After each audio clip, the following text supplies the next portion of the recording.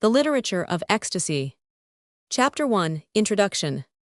From time immemorial, it has been assumed that poetry is something which is caviar to the general public. A poem, even today, is supposed to be a literary composition that is in artificial language, arranged in a metrical pattern, often conveying a trite idea or enshrining an ineffective image. Thousands of volumes and essays have been written on poetry, and instead of fathoming a true conception of its nature, they have dealt with the trappings and garments which clothe it. These indeed have often been confused with poetry itself. As a result, there has grown around the pathway leading to poetry an endless maze of shrubbery. The reader who has no knowledge of rules and laws relating to verse, who is ignorant of technical requirements and established uses, labors under the delusion that he does not like poetry. Though he reads many works in prose that stir a deep emotional appeal within him, he does not regard himself as one of those lovers who haunt the foot of Parnassus Hill. I wish in this volume to present a conception of poetry freed from academic and conventional standards. I wish to restore to the term poetry its primary and fundamental significance as a verbal composition in which the predominating feature is ecstasy. Poetry is an emotional PG-10 atmosphere that pervades all literature in its finest parts. It characterizes any purely personal expression of the creative imagination. As the reader perceives, my definition of poetry includes prose literature in which ecstasy is present. I do not think of poetry as a branch of literature couched in a metrical form, following regular rules of rhythm, diction, figures of speech, or rhyme. My conception of poetry, then, is not that of a department of literature which is opposed to prose, but of an emotional spirit hovering over any kind of writing, whether in verse or prose, which conveys ecstasy. I shall try to show especially that the prose literature of ecstasy fulfills all the intrinsic conditions which have been associated with poetry. I shall consider the question of how much, or rather how little, the element of rhythm or any other pattern is essential in determining the nature of poetry. In fact, I shall even maintain that prose irregularly rhythmical, or even unrhythmical 10a, just as the exigencies of the emotion require, is the natural language of the emotions, that it was so at the very beginnings of literary history, and has in fact never ceased being used as such a vehicle. I shall further take the position that the set forms of verse which have grown up among all nations as a vesture for emotional writing have been more or less pervaded with artificiality. The final judgment as to the nature of poetry resides in the appeal to the emotions.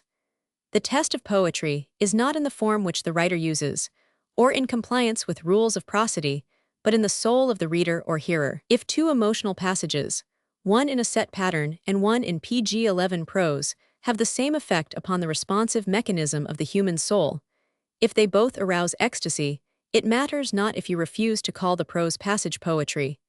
Its effect is, however, that of poetry. It stirs and moves you to rapture. It is a product of the author's unconscious. It speaks from soul to soul. It is beautiful in its expressiveness. It has a rhythm of its own. I shall not be concerned if you refuse to call this emotional prose passage poetry, but it does belong to the literature of ecstasy, and ecstasy was and is the first condition of poetic composition. The poetry in verse is but part of the literature of ecstasy. I shall hence deal in this volume largely with emotional or impassioned prose, for it belongs to the literature of ecstasy, although it is often termed poetic prose, or sometimes disparagingly, prose poetry. Under this term, I shall include not only the so-called fine writing, but emotional passages in the language of the average man, dialogues from prose dramas, novels and short stories, and I shall also regard criticism, essays and works on science and philosophy, highly charged with feeling as part of the province of the literature of ecstasy. This work becomes thus a treatise on poetics, and will present a new definition of poetry, which will include all emotional prose writing. A very important phase of the subject will take in the connection between poetry or the literature of ecstasy and various spheres of human thought, such as ethical and social questions. The idea will be shown to be an important factor in the literature of ecstasy, for ecstasy does not preclude the intellectual and moral activities. The notion of art for art's sake thus assumes a rather trivial aspect. Any idea, whether scientific or philosophically, moral or social, if ecstatically presented, becomes itself literature of ecstasy or poetry. PG-12 should the reader conclude to accept the prose literature of ecstasy as poetry, He will find there was much poetry in the world's prose literature that he has never recognized as such. He will also be compelled to admit that much of what has been called poetry, because written in verse, does not properly belong to poetry, as not being of the literature of ecstasy. He will also see that the artificial classifications of the different kinds of poetry, such as epic, dramatic, pastoral, satirical, the ode, the sonnet, the ballad, the didactic poem, the idyll, the elegy, etc., were based on fallacies and were confusing and erroneous. There is only one species of poetry, the utterance of the ecstatic state, and this is always personal, whether in verse or prose, and hence has a lyrical quality. If the poet gives the utterances of other people in ecstatic states, these also are lyrics. Hence every composition, whether in verse or prose, that records ecstasy here and there, is lyrical in those parts where the ecstasy is depicted.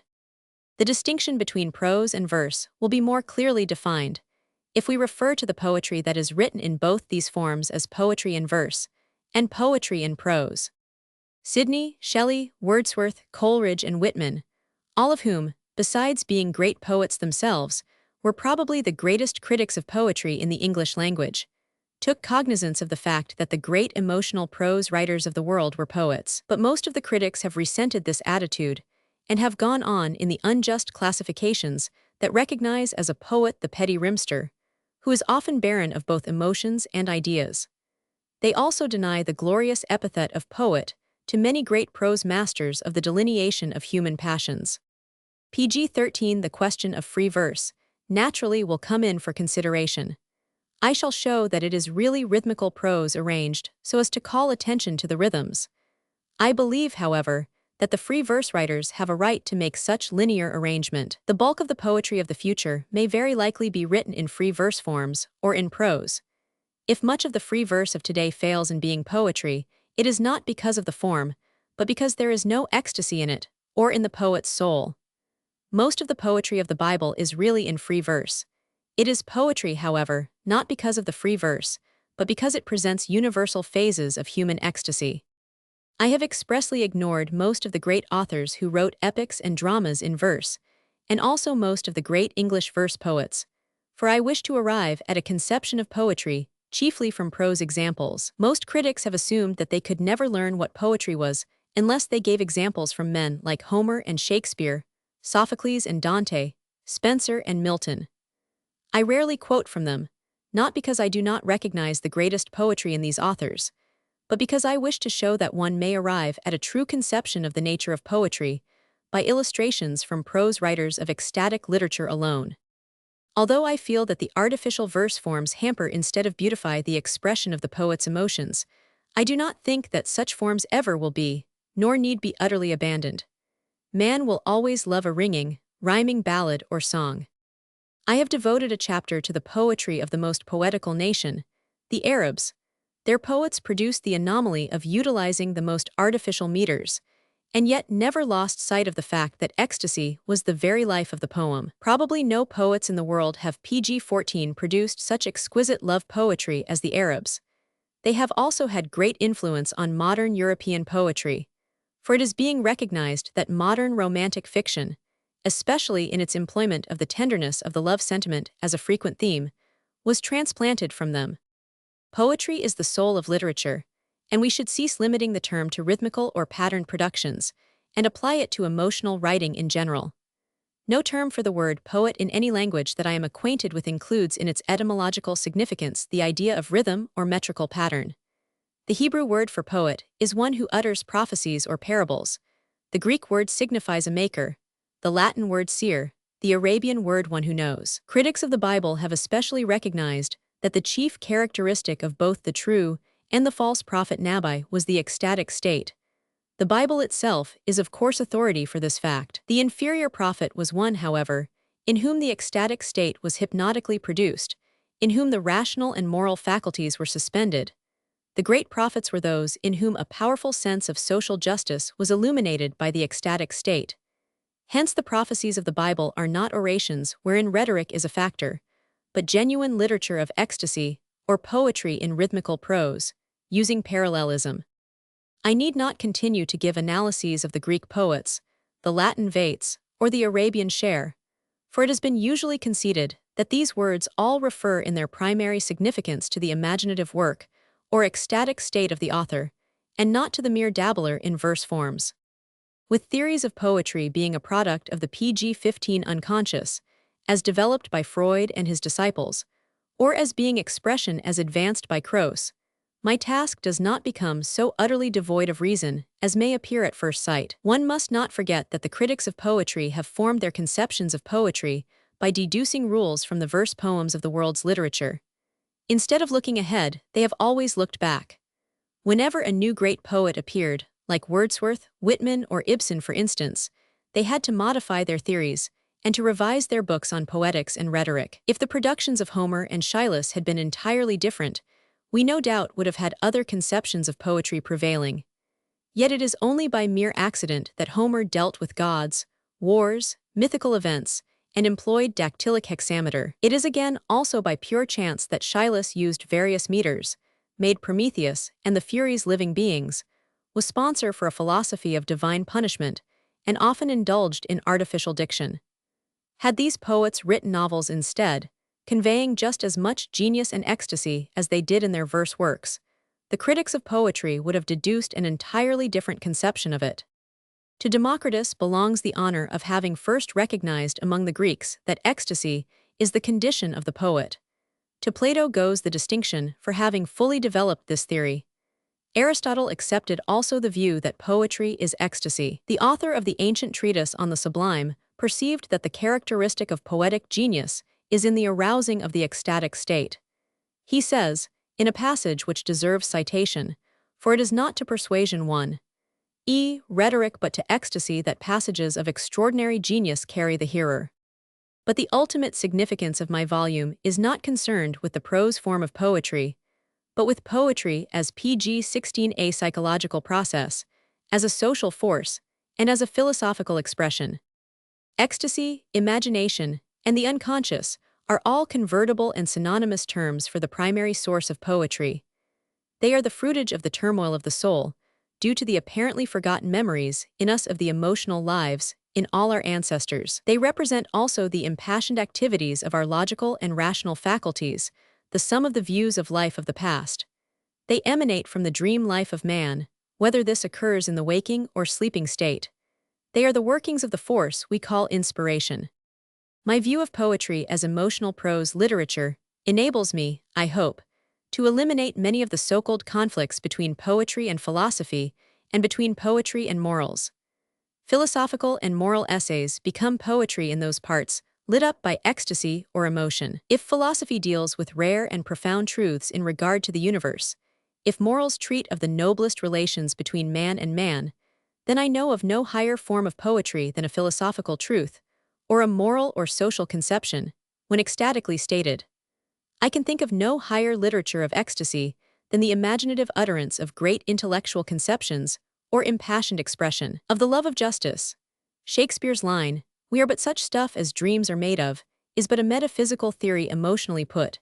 Isaiah's rebuke to the corrupt rich is but a didactic saw, ecstatically delivered. Poetry finds its best material in metaphysical and ethical truths emotionally presented. Lofty ideas, however, and not commonplace deductions or conclusions are the best material for poetry.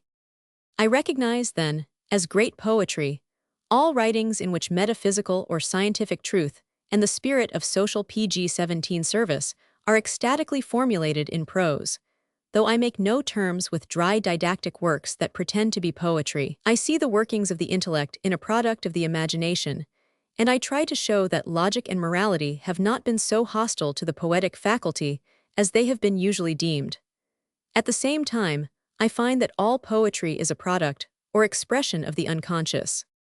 This is, then, not a book to teach the writing of poetry, but a study of the poetic faculty in literature, not in rhetorical terms, but by an appeal to the emotional life of the reader. It aims to point out the best examples of the literature of ecstasy or poetry, whether in verse or prose. It shows that poetry is the very life of man's soul, that he has always loved it, that he has in lieu of gratification of a good and true poetic faculty, often spent himself in cultivating substitutes for it. What a superficial assumption that because people do not like verse or read verse, especially trivial, lifeless, unhuman verse, They therefore do not care for poetry. Furthermore, I try to relate the poet's own literary revelation back to himself, just as the poet sought to reveal his soul to the reader. 10a. All prose has rhythm. I use the word unrhythmical merely to designate such prose where the rhythm is not marked. There is no sharp dividing line between rhythmical and unrhythmical prose. Pg 18. Chapter 2, The Psychology of Ecstasy. The primal and danger-breeding gift of ecstasy, says Honecker in his essay Anarchs and Ecstasy in Bedouins, is bestowed upon few. Keats had it, and Shelley, despite his passion, Byron missed it, as did the austere Wordsworth 18, who had perhaps loftier compensations. Swinburne had it from the first, not Tennyson and Browning, only an occasional exaltation. Like the cold devils of Felician Rops, coiled in frozen ecstasy, the winds of hell booming about them, the poetry of Charles Baudelaire is ecstatic. Poe and Heine knew ecstasy. William Blake and his figures, rushing down the secret pathway of the mystic, which zigzags from the fourth dimension to the bottomless pit of materialism, was a creator of the darker nuances of pain and ecstasy. Ecstasy is derived from the Greek word, which means to make stand out. The mind makes sensible things stand out because it is concentrated on particular emotions, and on the ideas associated with and springing from these emotions. We must not make the mistake of thinking that ecstasy has nothing to do with thought. On the contrary, it is too much occupied with thought. It in fact represents a form of monomania connected with a certain idea. It is a rapture state in which the person is governed by preoccupation with a definite viewpoint. The poetic PG-19 condition of ecstasy to which I refer is that mentioned by the poet Gray, in his famous elegy, when he speaks of one of the dead who might have waked to ecstasy the living lyre. He again uses the word in his Progress of Poesy, when he speaks of Milton, who rode upon the seraph wings of ecstasy. Undoubtedly, Gray understood by ecstasy the poetic emotion primarily. In fact, any emotion that grips a man strongly may be called ecstasy. Great grief or joy, pleasure or pain, passion or tragedy, enthusiasm for an idea or a cause are all ecstatic conditions. The passion for social justice, an intense love for humanity, devotion to art, beauty, knowledge, the emotions of a happy or an unhappy lover, all constitute important subjects in the literature of ecstasy. But the ecstasy must be a universal and secular ecstasy. There are two kinds of ecstasies, which though universal may manifest themselves in such primitive forms as to appear only to limited circles. I refer to the ecstasy of chauvinism, or fanatical, local, unjust patriotism, and to the ecstasy of the pathologically religious victim whose views border on hallucination. For example, if a man goes into extreme rhapsodies about his particular race or country, and vituperates the people of other races or countries, and justifies tyrannical measures towards them. If, furthermore, he writes under the assumption that all the intellectual and moral virtues reside in his people. In short, if he is purely clannish, one can scarcely expect his literary product to appeal to other people than his own. Again, if we hear or read the outburst of a devotee of a particular religious sect, and we find that we can agree with him in none of the views or dogmas he entertains, if, moreover, we observe there is something also anti-human in the attitude that he takes towards life, we are revolted by his passionate outpourings. PG-20, though every nation and every religion is, and should be to some extent clannish and sectarian, still no literature that is purely so can have a universal appeal.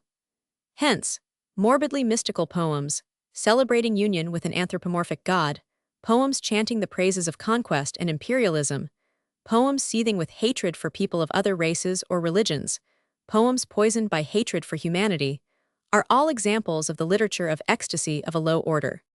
On the contrary, however, the literature of ecstasy may be both religious and patriotic, and still appeal to the world at large. I suppose the best illustration of such kind of literature is the Psalms in the Old Testament. They strike a universal note and move Christians, Mohammedans, Jews, freethinkers alike. The ecstasy here does not depend upon the author's attachment to a dogma, but springs most frequently from a love of righteousness and humanity. Hence the emotional appeal of the poet touches even those who are not deists. There are also fine touches and poignant prayers here and there that move even the non-Christian in some of the works of St. Augustine, Thomas à Kempis, Pascal and Bunyan. We are not concerned here with the idea of ecstasy as a state that is supposed to give us glimpses of the deity, nor with any attempt to purify us by divesting our soul from the imperfect body and liberating it from the frailties of the flesh. On the contrary, ecstasy is nothing more than accumulated ordinary emotions, and it speaks not only with the body, but with all the memories of the body. It makes use in its communications to us of those very physical infirmities that mystics assume it shuns, those residing in the body as a medium. Ecstasy employs the mind, and thus depends on the brain, the nerves, the physical senses, which are unconsciously active even in a PG-21 trance, and speak out of the past. Ecstasy is the voice of the body. 21a. Generally speaking, the ecstasy we mean in speaking of poetry is not the same as that known to mysticism. However, the ecstasy in both springs from the unconscious and is the fruit of an emotional soul because of inherited memories of past emotions. In the ecstasy of the mystic, which is usually what is called religious experience, there is really little application of the reason. It is even often pathological and is both the product and the cause of a belief in absurd dogmas. It is often merely a sublimated passion for morality, or the result, as Freudians have shown, of a hysterical attachment to parents, or the idealization of a father. It is often a sublimated sex love due to repression. Everyone has been struck with the sensuous images in the conceptions of the mystics. Broadly speaking, mysticism seeks a condition of being united to a personal God who is supposed to exist outside of nature. It craves to partake of his holiness, and to cultivate purity and be rid of the earthy. He who rejects belief in an anthropomorphic God, or to the mystics' particular religions, can have little of the mystic's feelings. He does not enter into sympathy with their ideas, and this militates against the university of mystic poetry. The ecstasy does not catch. Most of the mystic poetry of the world, especially that centering around asceticism and dogma, has importance only for the believer in the mystic's philosophy. Very little of it has literary value, although it often is presented in an emotional and effective manner. But there is a form of ecstasy, in a species of mysticism, PG-22, that is universal and modern, and will appeal to all in spite of their religious beliefs. When the poet, recognizing God in nature, seeks to identify himself with nature by love and admiration for her, by a passion for a life that is in accordance with her commands, his poetry embodying such ecstasy is universal, and is lifted into a high plane. It becomes a sort of ecstatic statement of pantheistic philosophy that even the believer may accept. That is why the Persian poet, Jalaluddin Rumi, for example, appeals to us, and why his works are of such high order. Sufism or Persian mysticism began in asceticism and ended in pantheism. It became a desire of a union with nature. In fact, it was an ecstatic state of love for man, nature, God. It had its roots, however, in physical love, and a story is told of a man who, wanting to become a Sufi, was told first to love some woman. Some critics even declare that many of the Persian love poems are really mystical poems, and though this is only partly true, it is certain that the Persian mystical poems are really love poems. The mystic poems of the later Mohammedan Sufis are in fact anti-Mohammedan, and yet by a curious paradox, they become, after much controversy, acceptable to the Church. There is also much that is modern in the pre-Buddhistic Vedas and Upanishads, and in some Buddhistic works, because of the pantheistic character of the ideas and the universality of the emotions. The ecstasy of the pantheistic mystic is a secular feeling that we all experience, and is the substance of literature in prose and verse. We have much modern mystical poetry that has a universal appeal. It is also pantheistic in character, and shows the poet's desire for union not with an anthropomorphic God, but with nature, whom he recognizes PG-23 as his God. The best illustration of it is the famous passage in Wordsworth's lines, composed above Tintern Abbey, in which he tells us he hears in nature the still, sad music of humanity. The entire passage is great poetry, not because of the blank verse, but because of the mystical pantheistic ecstasy. Sane mystical poetry may then be of a very high order. You will find examples of it in Blake, Emerson, Tennyson, and Matthew Arnold. Shelley's Hymn to Intellectual Beauty, Browning's Rabbi Ben Ezra, Whitman's Chanting the Square Deific, and Swinburne's Hertha are great mystical poems. These and others will be found in the Oxford Book of Mystical Verse, collected by 500. H. S. Nicholson and A. H. E. Lee. Some years ago, Arthur Machen produced a curious and illogical book, Hieroglyphics, where he touched the borders of the truth of the distinction between the literature of ecstasy and general literature, but he introduced too many unbalanced views about literature being unrelated to life. He was also thinking too exclusively of that religious ecstasy that is found in the Catholic Church only. He also took as his model for an example of ecstasy Pickwick Papers, where there is really little ecstasy, but he found none in Vanity Fair where there is much. He also, strange to relate, found no ecstasy in Meredith or the later Hardy novels, and in no intellectual productions marked with liberal thought except those of Rabelais. He showed no insight into the real greatness of literature because of his narrow conception of ecstasy. Ecstasy in the broad sense is any excited condition of the emotions. Besides the meaning the word has in a narrow mystic and a medical sense, with neither of which significances are we here concerned, it is understood generally as referring to any condition where man is pg-24 overpowered by his feelings. It is this condition which makes the poet write, and the reader is brought into a similar state with the poet by reading the poems.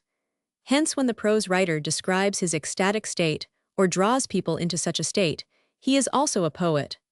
The critical or philosophical essay, the novel and short story when ecstatical, are therefore poetry. It is not necessary that a literary production should be a protracted piece of ecstatical writing. Many people are under the impression that when we speak of ecstasy, we mean a state where reason is utterly dethroned. Yet the Greeks, who make inspiration the source of art, never let the passions so rule that utter chaos resulted in the poet's creation. In Greek literature, we have a blending of reason and ecstasy. Professor Butcher has pointed out in his excellent essay on art and inspiration, in his Harvard lectures on Greek subjects, the potency of reason in Greek poetry. The ideas of the Greek writers were emotionalized, and there were ideas in their emotional products. Demosthenes was like Plato, a passionate thinker. Pindar, Shylus, and Sophocles were reasoning poets. The Greeks used the word ecstasy in a modern secular sense rather than in a spiritual or pathological one. It was the unconscious memory of the poet coming to the fore and utilizing the intellect to pour light on the soul. It was not the mystic's ecstasy, where irrational conclusions were arrived at because of some abnormality in the seer. The poet was always a critic and a philosopher who tamed his wildest thoughts. Moderns are prone, says Butcher, to believe that the action of poetic genius abdicates its rights and descends to the lower level of talent when it begins to reason. Greek literature decisively refutes such pg-25a notion. It exhibits the critical faculty as a great underlying element in the creative faculty. Greek poetry, then, is the portrayal of reasoning passion, using at the same time a conscious technique. It was the outpouring of the personality of the poet, made up of his intellect and passions. It represented the breaking forth of the unconscious into expression, controlled by a censorship on the part of the poet. Plato's idea about poetry being a form of madness may, however, still be accepted, when we understand by madness the being imbued with one's emotions in a manner not depriving the poet of his intellectual powers. Poetry is only the result of inspiration, if by this term we mean that rationalized emotions have so accumulated as suddenly to seek expression. Every poet, in prose or verse, writes from the unconscious, and he usually gets lost in his own characters or speaks directly in his own person. The writer, however, is not mad, nor is his art allied to madness. He is usually too sane, using his judgment at the same time that his emotions are aroused. So we can still subscribe to Plato's idea of unconscious art, put in the mouth of Socrates in the dialogue Ion.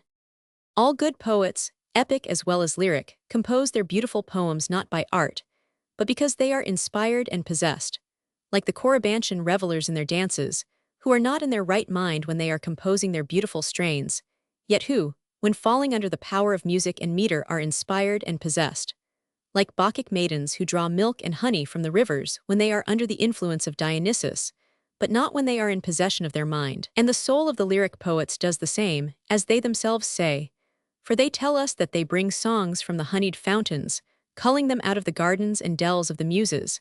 They are like bees, winging their way from flower to flower. And this is true, for the poet is pg-26 a light-winged and holy thing, and there is no invention in him until he has been inspired and is out of his senses, and the mind is no longer in him. When he has not attained to this state, he is powerless and is unable to utter his oracles. The expressions referring to being out of the mind and senses must not be taken literally. As long as we bear in mind that Plato's idea of madness is merely the concentration on one topic, his idea of poetry is true. A remark of Socrates in the Phaedrus should be well pondered by disciples of art for art's sake. He who, having no touch of the muse's madness in his soul, comes to the door, and thinks that he will get into the temple by the help of art, I say, and his poetry are not admitted. Plato himself was one of the finest of ancient poets, in spite of the fact that he wanted to exclude poets from his ideal commonwealth. Some of the finest prose poems and allegories of ancient literature are found in his Republic, the Phaedrus and Symposium. Most of these are known to us, and need no mention.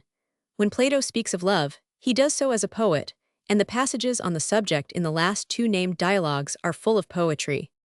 I wish to give, besides the above passage, as an illustration of Plato's own prose poetry, part of a speech by Alcibiades.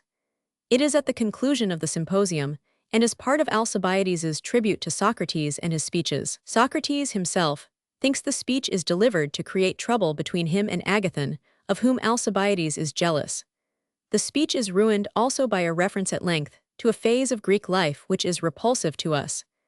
After likening Socrates to Silenus and to Marsyas, Alcibiades continues in the following prose poem. For my heart leaps within me more than that of any Corybantian reveller, and my eyes rain tears when I hear pg 27 them. And I observe that many others are affected in the same manner. I have heard Pericles and other great orators, and I thought that they spoke well, but I never had any similar feeling. My soul was not stirred by them, nor was I angry at the thought of my own slavish state. But this Marsyas has often brought me to such a pass that I have felt as if I could hardly endure the life which I am leading this, Socrates, you will admit. And I am conscious that if I did not shut my ears against him, and fly as from the voice of the siren, my fate would be like that of others would transfix me, and I should grow old sitting at his feet. For he makes me confess that I ought not to live as I do, neglecting the wants of my own soul, and busying myself with the concerns of the Athenians. Therefore I hold my ears and tear myself away from him.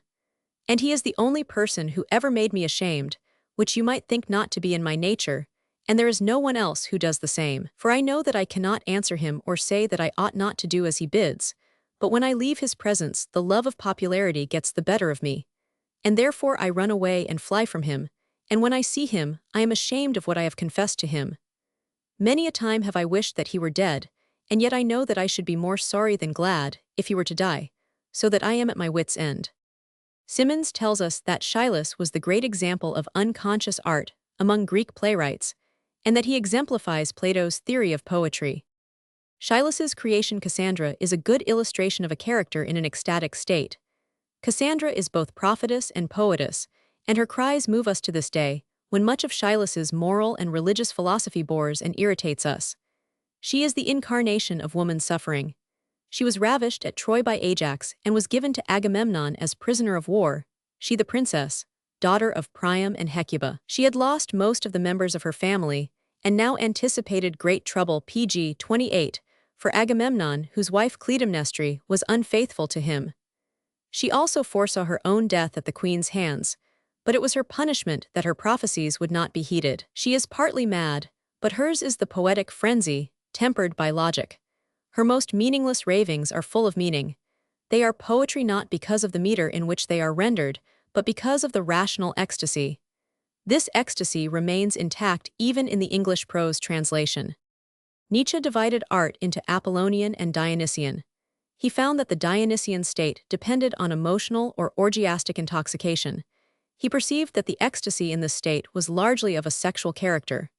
As he boldly put it, the desire for art and beauty is an indirect longing for the ecstasy of sexual desire, which gets communicated to the brain.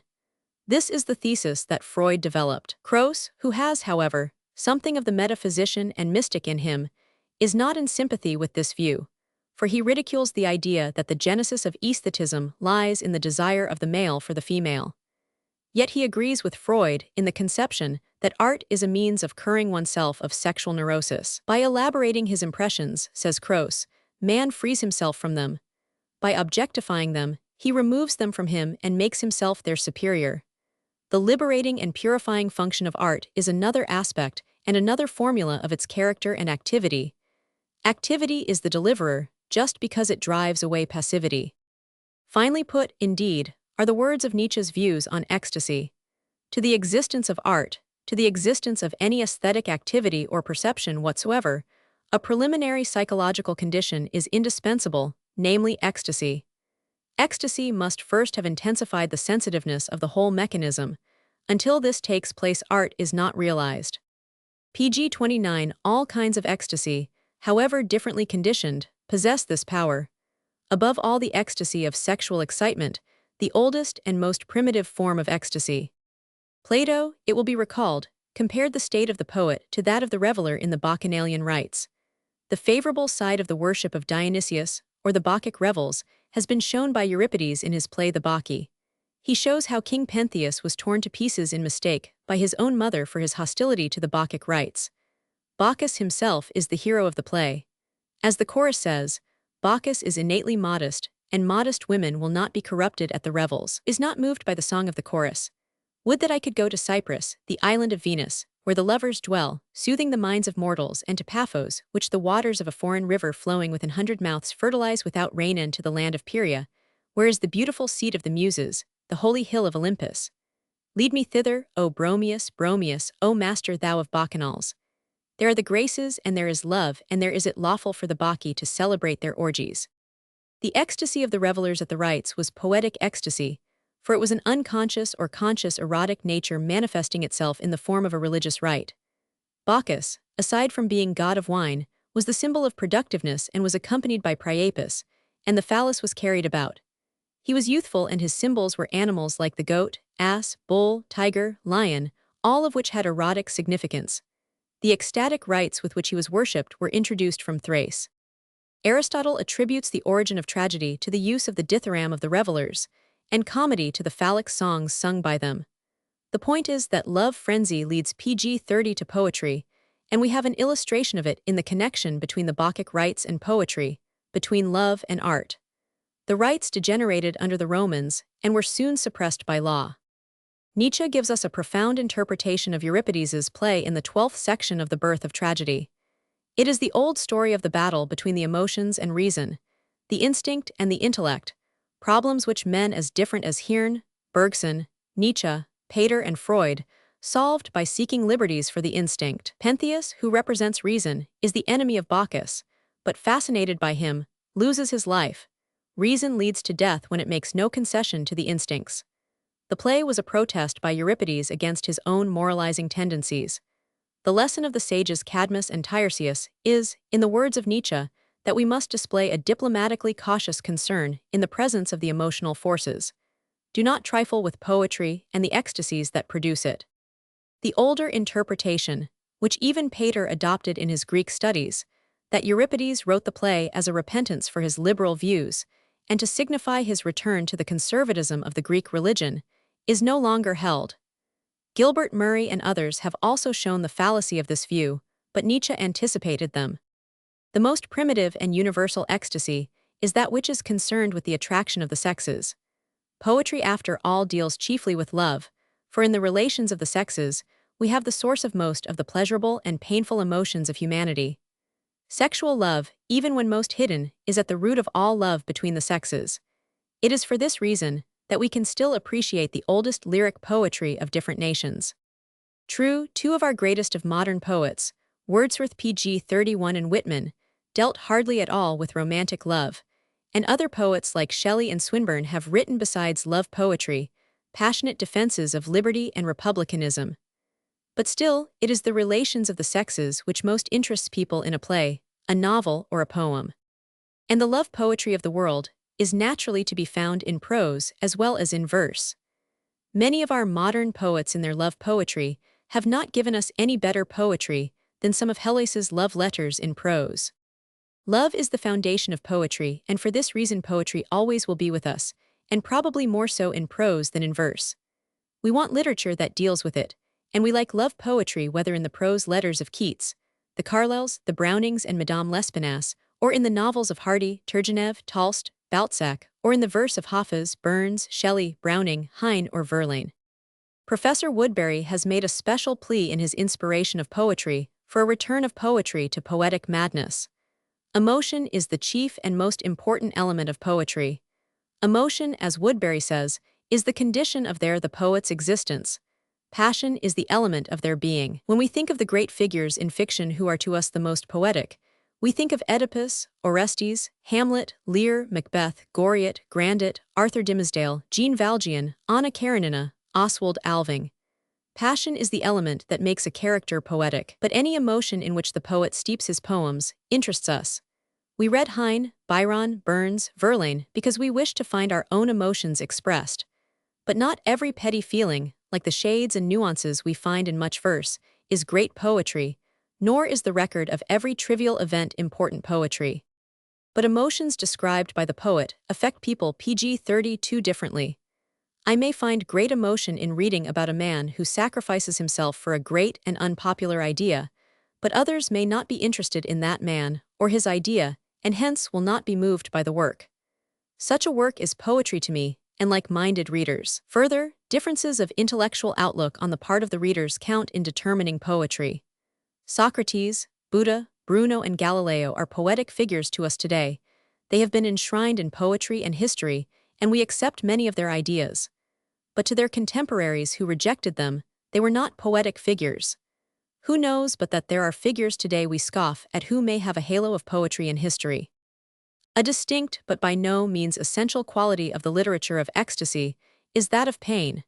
There is more pain depicted in the world's literature than pleasure. In his The Nature of Poetry, Edmund Clarence Stedman speaks of a certain sadness or melancholy in the poetry of the 19th century, but he might have said this was true of the poetry of any century. Most poetry is sad, for life often is, and the poet is naturally interested in and pays most attention to the painful emotions that trouble him.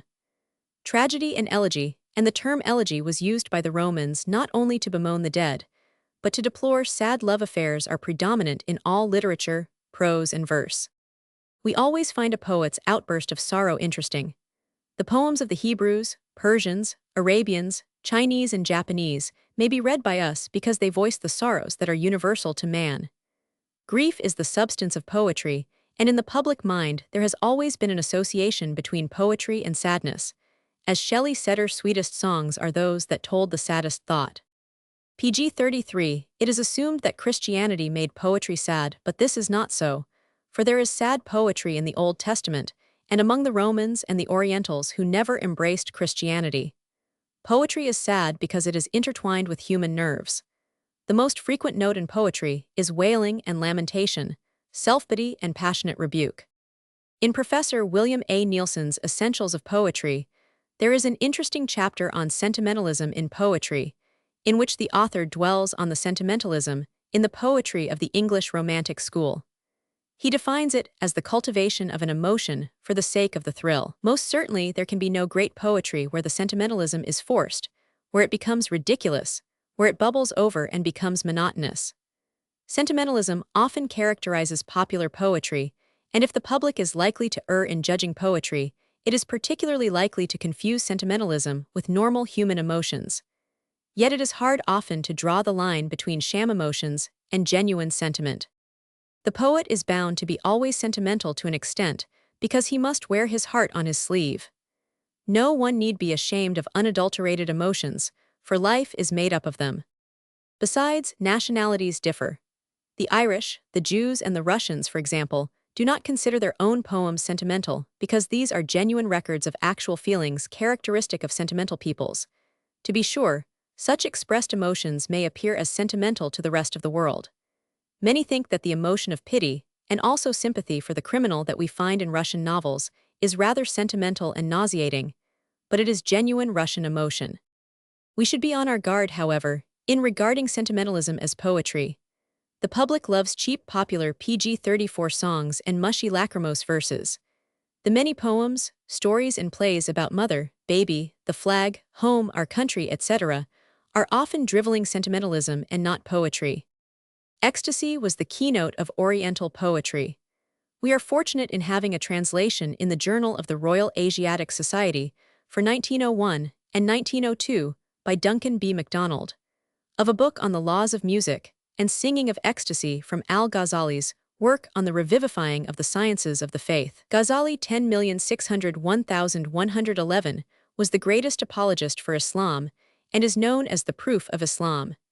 He was held to be the only man who was worthy of being a prophet, next to Mohammed himself. He unfortunately dealt the death blow to Mohammedan philosophy, and Averroes wrote against him. But no one among Arabs had as grand a conception of ecstasy in connection with poetry as he 999. He was influenced by the Persian Sufis and defined ecstasy in a very modern manner. We may dispense with his mystic conception of it and pay attention only to his definition of it in its relation to poetry. Great admirer as he was of the Quran, he recognized that poetry is more in accord with human nature than that work, and he quotes an authority to the effect that our being constituted of fanciful desires makes us more moved by poets than by the word of God. He finds various reasons for the power of poetry over us, the principal one being its quality of ecstasy. He sees that poetry has a mission in conveying ecstasy, that one of its uses is to arouse us to lamentation, to joy, to love, to courage, and to religion. He analyzes the tender longing caused by love poetry. Though good Moslem that he was, he is always discriminating between poetry that arouses a lawful love and that which has mere lust as its object. His main contribution, however, to the philosophy of pg 35 ecstasy is his recognition of its identity with the unconscious. He quotes someone to the effect that music and singing do not produce in the heart what is not in it but stir up what exists there. Ecstasy to him is the result of hearing and of understanding what is heard and applying it to an idea which occurs to the hearer. It is a condition produced in the hearer's soul due to knowledge or emotion, and the condition is varied. The following passage is especially worthy of quotation. As for the states, how many a man gets so far as to perceive in his heart, on some occasion which may appear in it, a contraction or an expansion, yet he does not know its cause. And a man sometimes thinks about a thing, and it makes an impression on his soul. Then he forgets the cause, but the impression remains upon his soul, and he feels it. And sometimes, the condition which he feels is a joy which arose in his soul on his thinking about a cause which produces joy, or it may have been a sorrow. Then he who is thinking about it forgets it, but feels in the impression its consequence. And sometimes that condition is a strong condition, which a word expressing joy or sorrow does not indicate clearly, and for which he cannot come upon a suitable expression for what was intended. Al-Ghazali gives then, as the essence of ecstasy, its unconscious nature. Ecstasy is related to longing for something unknown. All people experience in their hearts states demanding things unknown to them. He compares the situation to that of the innocent and ignorant youth in puberty who is in a state unexplained to him. Al-Ghazali is one of the first of modern critics to formulate the theory of ecstasy as the end of poetry, and his argument explains the vogue of love and mystic poetry. He recurs, it is true, to the influence of meter in poetry in inducing ecstasy, but he is always thinking of the ecstasy of love pg 36 of man, and God as the element of poetry, and in this he is a predecessor of Tolstoy. He also gives rules as to one's behavior in the ecstatic state, and does not sanction undue madness. A much higher form of the literature of ecstasy than the product of the immoral rites of Dionysus, or the mystic poetry of Persia, is the prophecy as it was known and delivered among the ancient Hebrews. Indeed, prophecy is the ideal form of the literature of ecstasy and represents the zenith of its achievement. It is the emotional verbal utterance of the unconscious of the poet, who is usually in a state of ecstasy, and who, as passages in the Bible testify, receives his message in a vision or dream. The act of prophesying was even contagious. The early prophets were like dancing dervishes in their prophesying and influenced others to do as they 999. We recall how Saul stripped himself naked. The Hebrew word prophecy means utterance, and the idea of foretelling the future was incidental to it. If the idea of futurity emanated from prophets, it was such insight as any gifted person may experience when he notes certain facts from which he can predict inevitable results. But the ecstatic state was always associated with the idea of prophecy, the only person, according to the account of the Bible, exempt from this state being Moses. The prophetic state was not allied to divination, but resulted from moral and aesthetic inspiration such as we find in modern poets. When the Bible says, God spoke to the prophet, or the hand of God touched him, it means that the prophet was in a state of ecstasy due to a highly developed moral and social viewpoint. The true prophet's ecstasy was not accompanied by immorality or superduced by drugs or physical abuse. Music, however, was at one time used to produce the prophetic state. The aesthetic mechanism of the ancient pg 37 prophets was no different from that of any great poet with a message of modern times. Moses Maimonides, in his Guide to the Perplexed, analyzes the ecstatic state of prophecy, and his analysis may be applied to any high form of poetic inspiration. Prophecy was, according to Maimonides, an emanation sent forth to man's rational faculty and then to his imaginative faculty. It consisted in the most perfect development of the imaginative faculty. The logical and imaginative faculties had to be balanced in the prophet. He overflowed with the frenzy of ecstasy to help his fellowmen and could not rest even at risk of personal suffering. He had courage and intuition. He reserved his message in a dream or a vision. The psychology of the prophetic inspiration has been studied by many of the higher critics of the Bible. One of the best books on the subject is The Psychology of Prophecy by Dr. Jacob H. Kaplan, Philadelphia, 1908, Julius H. Greenstone, who says, "The ecstasy of the wild and mad kind was seen only in the early days of Hebrew prophecy, when wine and dance and music and other external means were used for bringing about this state. But the subdued elevated ecstasy, due to religious temperament and patriotic fervor, due to constant and profound contemplation, was certainly the characteristic of the later prophets. Ecstasy is usually the spring whence all the other prophetic streams flow." While the Greeks mingled reason with inspiration to produce poetry, the prophets went further and interpenetrated their ecstasy with a high sense of social justice. An ecstatic state, with a keen intellect, a high moral outlook, and a noble social ideal characterized the prophet. His state of ecstasy was due to this highly developed PG-38 social conscience. He was not so much concerned with religious rights as with the decline of the nation's ideals of justice. The prophet of that day fulminated against the economic evils of society. He was possessed of an exalted type of aesthetic soul, the ecstasy to social justice. No literature gives us such types of men who rebuke unjust kings as we find in the stories of Nathan and David, Elijah and Ahab, Jeremiah and Hezekiah. No literature shows us such courageous types as Amos and Isaiah.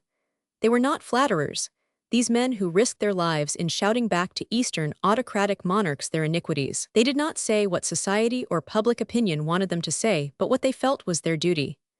They overflowed not with the immoral and insane ecstasy of the rites of Dionysius, but the ecstasy of the man who loves his neighbor as himself, of the man who would not have the rich crush the poor, of the man who sought kindness for the stranger, the oppressed, the widow, the fatherless. And the prophets, in spite of their virulency, produced the highest forms of artistic beauty. Not all the revolutions of opinions and changes in religious beliefs have made them obsolete. Shaw once said, "Substitute the word ideals for the word idols in the Bible, and you have messages that are still true." So the prophets, instead of being miracle performers, foretellers of the future, preachers of theology, are really poets of ecstasy, with a social message revealed in a dream. The old word of God, in the form of a high social ideal, today is still making prophets. Shelley, Ibsen, and Ruskin have done work that is akin to the prophets of old. They have given us works of art inspired by a state of ecstasy springing from the possession of social ideals. Santayana rightly regards the prophet, one who portrays the ideals PG-39 of experience and destiny, as the greatest poet. See Poetry and Religion. Nor did the prophets of old sing their messages in artificial form. They did not count their syllables and give us meter, though they indulged in parallelisms. They wrote in rhythmical prose 39a. The prophets had a true conception of what constituted a high form of poetry, an ecstatic production in prose with a social ideal behind it. Ecstasy was the first condition of their poetry, but it was not pathological, as with monks who tortured their bodies, or decadent poets who resorted to drugs. If there is a high form of the literature of ecstasy, it surely is that in which the ecstasy of humanitarianism is described. It is that which shows a man with a highly developed sense of social justice, who is making sacrifices because he observes the misery of many due to the privileged few. Don Quixote is one of the greatest poems because the knight wants to help mankind, even though he is insane and never recks his own bruises, but persists and is laughed at by all. In speaking of the literature of ecstasy, something should be said about De Quincey's famous distinction of the literature of knowledge and the literature of power. He defined the former as that which teaches and the latter as that which moves. In the literature of power, he included also that which taught by means of passions, desires, and emotions, and that which had its field of action in relation to the great moral capacities of man. The literature of power, according to De Quincey, includes that PG-40 which appeals to the reason and understanding through the affections. It restores to man's mind the ideals of justice, of hope, of truth, of mercy, of retribution. De Quincey included under the literature of power prose as well as verse, fairy tales and romances as well as tragedies and epic poems. The question is, what relation is there between De Quincey's idea of the literature of power and that of the literature of ecstasy? Of course, he included under the literature of power his masterly prose poems, also all his imaginative writings. Now, the Confessions of an Opium Eater, for instance, belongs only in parts to the literature of ecstasy, noticeably in the dream fantasies. By the literature of power, De Quincey meant all literature except science. The only illustration of the literature of knowledge he gives is Newton's Principia, and the marked characteristics he finds in this, as in all literature of knowledge, is that it may be and usually is superseded by later discoveries. The literature of power, in his opinion, is permanent. This statement is not true when we think of the many imaginative works of the past that have no longer any message or appeal to us. The point is that De Quincey's literature of power includes not only poetry in verse and prose, but the entire field of general literature which hovers on poetry, or in which the poetry is diffused, so that we call it prose literature. The literature of ecstasy, then, is the more emotional literature of power, that section of it where the ecstasy is concentrated. It would include chiefly the impassioned prose and prose fantasies of De Quincey's own work.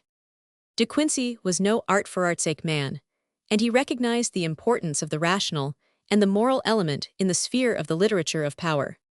There remains a distinction between power and ecstasy.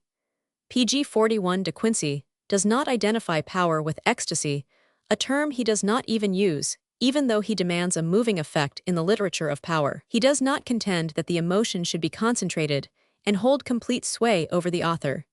His literature of power would include, for example, all good novels or histories in their entirety. To us, only those portions of such novels and histories where the passion is concentrated belong to the literature of ecstasy or poetry. Literature of ecstasy is always poetry. Literature of power is not, being rather the equivalent of Bell's letters, reaching the heights of poetry only at times. The literature of ecstasy is all writing, in verse or prose, wherever an emotional atmosphere hovers, where a feeling is concentrated, and hence it is really poetry. Poetry is the language of ecstasy, and ecstasy is that possessive faculty of the imagination capable of projecting itself into the very consciousness of its object, and again of being so wholly possessed by the emotion of its object that in expression it takes unconsciously the tone, the color, and the temperature thereof. James Russell Lowell, The Function of the Poet, The Imagination, p. 70. 18 AI, do not agree with Huneker that Byron or Wordsworth missed ecstasy. 21 A. This is the idea in Donne's poem, The Ecstasy. Professor William Lyon Phelps, in the preface to his The Advance of English Poetry in the 20th Century, claims that the influence of Donne has never been greater than at present. 39a. Hebrew poetry is prose with a sort of heightened consciousness. Ecstasy affords the occasion, and expediency determines the form. Marion Moore and others. PG 42. Chapter 3 Ecstasy, not rhythm, essential to poetry. Aristotle was the first critic who placed little stress on the importance of meter in poetry. If the critics had followed him, instead of merely referring to his poetics and trying to discover the borderland between prose and poetry, there probably would have been little confusion as to what is poetry. He saw there was poetry in the prose mimes of Sophron and Xenarchus, and in the dialogues of Socrates, though these were not classified as poetry. Incidentally, he found little poetry in Empedocles, who in spite of his meter was primarily a physicist. The passage from the Poetics is worth quoting entire, for it contains the nucleus of all arguments for prose poetry. I quote from S. H. Butcher's translation. For there is no common term we could apply to the mimes of Sophron and Xenarchus and the Socratic dialogues on the one hand, and on the other, to poetic imitations in iambic, elegaic, or any similar meter. People do indeed add the word make or poet to the name of the meter, and speak of elegaic poets, or epic, that is, hexameter poets, as if it were not the imitation that makes the poet, but the verse that entitles them all indiscriminately to the name. 42a. Even when a treatise on medicine or natural science is brought out in verse, the name of poet is by custom given to the author. And yet Homer and Empedocles have nothing in common but the meter, so that it would be right to call the one poet, the other physicist rather than poet. On the same principle, even if a writer in his poetic imitation were to combine all meters, as P.G. 43 Karaman did in his Centaur, which is a medley composed of meters of all kinds, we should bring him too under the general term poet. He also says, the poet or maker should be the maker of plots rather than of verse, since he is a poet because he imitates, and what he imitates is actions. Aristotle's idea that meter is an unessential element in determining poetry has never really taken root in literary criticism. It was voiced by men like Erasmus and Savonarola, and was again restated by the Italian critic Castelvetro, who in his commentary on Aristotle's Poetics said that verse is not the essence of poetry, that it does not distinguish it but clothes it, and that therefore matter and not meter is the test of poetry. He believes, like Aristotle, that meter aids poetry, but that the imitation or creation itself determines it. George Saintsbury, in his scholarly and fascinating history of criticism in Europe, cannot forgive Aristotle for this pestilent heresy, as he calls it. He severely berates Wordsworth and Coleridge for having supported it. He attacks all the critics who countenance it. He adulates Dante's treatise De Vulgari Eloquentia as an antidote to the heresy, because Dante wants the rhythm, as well as the diction of poetry, to be different from that of prose. But we are learning today that meter is not only an unnecessary element in poetry, but often an artificial, hampering encumbrance, frequently vitiating the poetical quality of a poem. Yet Professor Saintsbury has given us in his History of English Prose rhythm some of the finest emotional and rhythmical passages from English prose writers. He chose the selections primarily for their rhythm and not for their emotional qualities, yet most of the passages are PG 44 poems.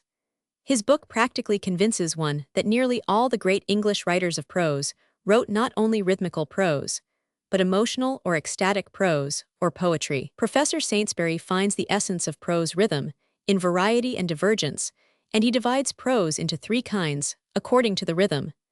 These are hybrid verseprose, pure highly rhythmed prose, and prose in general. In the first class he includes much of the Bible, especially where the parallelisms are present, Anglo-Saxon poetry, Ossian, Blake's prophetic books, and Walt Whitman. He no doubt would include free verse here. But this so-called hybrid verse prose is really highly rhythmed prose generally arranged in verse form. There is no real distinction between the two forms. Poetry in prose, however, does not depend on the rhythm. The only effect on the reader of reading the chapter on rhythm, as the essential fact of poetry in Professor Gummere's book, The Beginnings of Poetry, is to convince him that the learning amassed there does not prove the professor's thesis. For example, Gummere cites Bagehot's statement, the exact line which separates grave novels in verse like Almer's Field or Enoch Arden from grave novels not in verse like Silas Marner and Adam Bede. We own we cannot draw with any confidence, and thus comments, Adam Bede remains prose, and Enoch Arden is commonly set down as poetry and there an end. This impatient remark does not do away with the fact that the story of Hetty's troubles after she had met Arthur Dimmesdale, and the scene of the interview with her in prison by Dinah Morris, are two examples that fulfill every definition of poetry, even to irregular rhythm. Some of the free verse poets have given us compositions made up of the outbursts of people in distress, with their story in simple language like Hetty Sorrel's tale. PG 45. My contention, then, is that what decides whether a composition is poetry is not the rhythm but the ecstasy. The academic critics have found an argument for rhythm in the fact that when a man is moved, the expression of his emotions tends towards rhythmical language. This is certainly very often true, but the rhythmical character of language in these cases is entirely different from that in verse. For in verse, you have a patterned regular rhythm obeying an artificial law of accents, a continued series of rise and ebb of the voice that must not break down for hundreds and even thousands of monotonous lines. In the rhythm of the natural language of emotion, you have no rules or fetters on how the accents should be distributed. You have rhythmical and unrhythmical lines, regular and irregular arrangements of accents, all thrown together. No pattern is present, and no uniformity or similarity of any kind is kept up. This is the language of poetic prose. If I say that rhythm is not necessary in poetry, I merely mean that no patterned or strong rhythm is necessary. For all prose is more or less irregularly rhythmical. Often the prose rhythm is more marked than the rhythm of meter, as you may find out by comparing passages from Whitman or Pater with, let us say, some of the blank verse of Wordsworth. Professor Patterson claimed that all prose has rhythm, and he called prose syncopated rhythm. He rightly pointed out that passages of prose have a rhythm which in no wise differs from the rhythm of free verse. He refuses to regard free verse, as some seek to do, as a third medium for poetic expression. He shows that the arrangement of free verse into irregular lines merely calls attention to the rhythms. All prose may be arranged as free verse, and all free verse as prose. Since such is the case, all literature of pg 46 ecstasy in prose has rhythm besides ecstasy, and should certainly be called poetry. Dr. Patterson made one error, however, to which Dr. Carrie F. Jacob calls attention in her Foundations and Nature of Verse. Prose may have rhythm, but it has no continuity of progress in the rhythms, which must eventually break down. It has no intention of continuous rhythmic flow. But poetry, I urge, may exist in prose without a continuity of progress of rhythms, or even without rhythm at all. After all, in spite of Dr. Patterson, there is unrhythmical prose. The view that rhythm is vital to poetry is fallacious. Accentuation at unequal intervals of time no more creates or heightens poetic fervor than, as was formerly supposed, measured stress on syllables did so.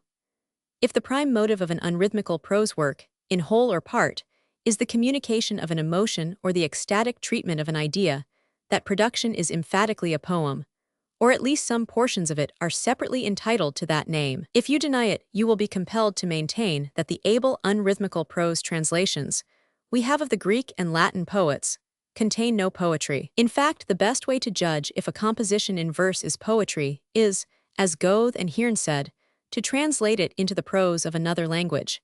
If poetic emotions are not then revealed, rest assured that they were never present in the original work. When the rhyme, meter, and rhythm have been abstracted, and the poetic fire still glows almost undiminished, we have the best proof, first, that its existence did not depend upon the use of verbal measures and sounds, and secondly, that the poetry is not lost even when transferred into the prose of another tongue. The first question the reader will now ask is, well, what then constitutes the difference between prose and pg 47 poetry if you take away the distinguishing feature of rhythm? And some misguided critics assert that the term prose poetry is a hybrid and a contradiction in terms. The embarrassment of the former and the misconception of the latter will disappear if they remember that the opposite of prose is not poetry, but verse or meter. As Coleridge said, science is the proper antithesis of poetry. An unemotional presentation of dull facts is, however, the real antithesis. Poetry is absolutely independent of any adornment it may be given, such as rhyme, meter, or, as I am especially trying to show, rhythm, even though it is true that emotional language may tend to become rhythmical. Verse is simply an ordering of words, so that the modulation by the voice especially attracts the ear by the regularity of stress. We have stories, dramas, and essays in different measures of verse, just as we have them in prose.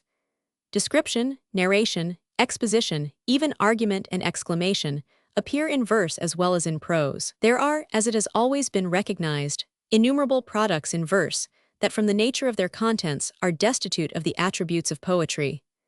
Humorous and didactic efforts, mere jokes or commonplace sermons, do not become poetical because they are put in meter or rhythm. Abstract philosophy, concrete science, and barren theology remain arid and unemotional discourses even in the epics of Dante and Milton. A bare and not particularly interesting statement of facts, or a procession of dull and platitudinous ideas, is, even in verse, anything but poetry. In the range of the world's metrical writings, the poems are few and far between. On the other hand, it has always been recognized that there were prose compositions that partook of the nature of poetry, or were replete with poetical parts. It was difficult pg 48 to classify this literature, for the extreme beauty and emotion which pervaded it lifted it above ordinary prose, and yet because of the absence of measure, it was not classified as poetry. The first English critic, who perceived that the authors of such work were really poets, and should be designated by their appropriate name, was Sir Philip Sidney. He showed that verse was but an ornament and did not make poetry, and that there were many poets, among whom he named Xenophon, who never versified. Shelley, however, has given the widest vogue to the feeling that the distinction between poets and prose writers was a vulgar error. He maintained that philosophers like Bacon and Plato, historians like Herodotus, Plutarch and Livy, authors of revolutions in opinions such as Jesus and Rousseau, were poets. Coleridge held that the object of poetry was to communicate pleasure, and remarked, "But the communication of pleasure may be the immediate object of a work not metrically composed, and that object may have been in a high degree attained, as in novels and romance. Would then the mere superdition of meter, with or without rhyme, entitle these to the name of poems? The answer is that nothing can permanently please, which does not contain in itself the reason why it is so, and not otherwise." The writings of Plato and Bishop Taylor, and the Theoria Sacra of Burnet, furnish undeniable proof that poetry of the highest kind may last without meter, and even without the contradistinguishing objects of a poem. There are also prose poets, said Emerson in his essay on poetry and imagination in Letters and Social Aims. Thomas Taylor, the Platonist, for instance, is really a better man of imagination, a better poet, or perhaps I should say, a better feeder to a poet, than any man between Milton and Wordsworth. Thomas More had pg 49 the magnanimity to say, "If Burke and Bacon were not poets measured lines, not being necessary to constitute one, he did not know what poetry meant."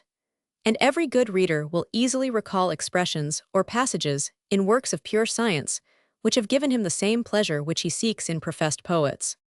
Emerson also said he heard the Germans consider the author of Tristram Shandy a greater poet than Cowper, and that Goldsmith was a poet more because of the Vicar of Wakefield than the Deserted Village. Hazlitt stated that there were some prose works that approached poetry without absolutely being poetry, instancing Robinson Crusoe, Pilgrim's Progress, and the Decameron. Heinz spoke of Don Quixote as a poem.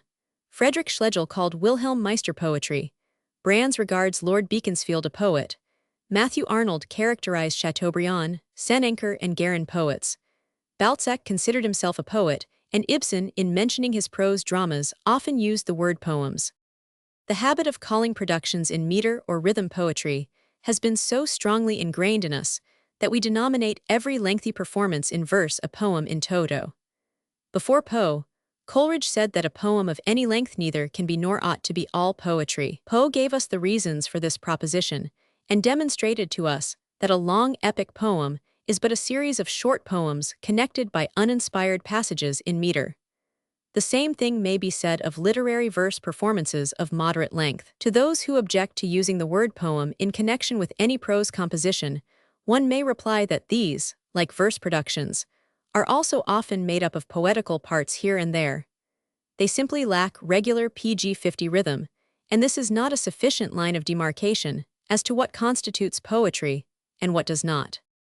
There are many short stories in verse, which are known as poems, while there are many poetical tales and sketches in prose, which no one finds to be poetry, although they often contain more of it than many specimens in measure. I think Poe's Eleonora, with its description of the valley of many-colored grass and Hawthorne's haunted mind, are greater poems, though in prose, than most of Holmes and Bryant's verse poems are. I see no reason why we should not designate as poetry prose tales where ecstasy and emotion predominate. Kipling's Brushwood Boy or Bret Harte's Outcasts of Poker Flat is as poetical, I believe, as any tale in Longfellow's Tales of a Wayside Inn. The same laws of emotional appeal are working in the one as in the other. A similar artistic stamp is printed on all these stories. In fact, Longfellow's tales are inferior in the quality and quantity of poetry to the stories specified. His compositions could easily be arranged in prose, and the stories of Kipling or Harte could be transposed into metrical verse. The transfer would not affect the poetry in either of them. It is a confused system of literary classification, which does not permit calling these tales of Harte and Kipling poetry, but crowns the same writer's doggerel verses, like The Heathen Chinny and Fuzzy Wuzzy, with the title poems. To bring sharply before the reader's mind the idea that a piece in verse is often not poetry, and that a prose passage frequently is a poem, I will quote at random two passages. One is from a work that is rich with poetry and written by one of England's greatest poets, and yet the particular section, though in meter, is but a dry statement of facts. PG 51, I quote from Wordsworth's Michael, one of the finest things in English literature, yet unpoetical in the first part. Upon the forest side in Grasmere Vale. There dwelt a shepherd, Michael was his name. An old man stout of heart, and strong of limb. His bodily frame had been from youth to age. Of an unusual strength, his mind was keen. And in his shepherd calling he was prompt. And watchful more than ordinary men. Here are unpoetical lines which might have been written in prose, but Wordsworth had to give us some preliminary information so that we could follow his story. Incidentally, he has the reputation for having much prosy material in the body of his work. The other passage I quote is purposely a translation from a foreign novel, and yet it has not lost any of its poetry. The paragraph, of which I give part, is a poem and part of a larger one in prose. It is from D'Annunzio's Triumph of Death, and describes the music in Wagner's Tristan and Isolde. And in the orchestra spoke every eloquence, sang every joy, wept every misery that the human voice had ever expressed. The melodies emerged from the symphonic depths, developing, interrupting, superposing, mingling, melting into one another, dissolving, disappearing to again appear. A more and more restless, poignant anxiety passed over all the instruments, and expressed a continual and ever vain effort to attain the inaccessible. In the impetuosity of the chromatic progressions, there was the mad pursuit of a happiness that eluded every grasp, although it shone ever so near, etc. I shall show more fully that our definitions of what is poetry and what is a poem have been faulty. The error pg 52 is so perceptible that it is surprising that so few critics have detected it. Meanwhile, I will give my definitions. Poetry is not a department of literature, in the sense that the novel or the essay or the drama is, but is an atmosphere which bathes literature whenever ecstasy and emotion are present. It is not a distinct division of art as literature, music or painting is, for poetry is the very essence of all these arts, whether it is transmitted by words, sounds, or colors. It is the ecstatic emotional spirit which pervades all good literature, or any of the arts whether in verse or prose, in their finest parts. It is an aesthetic quality which gives tone to a literary work or any portion or portions of it. It may exist without figures of speech, rhyme, meter, or rhythm. 52. Its most natural language is prose or free verse. Let us have no more such classification of literature as fiction, drama, essay, criticism, poetry, etc. There is fiction in verse, and there is prose fiction. There are verse dramas and prose plays, etc., and any of these may be steeped in poetry. However, the customary lyric verse may be comprised under the heading of poetry not because of the measure, but on account of the poetic emotion that usually characterizes it. Let us also not speak of the arts like music, painting, sculpture, and poetry when instead of the last we mean literature, for poetry is a quality of all the arts including literature. Poetry is the spirit of ecstasy and emotion, which pervades the arts like music, painting, sculpture, and literature, and hence it may be found in every branch of literature whether in verse or prose, like the drama, fiction, and the essay. We are now in a position to define what a poem is. pg 53 critics are agreed that it must consist of the artistic expression of words which arouse the reader's emotion, but they have insisted that these words be rhythmically arranged. I think if the latter limitation is withdrawn, all our confusion as to what is a poem will disappear. A poem is any literary composition, whether in verse or prose, which as a whole is an imaginative creation, a vehicle of emotion, an expression of ecstasy, or that portion or every portion of such a composition where the emotion or ecstasy has been concentrated. It does not follow that the work as a whole is necessarily poetry.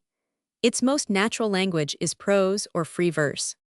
Poems may therefore be found in imaginative philosophical works like Plato's Symposium, Phaedrus, Republic and other dialogues, Bacon's Essays, Schopenhauer's World as Will and Idea, Nietzsche's Thus Spake Zarathustra, Emerson's essays in critical works like Pater's Renaissance, Ruskin's Modern Painters, Wilde's Intentions, in histories like Thucydides's Peloponnesian War and Carlyle's French Revolution, in autobiographies like St. Augustine's Confessions and Rousseau's Confessions, in letters like Madame L'Espinass's and Mrs. Browning's, in diaries like those of Amiel, in novels by Balzac, Dickens, Hawthorne, Hardy, Tolstoy, etc.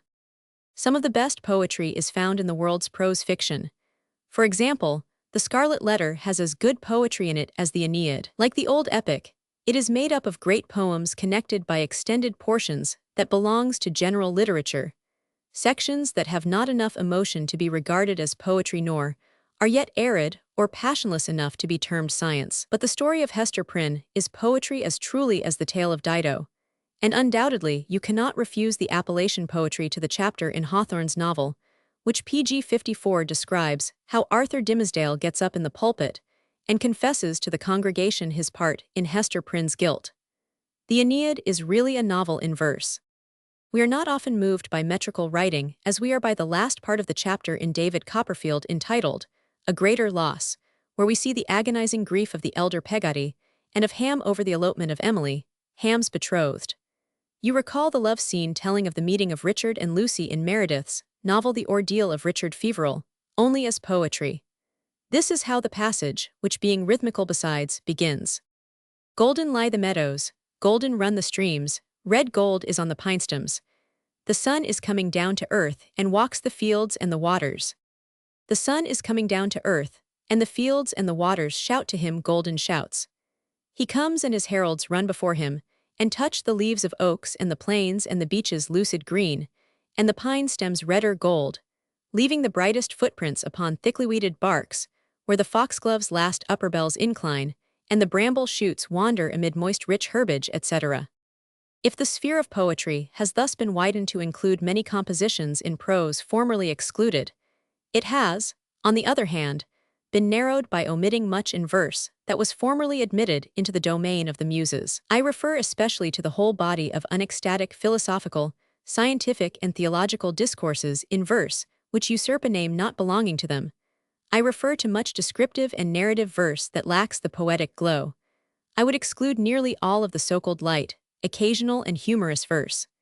Winnow the voluminous verse writers, and but a modicum of poetry remains. PG 55 critics as a rule agree that neither rhythm nor meter makes a literary performance poetical if the author's soul does not enter into the work. But they refuse to countenance the corollary that when unrhythmical prose is used as a medium for the singer's poetical sentiments, the result should also be called poetry. It is an easy matter to arrange any fine poetical prose in blank verse or irregular rhythmical lines. Just a few slight verbal changes are necessary. The new product then fulfills the conditions of the old theory, which demands meter or rhythm. Does it become poetry because of these unimportant changes? No, these do not work so miraculous an effect upon the writing. It acquires no higher qualities than it had before in prose. I hence fail to see why the Idylls of the King should be alone called poems, and not also parts of Malory's Morte d'Arthur, which Tennyson paraphrased in blank verse. Malory has, however, been deemed a poet by some critics, and anyone who will read the lament over the death of Sir Lancelot will not begrudge the author that title. One admits that the tales of La Fontaine and Chaucer's Canterbury Tales are very rich in poetry. But why say that the original prose stories which these poets often retell in verse, undoubtedly improving them by their own genius, are not? And who will deny the statement that the best of Scott's novels, say The Heart of Midlothian, contains as much, if not more, poetry than some of his novels in verse like The Lady of the Lake? Even in his day, the reviewers saw that there was no difference between Scott's verse and prose stories as far as the quality of the poetry was concerned. Indeed, they saw that there was more of the divine afflatus in the latter than there was in the former. In fact, the Quarterly Review referred to Scott's novels as poems. PG 56, one may even say that the great Shakespeare found in the dramas, tales and chronicles that were his sources some of the poetry we note in his plays. Especially is this true in regard to his use of Plutarch. Brands has pointed out that Julius Caesar is found in every detail in Plutarch's lives of Caesar, Brutus, and Mark Antony. The dramatist followed the biographer point for point, repeating word for word passages of North's translation, accepting the characters as they stood there, and repeating all the leading incidents. If Julius Caesar contains poetry, as it certainly does in abundance, then surely those lives of Plutarch which were followed by Shakespeare must also possess it. Nor can I understand why the parts of Shakespeare's plays which are in prose, and are often superior to many portions in blank verse, should also not be called poetry. Take the first scene of the fifth act of Macbeth, where Lady Macbeth is walking in her sleep. The entire section, though prose, is one of the most poetic pieces in the entire drama. If the passage had been written in blank verse, it could not have been improved. The poetry is there in the scene itself, and not in any possible meter. Other lines might be cited, like Hamlet's remarks to Guildenstern, who tried to pry out his secret and play upon him as upon a pipe, or his reflections on what a wonderful piece of work was man, or his comments over Yorick's skull. All these selections are in impassioned prose, and are as much entitled to the rank of poetry as are most of the blank verse of the drama. Hamlet's advice to the players, though art criticism, and prose, is so lit up with poetic glamour that it deserves the name poetry more than the metrical version of some of the moral commonplaces in the play. One may ask various questions of the critic, who clings pg 57 to the old definition that meter or rhythm must accompany poetry. Why should Conrad's supreme poetic description of a storm at sea, in his Nigger of the Narcissus, not be called a poem, when you designate by this word Virgil's famous description in dactylic hexameters in the first book of the Aeneid? Powerful and deservedly renowned as the Virgil passage is, I venture to say that it does not as a poem rank higher than some of Conrad's descriptions. One would wish to be informed where the story of ingratitude in Balzac's novel Peer Goriot is any the less poetical than that of Shakespeare's verse play King Lear. Why is the succession of ideas in Browning's Rabbi Ben Ezra called poetry, and not, let us say, Emerson's essay on self-reliance? Why call the descriptions of battles by Homer poems, but not those of Stendhal or Tolstoy or Zola in La Chartreuse de Parme or War and Peace or Le Débâcle? And how can you on any pretense refuse to include in the category of poetry De Quincey's famous prose poems The Dream Fugue and Levana and Our Ladies of Sorrow? Since the critics would not admit that any unrhythmical prose is poetry, it is little wonder that Baudelaire founded as a distinct and conscious form the composition he called poem in prose. We are told by his translator, Mr. Sturm, that he had dreamed in his days of ambition of a miracle of poetical prose, musical without rhythm, and without rhyme. He understood and proved that rhythm was not necessary to poetry. He derived the idea of this separate form from Poe and Bertrand. He has been followed by Turgenev, who left us some prose poems which he called senilia. The reader may recall the love scene in the House of Gentlefolk and the concluding chapters of Rudin and Fathers and Sons, which are all prose poems. Gorky has written some exquisite prose poems. One of pg 58 them, The March of Man, is one of the most beautiful poems ever written. Translated in the Cosmopolitan for July, 1905. Really, every great literary man is a poet, for he is constantly occupied with ecstasy and human emotions. Do you think Hugo was a poet only when he chanted in verse, and ceased being one when he wrote Les Miserables or Notre Dame de Paris? It is not necessary to use the old poetical machinery of rhythm, or metaphors or similes, or apostrophe or personification, or any other figure of speech. One may dispense with allusions to mythology or the use of any but current expressions and idioms. One may write almost as one talks, and poetry may nevertheless be produced. When Macpherson in the 18th century and Chateaubriand in the early part of the 19th century gave us in imitation of the old epics the long prose poems Fingal and Les Martyrs, respectively, they sinned artistically only because they were imitators and were stilted and rhetorical. These books contain excellent poetry in prose. We today can scarcely imagine the vogue they had. Had they been more natural, they would still be read. I believe the application of the theory of poetry I advocate would work many changes in literary values. Who can doubt that Ibsen and Balzac are greater poets than John Hay or Edmund Clarence Stedman, both of whom have respectable rank elsewhere, the former as a statesman and the latter as a critic? Yet our system of literary classification stamps these two as poets because of a few popular and able lyrics in verse, while Ibsen and Balzac, who wrote in prose, are not even considered poets, according to academic standards. It is true, Ibsen also wrote some lyrics and a few plays in verse, but he is as much a poet in The Wild Duck or The Master Builder as he is in Peer Gynt pg 59 or Brand. The scenes of Oswald losing his mind at the end of Ghosts, or of Ella Rentheim rebuking John Gabriel Borkman for his desertion of her, are magnificent poems. As for the poems of Balzac, they are too numerous to mention. The picture of the miser in Eugenie Grandet is surely poetry. Balzac regarded his stories Louis Lambert, Seraphita, and The Lily of the Valley as poems. Inflated as they occasionally are, they are suffused with poetical qualities. One could go on selecting poems from Cousin Pons, The Wild Ass's Skin, Lost Illusions, etc. Balzac and Ibsen are poets, and any definition of poetry that would exclude them as such is faulty. Under the new method of distinguishing poets that I seek to promulgate, many writers will be admitted as such whom the world never dreamt of as seers. It might astonish some people if I make a claim for Mark Twain as a poet. But who that has read Huckleberry Finn and recalls the description of the sunrise on the Mississippi, given in the 19th chapter, will be prone to exclude our greatest imaginative and philosophical humorist from the ranks of Apollo's servants. To convince the skeptical, I quote from the famous passage where Huck, fearing he would go to hell if he freed a nigger slave, determines to disclose Jim's whereabouts and writes a note to that effect. We all recall his mental struggles, how he finally tore the letter, with the words, "All right, I will go to hell." The few pages telling of the reflections and memories which led to this decision are certainly poetry. I got to thinking over our trip down the river, and I see Jim before me all the time. In the day and in the nighttime, sometimes moonlight, sometimes storms, and we are floating along, talking and singing and laughing. PG 60, I'd see him standing my watch on top of his'n, instead of calling me so I could go on sleeping, and would always call me honey, and pet me, and do everything he could think of for me, and how good he always was.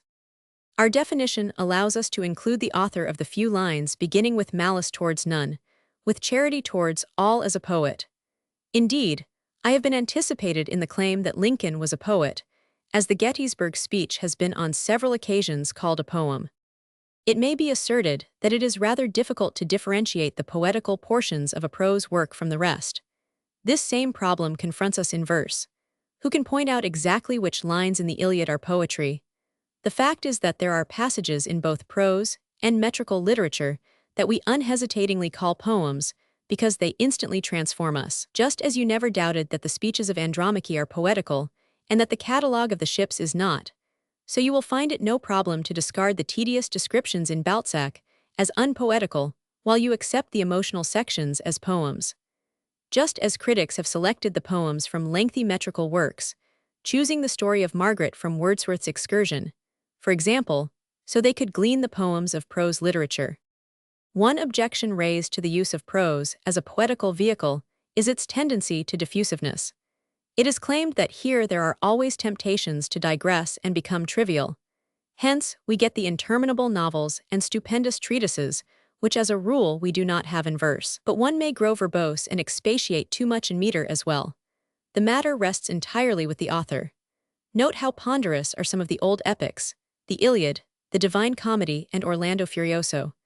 In modern PG 61 times, Byron's Don Juan, Browning's Ring, and the Book and Mrs. Browning's Aurora Leigh are examples of lengthy stories in verse. All of these books are more voluminous than the prose plays, essays, short stories, and novelettes to which we are accustomed. The prose poet may weed out the trifling incidents and expunge the redundant from his composition as easily as the verse writer. Wordy, insignificant passages in a literary product are the outcome, not of a particular rhythmical arrangement, such as prose or verse, but of a want of artistic feeling, to which even great geniuses are at times subject. It does not follow that a powerful description or an emotional idea or an impassioned state of mind need tend to diffusiveness if written in prose. The poet who has learned self-restraint in composing does not lose his sense of proportion even when writing in prose. Nor need we prefer the verse form to prose, because, as it is alleged, a metrical poem gives us the maximum poetry in the fewest words. It is true we get an immediate thrill out of a rhymed lyric or sonnet, while we often have to read a few chapters in a novel to get a similar sensation. Nevertheless, this is not because the lyric or sonnet is in verse and the novel in prose. It was the intention of the verse poet to captivate us instantly in these forms. Translate the sonnet or lyric into the prose of another language, and the excitement seizes us just as quickly. Poe's Raven is known to French readers chiefly in a literal prose translation. They respond to it as quickly as we do, though they have to forgo the rhyme and the meter. The writer of unrhythmical prose may concentrate any emotions in a short space if he wishes to do so. Many brief prose poems in literature are dynamos of emotion. Ecstasy can be concentrated in a short prose poem as readily as in a verse, PG 62 lyric or sonnet.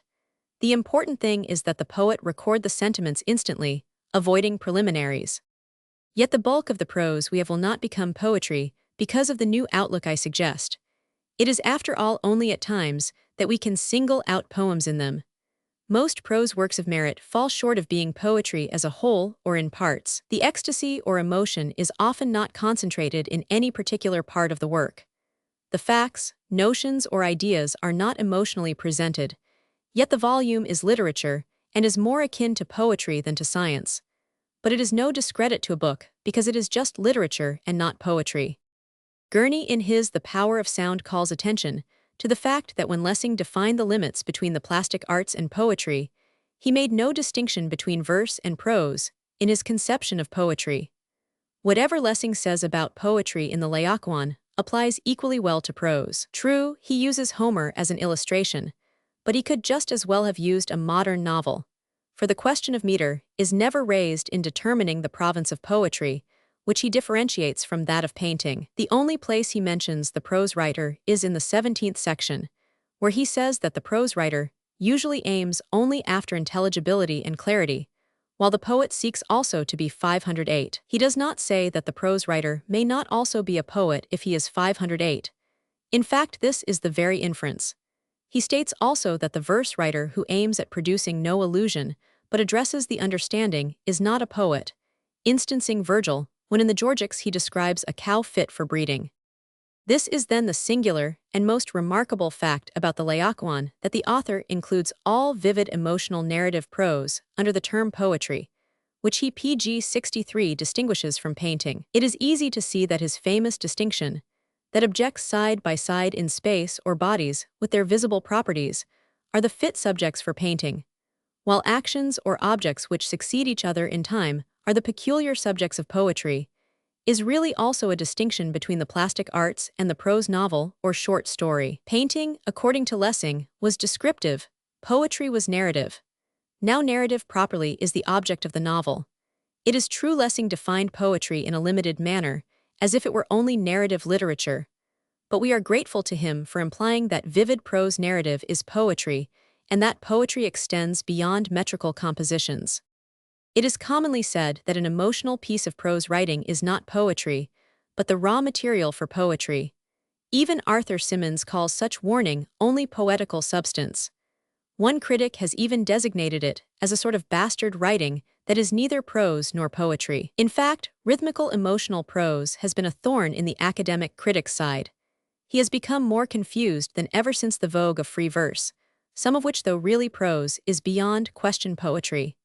He no longer refuses the title of poet to Whitman, and he shrinks from denying that the best free verse is poetry. He feels vaguely that since prose is also often rhythmical, the old definition of poetry as an emotional piece of rhythmical writing is faulty, for it must include also emotional rhythmical prose, and he objects to this inclusion. Professor Lowes, who, in his Convention and Revolt in Poetry, recognizes the similarity between the rhythm of free verse and that of prose, unsuccessfully solves the problem by saying that poetry is used in a loose as well as in a more rigid sense, and that free verse is an artistic medium of not fully developed possibilities. He, pg 64, like most critics, falls into the error of saying that we cannot include prose whenever we speak of poetry. Still, we must be grateful to Lowes for his liberal attitude towards new verse forms. Critics who say that emotional prose should be metrical to be called poetry remind us of the paraphrasers of a few centuries ago who put the Psalms into rhyme. They did not make them poetry, they usually robbed them of it and spoiled their effect. Even Milton succumbed to the vice. And Goss, in his article on lyrical poetry in the Encyclopaedia Britannica, tells us of one Azzy who in 1700 put the Book of Genesis into sonnets. Emotional prose, rhythmical or not, is poetry. No one today thinks of employing Matthew Arnold's touchstone theory of poetry, whereby we are to have a few metrical lines of some great poets to apply as a test as to what is poetry. It is really strange that with the English prose Bible before them, critics should have insisted on the metrical element in poetry. And one must add that parallelisms are not the fundamental features of poetry. The poetry of Isaiah and David would have been poetry without a single parallelism. But we need not go to the prophets or the Psalms, where we have parallelism, for poetry in the Bible. We have it in the narrative portions, in the stories of Ruth and Joseph. Who does not feel the poetical emotions surge through him as he comes to the 4th to 5th chapter of Genesis, where Joseph reveals himself to his brothers? Fearing they will be dismayed because they sold him, he assures them that their criminal deed was just what has enabled him to become a ruler and save them from starvation. A poet was he who wrote this chapter beginning with the lines, pg 65. Then Joseph could not refrain himself before all that stood by him, And he cried, "Cause every man to go out from me. And there stood no man with him, while Joseph made himself known to his brethren," etc. We must always remember that the emotional appeal, whether in prose or verse, is the same to us. We do not get one kind of ecstasy by reading poetical prose and another kind by reading verse. Our inner soul is stirred, our aesthetic faculties are touched in the same way if we read a beautiful love letter like one in prose of Aloysius or a love poem in verse. And it may be said here that no poet has improved upon those prose epistles by changing them into metrical form. An idea colored with emotion and a beautiful description give us the same effects in prose as they do in verse. The test of poetry is in our own souls. We can find poetry in the most unexpected places, and the reader who wants to look for it will be able to see that poets like Wordsworth and Whitman were poets in their prose critical prefaces, as well as in the lyrical ballads and Leaves of Grass. As a matter of fact, Whitman used paragraphs from his critical essays, word for word, in Leaves of Grass, but arranged in free verse form. It is true that at times the poetry cannot be distilled, as it were, from the body of a prose work. A particular passage cannot be lifted up and called poetry, though it be such dependent, however, on what goes before and after. For example, every reader is thrilled with emotion when he comes to the conclusion of the chapter in Vanity Fair, where Amelia Sedley is praying for George Osborne, who was lying dead on his face with a bullet through his heart. This line is poetry, but only by reason of our taking it into consideration with earlier parts of the novel. It could not be published alone, for it would be meaningless. pg 66. But the same is true of poetry in verse. When Horatio says of Hamlet, "Now cracks a noble heart," and hopes that flights of angels will sing him to his rest, the passage is effective only because we have lived with Hamlet and felt with him and admired him. Printed alone, the words would mean little. The poetry of a great novel, like that of a verse play, is not always in isolated passages, but in the entire novel or play from which it cannot be extracted by quotation. All lovers of poetry cannot help being indebted to Sir Arthur Quiller-Couch, who showed he knew what constitutes poetry when he composed the famous Oxford Book of English Verse. But one is grieved that one must differ with him when it comes to literary criticism. In his book on the art of writing, there is a chapter called On the Difference Between Verse and Prose, which justifies inversion of the natural order of words, in verse, and affirms that this inversion of course along with meter and rhyme at will, is the difference between verse and prose. He uses the old illustration that rhyme, meter, and inversion help the memory, and that since the first poets sang their poems to the harp, and music and emotion were introduced, everything is changed down to the natural order of the words. Now, aside from the fact that not all of the earliest emotional compositions were sung to the harp, it is admitted on all sides that poetry is no longer written primarily to be sung to the harp. Hence, there is no further necessity for this inversion of words. The natural order of prose should be retained in emotional writing, with occasional deviations. But most certainly, this inversion does not constitute the difference between poetry and non-poetry, even if it often does make verse different from prose. pg 67. Sir Arthur gives us a few lines of Milton in the inverse order in which they were written, and says they are verse with the accent of poetry. He then rewrites them in prose order. The inference is that they no longer have that accent of poetry. They are not poetry in the prose version, however, because they were not poetry in the original verse order. He takes 4 lines from the second book of Paradise Regained, describing Christ's ascent up a hill, and gives us a prose paraphrase of them. Here are the lines as Milton wrote them. Up to a hill, and on his steps he reared, from whose high top to ken the prospect round. If cottage were in view, sheepcote or herd. But cottage, herd, or sheepcote, none he saw. Here is Quiller-Couch's prose rendering. Thereupon he climbed a hill on the chance that the view from its summit might disclose some sign of human habitation, a herd, a sheepcote, a cottage perhaps. But he could see nothing of the sort. This prose paraphrase really proves that the original had no touch of poetry, because the passage as written in meter uses poetic diction like anon, and ken, employs inversion like steps he reared, none he saw. It is assumed that the passage must be poetry, but it is not, for it lacks ecstasy. It is merely one of the prosaic passages in a composition that contains poems, and is needed to bridge over the poems. A prose paraphrase or explanation of a verse poem is always interesting in helping us understand the nature of poetry. For example, Hearn, a poet himself, took up many English poems and paraphrased and explained them to his Japanese students. Some of his paraphrases are pg 68 actually greater poems than the originals. Most of the great poems in literature have been analyzed or paraphrased by biographers and commentators. No one calls these paraphrases poetry, but are we sure that they are not? Are we certain that none of the original emotion or ideas are left intact in the paraphrase? On the contrary, I believe that the poetry still remains in the paraphrase. True, often the manner of expressing an idea or emotion is what counts in making it poetry, but expression alone does not make poetry. Even a metrical, emotional, and beautiful utterance of a commonplace idea sometimes becomes poetry. But I cannot concede that the prose version of a great verse poem may not be poetry if still emotionally expressed. Let me take a concrete instance. The following passage from Paradise Lost is considered, no doubt justly, poetry because of the idea, the emotion, and the rhythm academically speaking. What though the field be lost? All is not lost, the unconquerable will. And study of revenge, immortal hate. And courage never to submit or yield. And what is else not to be overcome?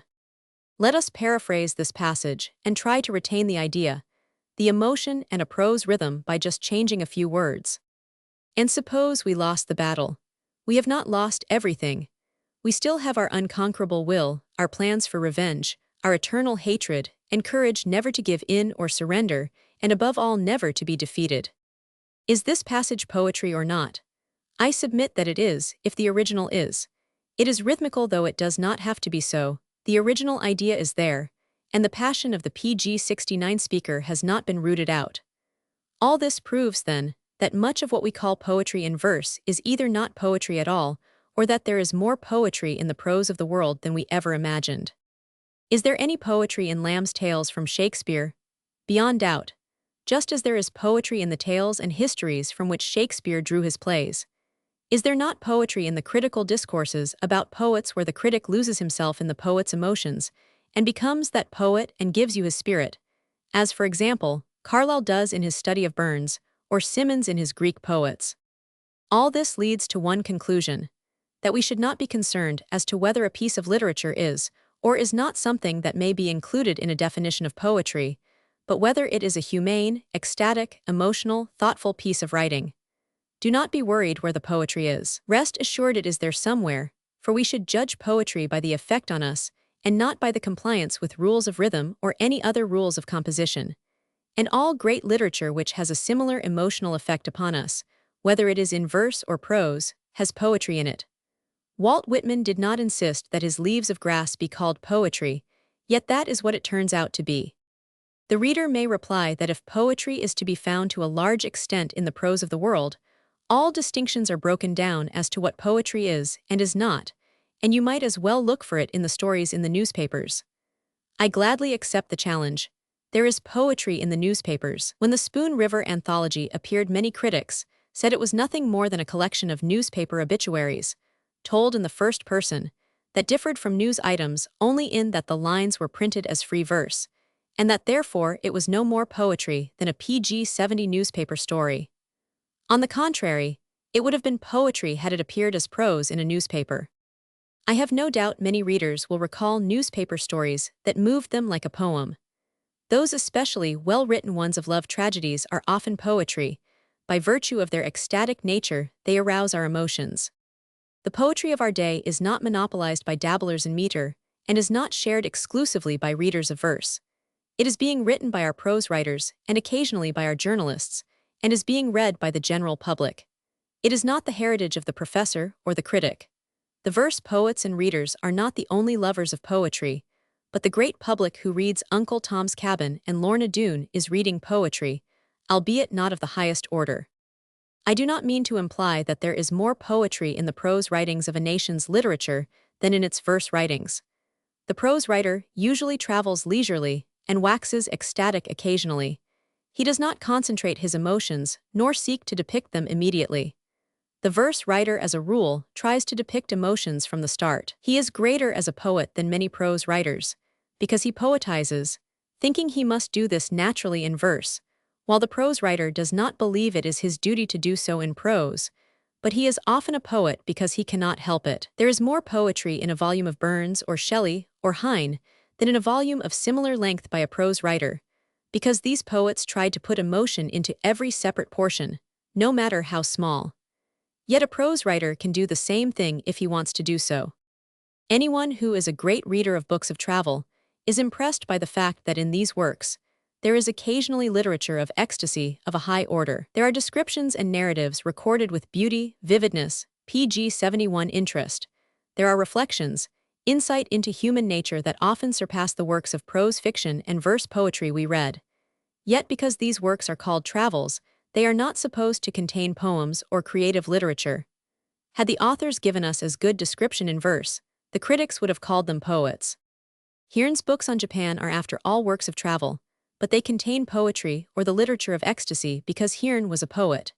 I am not claiming for many works of travel a place only as literature, for it is usually conceded that the best books of travel are literature, but I urge that many of these books are in parts poetry, and their authors are poets. It is recognized, however, that Pierre Lodi is a poet in his books of travel. Doughty's Arabia Deserta is full of poetry. Robinson Crusoe and Gulliver's Travels are but works of travel, and are poetry because of the ecstatic presentation of ideas. You will find poems in prose not only in the travels of great writers, like Goethe, Taine, Heine, in the works of old writers who were chiefly travelers, like Hakluyt, Mandeville, Marco Polo, but in many volumes that have been published in our own day. Anthologies of thousands of poems in prose could be compiled. The prose of every literature is full of poetry, even concentrated poetry, more or less rhythmical. You may cull poems out of the prose writings of men in England today, from Hardy, Moore, Yeats, Symonds, Kipling, Hudson, Conrad, Galsworthy, Hewlett, and 500. H. Lawrence.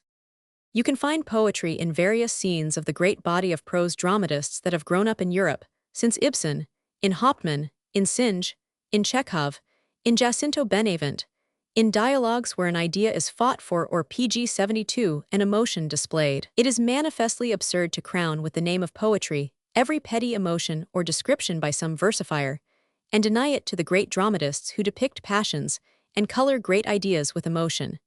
No one thought of denying the title of poets to the dramatists when they formerly wrote in verse. Are you going to deny it to them, because they give us the same, if not a greater effect in their prose than the old dramatist did in verse? And I find much poetry, especially in letters, memoirs, and biographies. I find poems in biographies like Bisland's Hearn, Meynell's Francis Thompson, Woodbury's Poe, Lawton's Balzac. I give these more or less recent books as examples. The works are full of emotional passages dealing with crucial events in the lives of the subjects. You will find poetry in famous biographies like Moore's Byron, Dowden's Shelley, Forster's Dickens, Cook's Ruskin, Bielskowski's Goethe, Froude's Carlyle, etc., to name just the lives of some literary men. It is particularly pleasing to find poetry in literary prose criticism, for it was always held that criticism was but a secondary art, rarely creative in the same sense as poetry, supposed to be a product of the mind and not the soul, and merely a commentary on poetry.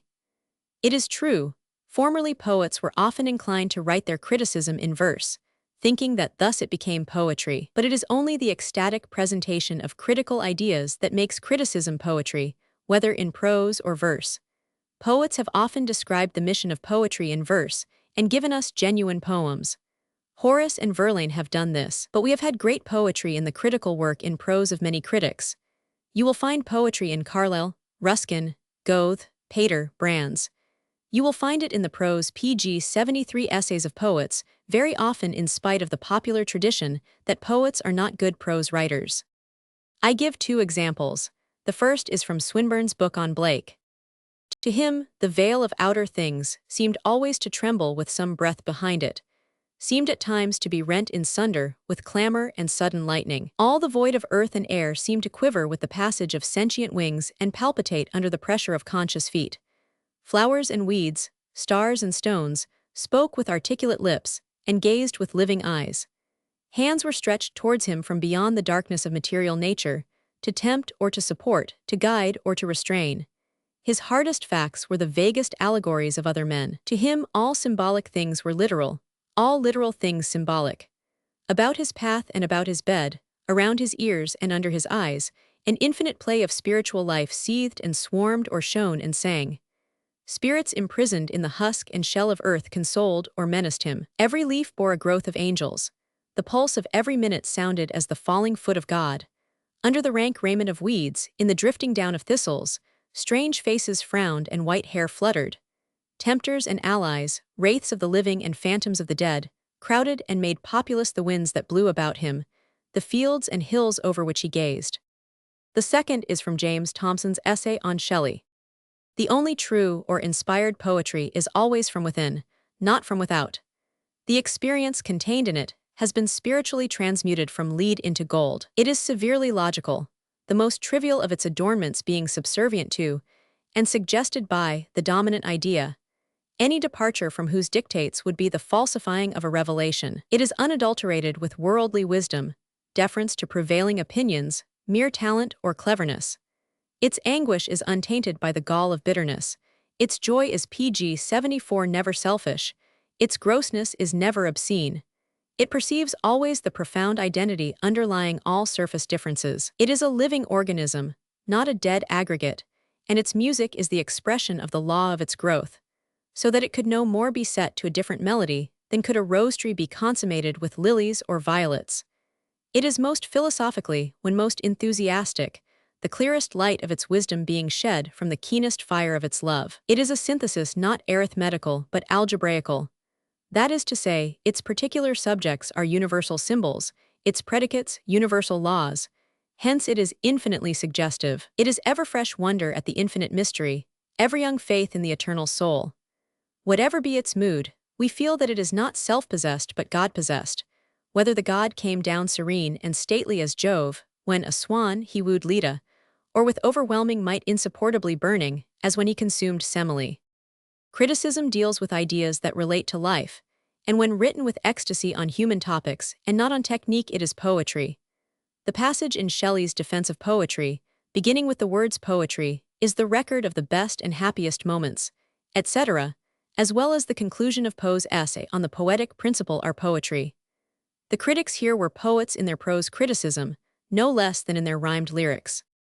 As the reader will fathom by this time, my aim is to free poetry from its bondage to requirements that were thought essential to it. I object most emphatically to demands for rhyme, meter, rhythm, alliteration, assonance, parallelism, repetition of word or phrase or line, tropes or figures of speech, poetical diction, and any form of pattern. The poet has the right to use any of the above instruments as he sees fit, whenever he thinks they enhance the ecstasy in his work. But no critic has a right to lay down a definition of poetry and insist that meter or rhythm PG-75 must be employed by a poet. Professor Mackell in his Oxford Lectures on Poetry defines poetry as patterned language, formally and technically, adding that the technical essence of the pattern is the repeat, and that when there is no repeat there is technically no poetry. If this definition were true, then passages in the Bible full of poetry, which use no parallelism, would not be poetry. The pattern does not make the poem, it often ruins it. While it is true that when excited we repeat expressions and become rhythmical, we do not do so with regularity and uniformity. How puerile many poems by savages, and even by the early civilized Babylonians and Egyptians, sound because the first impediment of art, the repeat, is employed, and a phrase is repeated ad nauseum like the words of a child learning how to talk. When we shake off our subservience to the pattern in poetry, we shall have little use for the numerous works on the art of writing poetry. We shall find that many of the old books on poetry written with much learning by scholars and poets, like Aristotle, Horace, Vita, Scaliger, Vossius, Fabricius, Boileau, Pope, Opitz, Goethe, Dante, are in part obsolete. I do not mean that these worthy works have all to be thrown on the scrap heap, but they laid down absurd rules as to how to write poetry and how to determine it. They sought to confine it by rules gleaned from older poets and insisted future poets obey these rules. Yet great poets, who never even read them, disregarded all their rules and created great poetry. The chief thing that can be said for these critics is that they excel the moderns in scholarship. These learned men represent an almost extinct class, men who knew all the classics and all the books of Europe. They make us PG regret that the day of the man of learning is over, especially at a time when so many ignorant poets and critics and reviewers discuss and decide emphatically on many matters wherein a little learning is not a dangerous thing. 42a. The italics are mine. 52a. Poetry is the breath and finer spirit of all knowledge. Wordsworth. The atmosphere wherein all the arts exist is poetry. Wilhelm A. Ambrose. The boundaries of music and poetry. pg 77. Chapter 4. Prose, the natural language of the literature of ecstasy. Wordsworth believed that the language used by people in poetry should be that of the natural language of men under the influence of their feelings, and that the diction of metrical poetry should differ in no wise from that of prose. Yet the only writers who use the natural diction of men are novelists, prose dramatists, and short story writers, and curiously enough, because they did not write verse, it has not often been suspected that these men were poets. Wordsworth's views are really proofs that poetry is found in prose, for the prose writers comply with his requirements of using in their compositions the natural conversation of men under the influence of natural feelings. They also comply with Wordsworth's definition of poetry, recording emotions recollected in tranquility. Hazlitt has ably summed up the influence of the French Revolution on Wordsworth.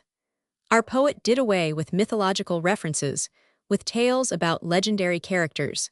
He wrote about the emotions of the common people and introduced no far-fetched metaphors, nor made pedantic allusions. Wordsworth, however, did not claim, as Coleridge thought he did, that the language of verse poetry must be that of ignorant people. Wordsworth never asserted that he wanted the poets to use the language of peasants, except when peasants were portrayed and represented as speaking. He simply protested against stilted, artificial pg 78 language in verse poetry. He held the use of such language in verse poetry to be ridiculous, as it was in prose. He was not an exponent of prose poetry, even though he laid little stress on the importance of meter. As the authors of the article on Wordsworth in the Encyclopaedia Britannica state, the farthest he went in defense of prose structure in poetry was to say that if the words in verse happened to be in the order of prose, they were not necessarily prosaic in the sense of unpoetic. He did not unfortunately try to eliminate meter in poetry. He no doubt agreed with Coleridge's own defense of meter in the Biographia Literaria. He did not write against his own theory, for he always employed meter and accept in some ballads diction that was even literary. Though both Wordsworth and Coleridge were not overawed by the necessity of meter in poetry, they believed in its use, and were opposed to prose poetry. Coleridge, however, wrote a prose poem, The Wanderings of Cain, and some of his essays are prose poetry. Coleridge also devoted an entire chapter in his Biographia Literaria to the defense of meter as a vehicle for poetry. He attributes the origin of meter to the fact that the mind makes a conscious effort to hold passion in check by fettering it with regular numbers. On the contrary, this conscious check is due to imitation of old examples, to fear in defying the critics, for the natural language of passion is irregular rhythm, and it is impatient of being confined in regular, artificial numbers. Coleridge thinks the effect of meter is to increase the vivacity and susceptibility both of the general feelings and the attention by the continued excitement of surprise. I submit that meter often distracts the attention from the poem's real object, which is to depict ecstasy. Meter often diverts our ear to the sing-song tone in which the emotions are pg 79 couched. Instead of adding to the vivacity and susceptibility of the feelings, it really makes us suspect that the poet is not sincere, for the man of emotions expresses them spontaneously and does not trick them out in pattern. Next, Coleridge assumes that because of custom, meter must have some property in common with poetry. This argument cannot stand when we take into consideration the innumerable emotional passages that have been written in prose.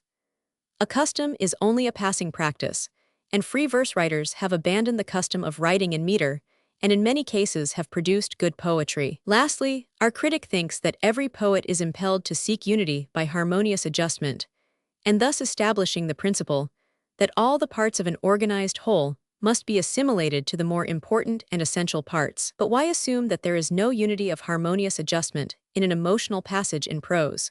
Or why identify such unity with a metrical pattern? Is not a psalm in the Bible a unity of harmonious adjustment? Even if the essential part of a poetic piece tends to assume a certain pattern, it does not mean that the whole piece should be given a patterned form. Someday it will be recognized that a long composition recording different emotions is really unaesthetic in a uniform pattern.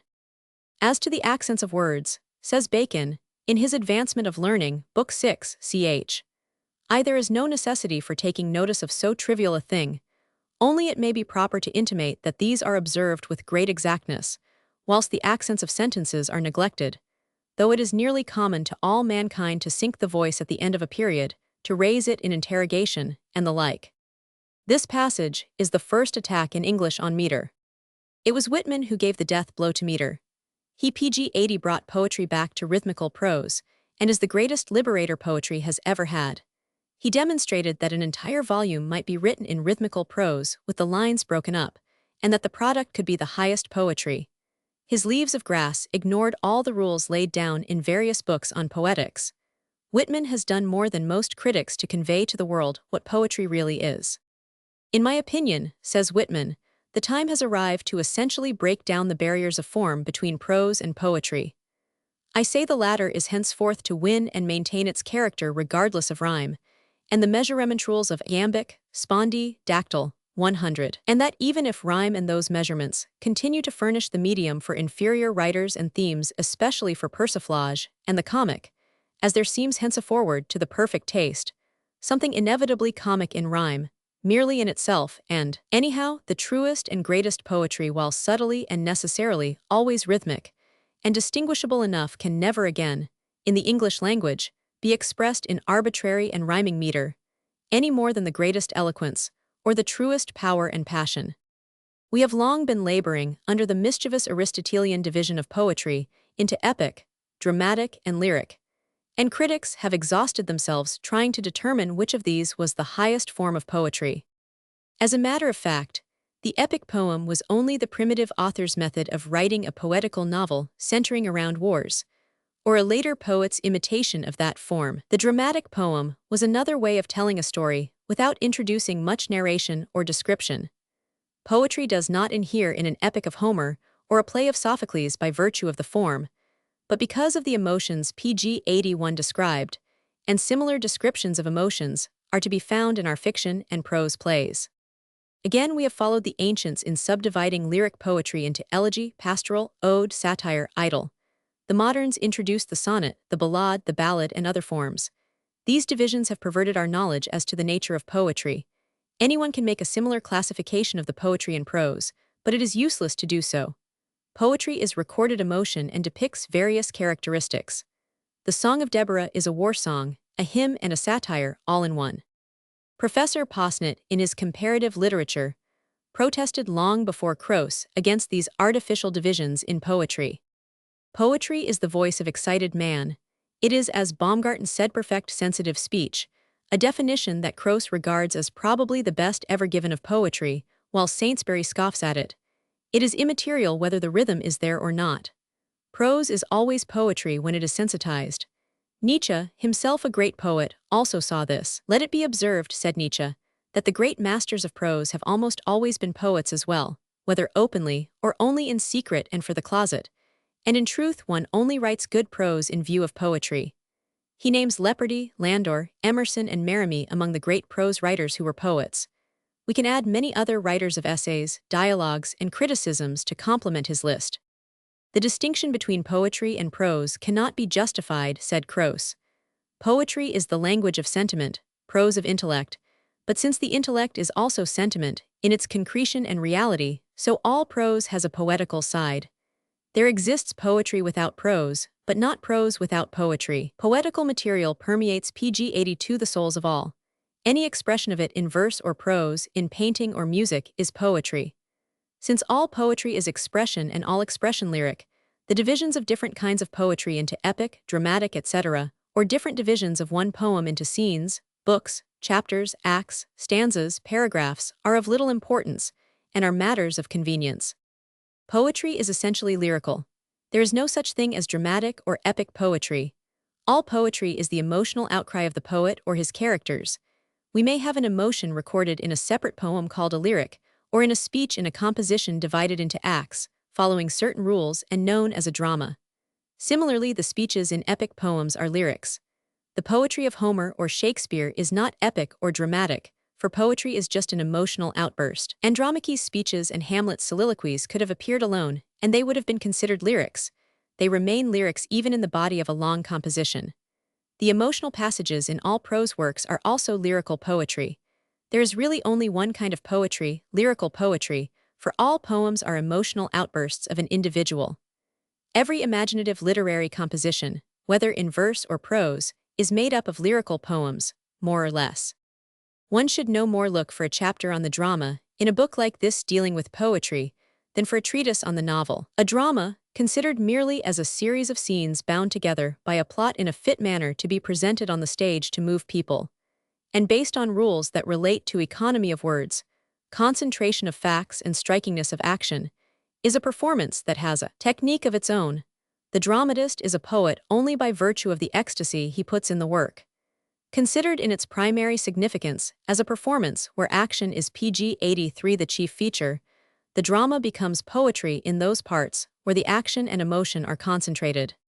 It is, however, often difficult to extract scenes from the play, as they lose in effectiveness by being thus separated. But the fact remains that there is no such thing as dramatic poetry, for the essence of all poetry is its lyricism. Dramatic scenes contain the lyric cries of the dramatis person. Action is but the emotional disturbances of the characters, and no longer merely means violent conduct, surprises, battles, duels, suicides, murders. All great novels have dramatic scenes, and they are often as exuberant in poetry as are similar scenes in plays. We no longer regard as tragedies only those plays in verse, where a virtuous person of high degree is in a frightful predicament, because of unjust and unlooked-for defeat with fate. No, in spite of Aristotle, the suffering of even a wicked person of low station, depicted as due to his own fault as of Hurstwood in Sister Carrie, and described in prose narrative, is also tragedy. There is incidentally no such thing as a comic dramatic poem, but a comic scene may be poetic if it moves to ecstasy, not merely to farcic laughter, and if it is essentially lyrical. Comedy also appears in works of fiction in prose, and may be poetical. Moreover, most performances in prose dialogue or fiction present an admixture of tragic and comic. Tragedy often presents lyric poems greater than any other work of literature. Hence Aristotle and his imitators concluded that a verse tragedy was the highest form of poetry. This is not so. If Shakespeare and Sophocles lived in our day, they might have written novels or essays, and I dare say with their genius those novels or essays would have been as good as their plays, and would have contained as great poetry. Our great poets do not owe their greatness to the use pg 84 of the stereotyped literary metrical forms. A man may have a great gift for the use of these forms, and not be a great poet, just as he may be a great poet, and fall flat when they encumber him. Ruskin and Dickens were great poets, but when we say that their metrical compositions were not great poetry, we merely mean that they were not adept in choosing rhymes and complying with metrical rules. To do this requires a distinct gift. An amateur selects forced rhymes and has no ear. Swinburne, besides being a great poet, had a distinct gift of creating melodious verse, but many parodists have shown that they also had this gift without being able to write poetry. Mrs. Browning was a good poet both in verse and in prose. She wrote her love poems in prose in her letters to her husband, and in verse in the Portuguese sonnets, which are nothing more than some of the letters put into meter and rhyme. There are some who think that the letters are the better poetry of the two. Her sentiments did not become poetry because they were put in sonnet form. The following letter is poetry. I pour out my thoughts to you, dearest, dearest, as if it were right rather to think of doing myself that good and relief than of you who have to read all. But you spoil me into an excess of liberty by your tenderness. Best in the world, you help me to live. I am better and lighter since I have drawn near to you. Even on this paper already I am better and lighter. And now I am going to dream of you, to meet you on some mystical landing place, in order to be quite well tomorrow. Oh, we are so selfish on this earth that nothing grieves us very long, let it be ever so grievous, unless we are touched in ourselves. In the apple of our eye, in the quick of our heart, in what you are and where you are, my own dearest beloved, so you need not be pg 85 afraid for me. We all look to our own as I to you. The thunderbolts may strike the tops of the cedars, and except in the first part, none of us be moved. True it is of men out of you perhaps, certainly you are better than I in all things. Best in the world you are no one is like you. Can you read what I have written? Do not love me less. Do you think that I cannot feel you love me through all this distance? If you loved me less I should know without a word or sign, because I live by your loving me. June 24, 1846. It took the Greeks and Romans some time to learn that prose was the best medium for philosophy and history. Plato had the good sense to write in prose, instead of following the ridiculous method of versifying of the early Greek philosophers, like Parmenides and Empedocles. In the 1st century A500, various Roman historians wrote of historical events in the form of epic poems. These are really histories with a little occasional glimmer of poetry.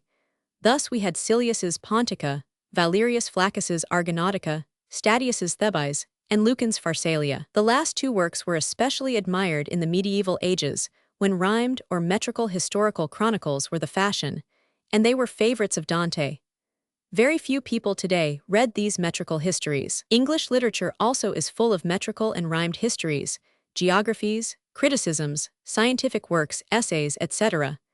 But no one reads Warner's Albion's England, Drayton's Polly Albion, or Daniel's first 4 books of the Civil War. And Darwin's versified botanical garden has been a standing joke. It is remarkable how past usages in literature influence us.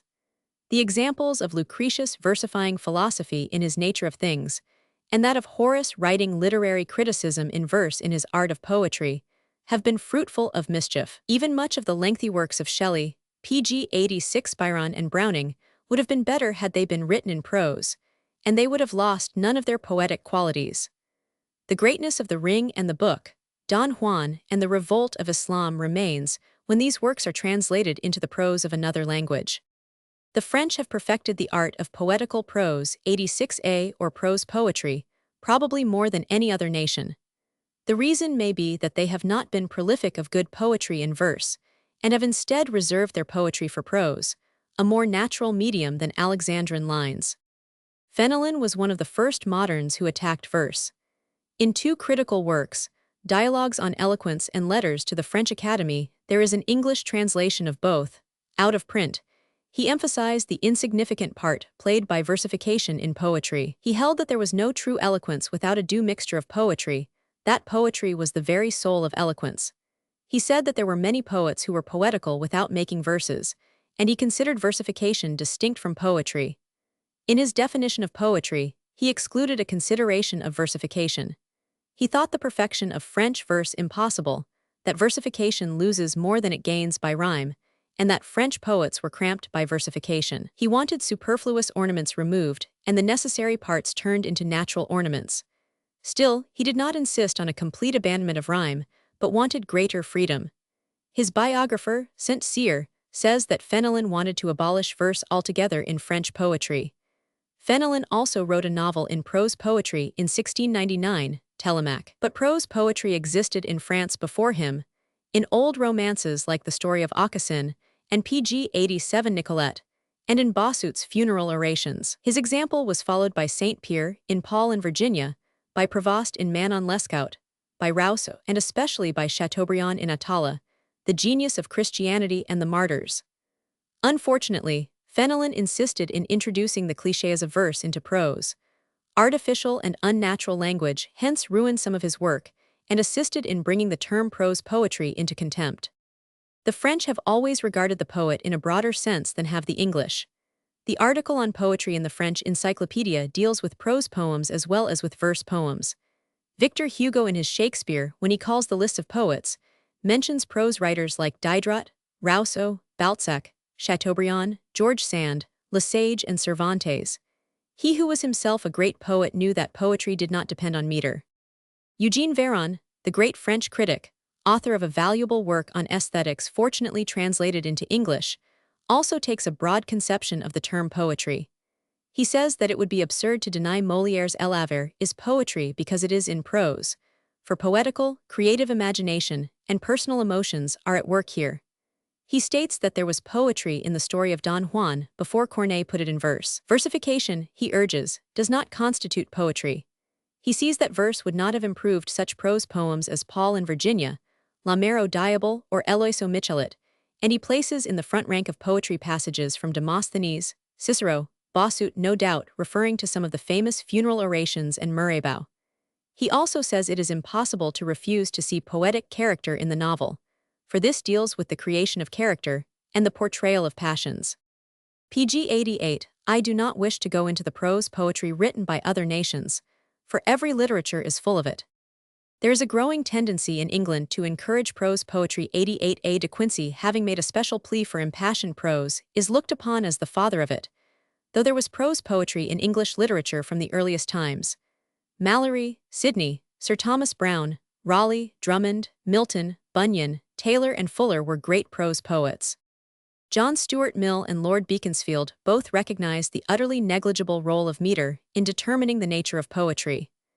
In an early essay, originally published before he was 30 and collected with another under the title Poetry and Its Varieties, Mill gives us his definition of poetry. Guided by a statement of the author of the Corn Law Rhymes, Ebenezer Elliott, that poetry is impassioned truth, and by another definition from Blackwood's, that poetry is man's thought tinged by his feelings, he says, every truth which a human being can enunciate, every thought, even every outward impression, which can enter into his consciousness, may become poetry when shown through any impassioned medium, when invested with the coloring of joy, or grief, or pity, or affection, or admiration, or reverence, or awe, or even hatred or terror.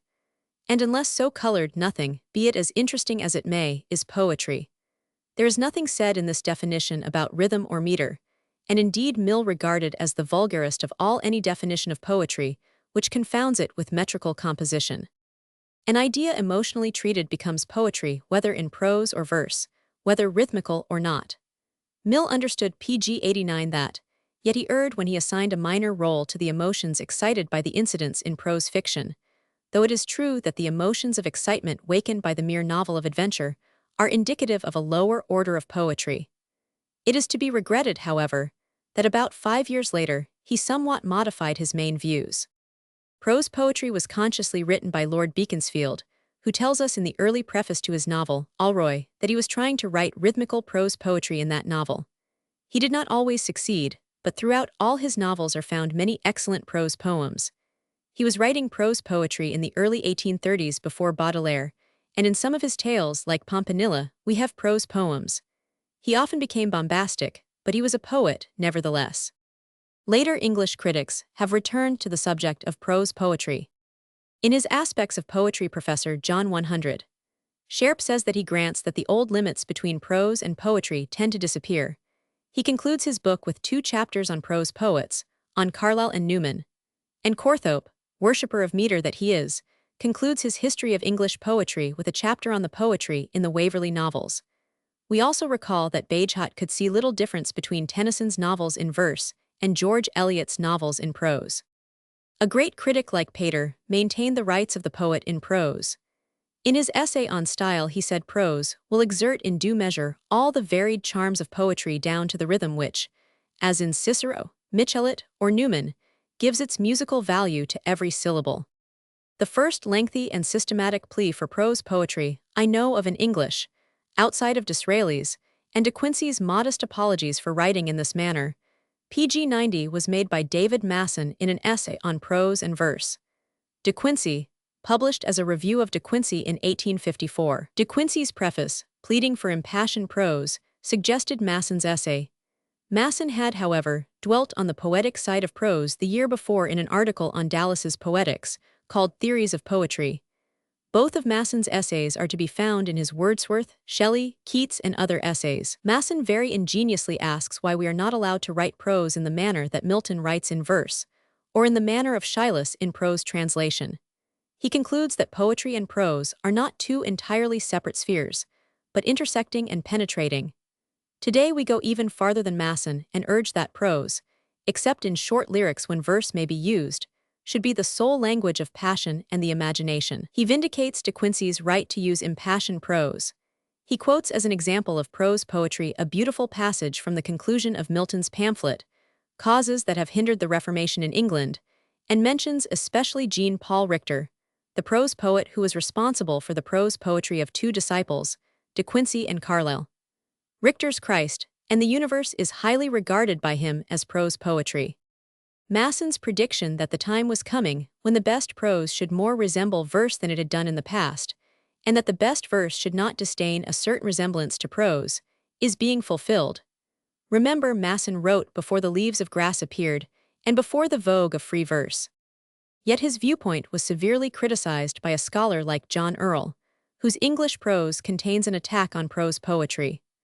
Earle says that prose poetry is found chiefly in ages of literary decadence, like the Latin PG 91 Silver Age, in writers from Tacitus to Boethius. On the contrary, it is found as well in the golden ages of literature, as for example in Sidney's Arcadia, which he himself quotes from, in Plato, in Pascal, in Dante's prose. It is strange that this view of Earle's should still largely prevail. Poetry and prose are still regarded by academic scholars like Earle, Saintsbury, Corthorpe, Bosanquet, Watts Dunton, and Gummere as two distinct branches of literature. Earle is right only when he objects to the clichés of verse in prose, but today we object to all clichés.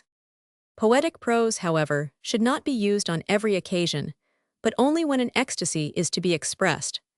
And above all, it should be avoided, and this is how prose poetry got into disreputing expressing sentimental emotions, commonplace ideas, and the merely popular. When we read in eloquent prose the grand eulogies on the flag, on the purity and redeeming virtues of mother love, on the dignity of toil, on the glory of dying for one's country, on the goodness of God, etc., themes which have been celebrated so often that they are nauseous to us because nothing new is said, then we see how ridiculous prose poetry may become. But as Pater says, impassioned prose has become the special and opportune art of the modern world, and it can exert all the varied charms of poetry down to the rhythm. The muse of prose literature, says Masson, has been hardly dealt with.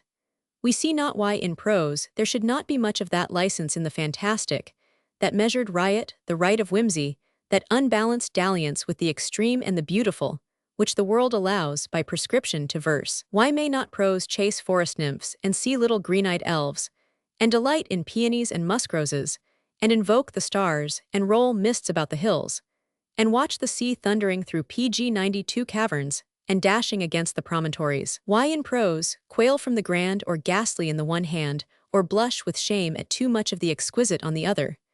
Is prose made of iron? Must it never weep, never laugh, never linger to look at a butterfly, never ride at a gallop over the downs? Yet George Moore, a great poet in prose himself, tells us in his avowals that the greatness of English genius does not appear in its prose, but in its poetry. 1. In verse. The greatness of English genius is in its poetry, but in the poetry of its prose as well as in the poetry of its verse. It appears in the ordinary dialect of its novels and prose plays. As a matter of fact, poetic prose has always been used. It is found in the earliest as well as the later literature of every nation. The Bible, Oriental literature, the medieval romances, early Saxon prose are full of it. It made a reappearance with renewed force in the Romantic movement that spread over England, Germany, and France in the latter part of the 18th and early part of the 19th centuries. In an age like the Romantic, when the right to live and express emotions was pleaded, poetic prose, seeking restraint from meter, was especially appropriate. George Brands has studied this movement in his main currents. Many of the leading writers of the Romantic period used impassioned prose. Saintsbury has found much poetry even in the prose of John Wilson, who is not much read, one who was to some extent an enemy of the Romantic movement, and Saintsbury reprints in his Specimens of English Prose Style, Wilson's The Fairy's Funeral. America has contributed greatly to the development of prose poetry. Hawthorne, Poe, and Emerson were the first great masters in prose poetry we have had, and IPG 93 doubt if as poets they have been surpassed by any of our metrical verse writers. One of the finest poems in American literature is undoubtedly Hawthorne's reflections of his lonely life in the ivory tower, when he revisited his old chamber in Salem where he spent so many years. The famous passage from his diary, quoted in all big biographies, is as great a poem, though in prose. Emerson's essays are studied with prose poems. I shall mention only one, the address to the poet, at the conclusion of the essay on the poet. The Hawthorne passage is as follows. Salem, Oct. 4th, Union Street Family Mansion. Here I sit in my old accustomed chamber, where I used to sit in days gone by. Here I have written many tales, many that have been burned to ashes, many that doubtless deserved the same fate. This claims to be called a haunted chamber, for thousands upon thousands of visions have appeared to me in it, and some few of them have become visible to the world. If ever I should have a biographer, he ought to make great mention of this chamber in my memoirs, because so much of my lonely youth was wasted here, and here my mind and character were formed. And here I have been glad and hopeful, and here I have been despondent. And here I sat a long, long time, waiting patiently for the world to know me, and sometimes wondering why it did not know me sooner, or whether it would ever know me at all, at least, till I were in my grave. And sometimes it seemed as if I were already in the grave, with only life enough to be chilled and benumbed. But oftener I was happy, at least, as happy as I then knew how to be, or was aware of the possibility of being. By and by, the world found me out in my lonely chamber, and called me forth, not indeed with a loud roar of acclamation, but rather with a still, small voice, and forth I went, but found nothing in the world that I thought preferable to my old solitude till now. And now I begin to understand why I was imprisoned so many years in this lonely chamber, and why I could never break PG through the viewless bolts and bars. For if I had sooner made my escape into the world, I should have grown hard and rough, and been covered with earthly dust, and my heart might have become callous by rude encounters with the multitude. But living in solitude till the fullness of time was come, I still kept the dew of my youth and the freshness of my heart. I used to think I could imagine all passions, all feelings and states of the heart and mind, but how little did I know. Indeed, we are but shadows. We are not endowed with real life, and all that seems most real about us is but the thinnest substance of a dream, till the heart be touched. That touch creates us, then we begin to be, thereby we are beings of reality and inheritors of eternity. And the Emerson poem in prose is given herewith. O poet, a new nobility is conferred in groves and pastures, and not in castles or by the sword blade any longer. The conditions are hard but equal. Thou shalt leave the world and know the muse only. Thou shalt not know any longer the times, customs, graces, politics, or opinions of men, but shalt take all from the muse. For the time of towns is told from the world by funereal chimes, but in nature the universal hours are counted by succeeding tribes of animals and plants, and by growth of joy on joy. God wills also that thou abdicate a manifold and duplex life, and that thou be content that others speak for thee. Others shall be thy gentlemen, and shall represent all courtesy and worldly life for thee. Others shall do the great and resounding actions also. Thou shalt lie close hid with nature, and canst not be afforded to the capital or the exchange. The world is full of renunciations and apprenticeships, and this is thine. Thou must pass for a fool and a churl for a long season. This is the screen and sheath in which Pan has protected his well-beloved flower, and thou shalt be known only to thine own, and they shall console thee with tenderest love. And thou shalt not be able to rehearse the names of thy friends in thy verse, for an old shame before the holy ideal. And this is the reward, that the ideal shall be real to thee, and the impressions of the actual world shall fall like summer PG 95 rain, copious, but not troublesome to thy invulnerable essence. Thou shalt have the sole land for thy park and manor, the sea for thy bath and navigation, without tax and without envy. The woods and the rivers thou shalt own, and thou shalt possess that wherein others are only tenants and boarders. Thou true landlord, sea lord, air lord, wherever snow falls or water flows or birds fly, wherever day and night meet in twilight, wherever the blue heaven is hung by clouds or sown with stars, wherever are forms with transparent boundaries, wherever are outlets into celestial space, wherever is danger and awe and love there is beauty, plenteous as rain, shed for thee, and though thou shouldst walk the world over, thou shalt not be able to find a condition inopportune or ignoble. 86a. See the selections in Pastels in Prose, and the Sympathetic Introduction by William Dean Howells. 88a. See the chapbook, April, 1921, London. Poetry in Prose, 3 essays by T.S. Eliot, Frederick Manning, Richard Aldington. pg 96. Chapter 5. Prose precedes verse historically. One of the frequent sayings in the textbooks of literary history is that the literature of a nation always begins with poetry in verse, and that good prose is a later development. England and Greece are especially cited as examples, since Homer lived before Herodotus, and the author of Beowulf before King Alfred. Scholars follow one another often like sheep. When a man of prominence utters an idea, it is taken up by a disciple, and soon becomes a convention. The academic critics and professors usually enshrine the idea, and it becomes a heresy to question it. The best illustration of this is the almost universal adherence given to the idea that verse poetry came before prose, a view first set forth by the geographer Strabo in speaking of Homer in the beginning of his geography. His views were not entertained, I believe, by Plato or Aristotle. The passage is worth quoting, as I know of no other in literature that has raised so much confusion and misapprehension as to the nature of poetry. Prose discoursi mean artistic prose, I may say, an imitation of poetic discourse. For poetry as an art first came upon the scene and was first to win approval. Then came Cadmus, Pherecydes, Hecataeus and their followers, with prose writing in which they imitated the poetic art, abandoning the use of meter, but in other respects preserving the qualities of poetry. Then subsequent writers took away, each in his turn, something of these qualities, pg 97, and brought prose down to its present form, as from a sublime height. In the same way we might say that comedy took its structure from tragedy, but that it also has been degraded from the sublime height of tragedy to its present prose-like style, as it is called. Geography 126. Most critics have accepted this view. Scaliger, however, in the middle of the 16th century repudiated it. He asked whether the first so-called poems, the metrical records in temples, antedated everyday speech. Strabo was led to his error by the fact that the Iliad and Odyssey were among the very few survivals of the end of an epic of verse poetry, and also because some of the pre-Socratic philosophers, like Parmenides and Empedocles, wrote in verse. Now scholars are all agreed that the authors of the Homeric poems had many predecessors in the art of composing poetry for many ages back down into legendary times. The perfected poems in a pattern as regular as the dactylic hexameter were a stage of evolution, and did not spring up out of the darkness of an age which had no literature. The Delphians claimed that their first priestess invented the dactylic hexameter. The Delians said that Olin, a mythical singer from Asia Minor, first used it, but it was, of course, a development.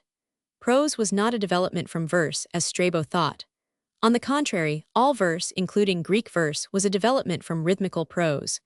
The stories about Troy were first told in prose, next they were sung in ballads, then they were combined into epics.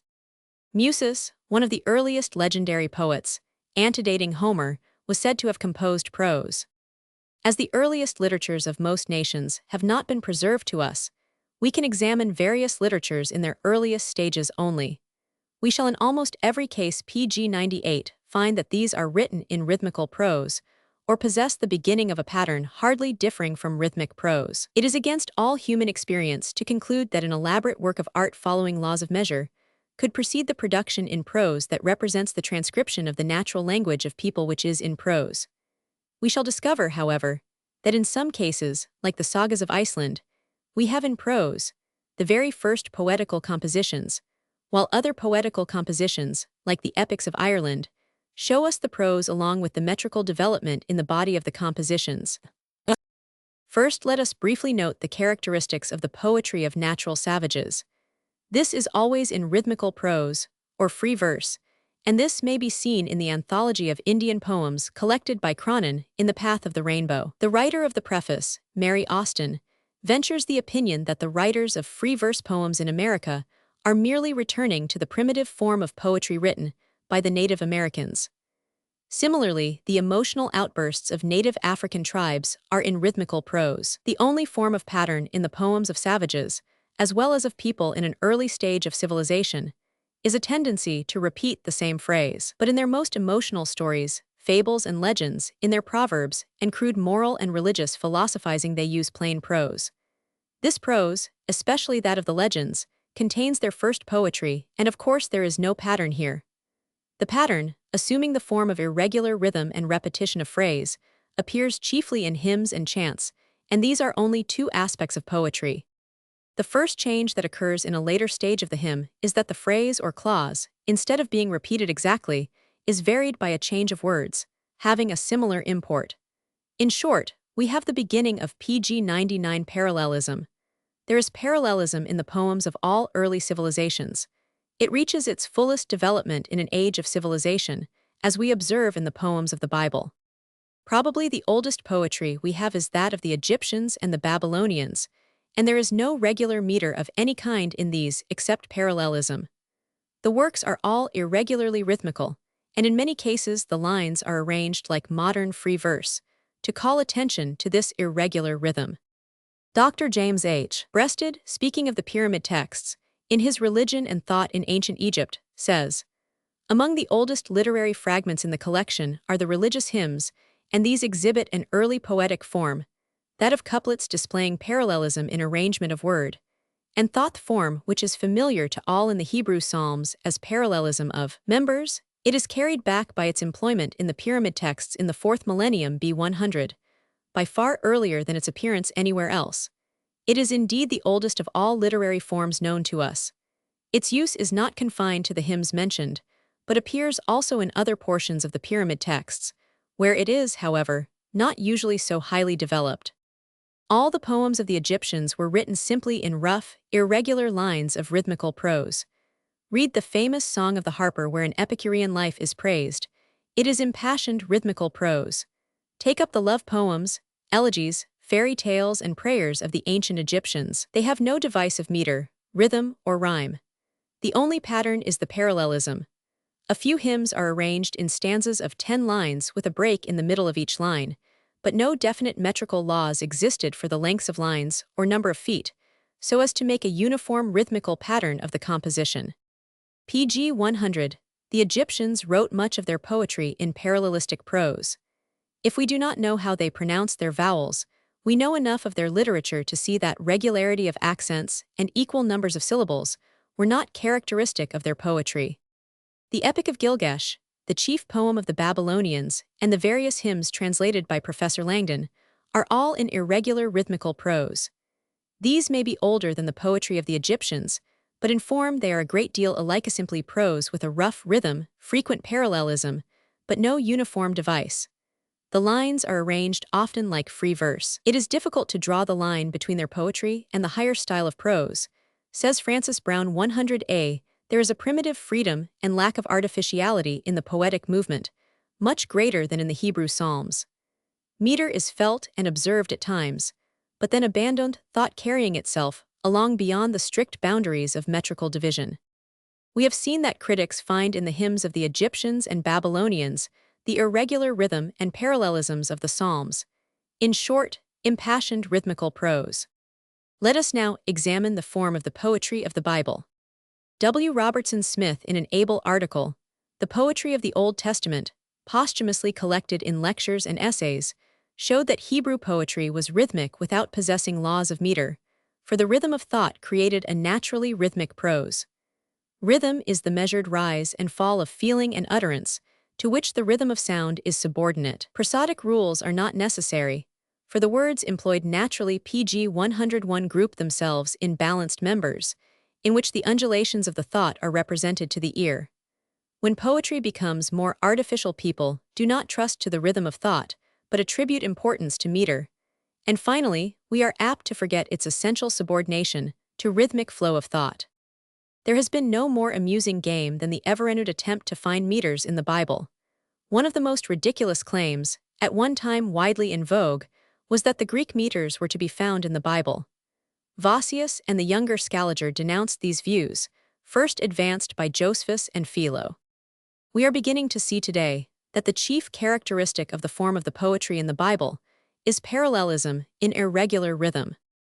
Dr. Koenig and other scholars agree that it is this irregular rhythm, based on accent of syllable, that distinguishes Hebrew poetry. Each line had a number of accented syllables ranging from 2 to 5, but the lines did not regularly or alternately have the same number of accented syllables. The unaccented syllables were also not counted. The poem became nothing more than rhythmical prose.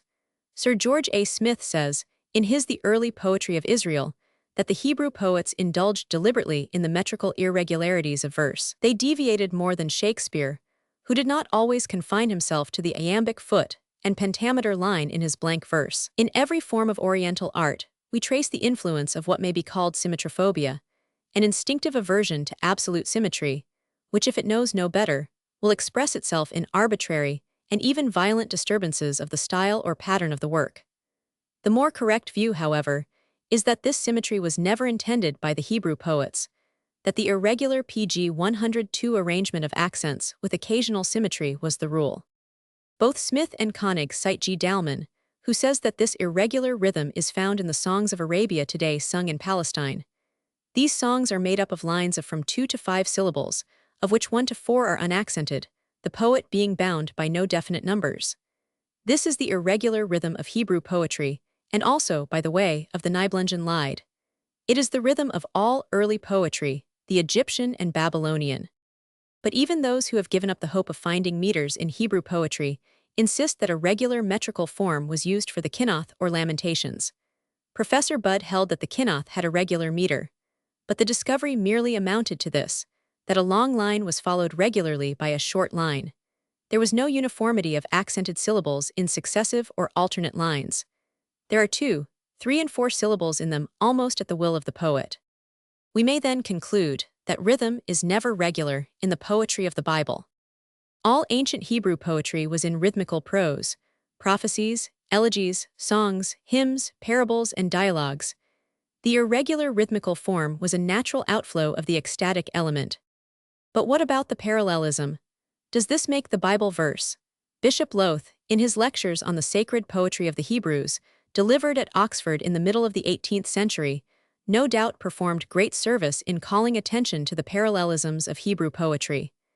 The importance of these in ancient Hebrew poetry has, however, been overestimated. Parallelism did not create poetry, but was often its garment. There are passages employing parallelisms that are not pg 103 poetry, while many poems exist in which these are not used. Dr. Edward Koenig, in his article on Hebrew poetry in the Jewish Encyclopedia, concludes that the poets of the Bible were not bound by parallelism, often setting it aside and not using it.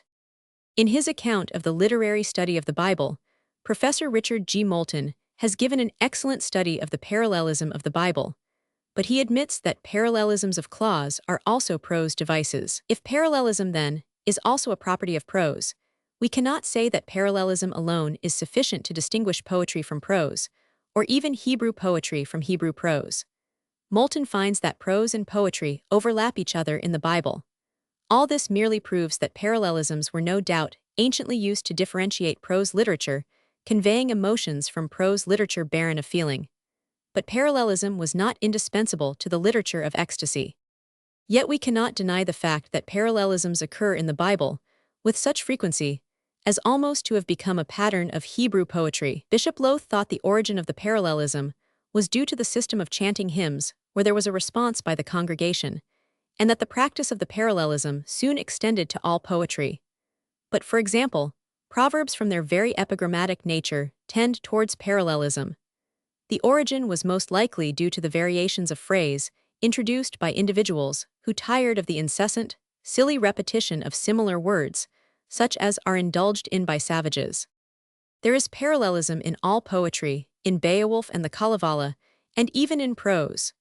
For it must be admitted that under emotion a man tends to repeat an idea in the same or in a synonymous language.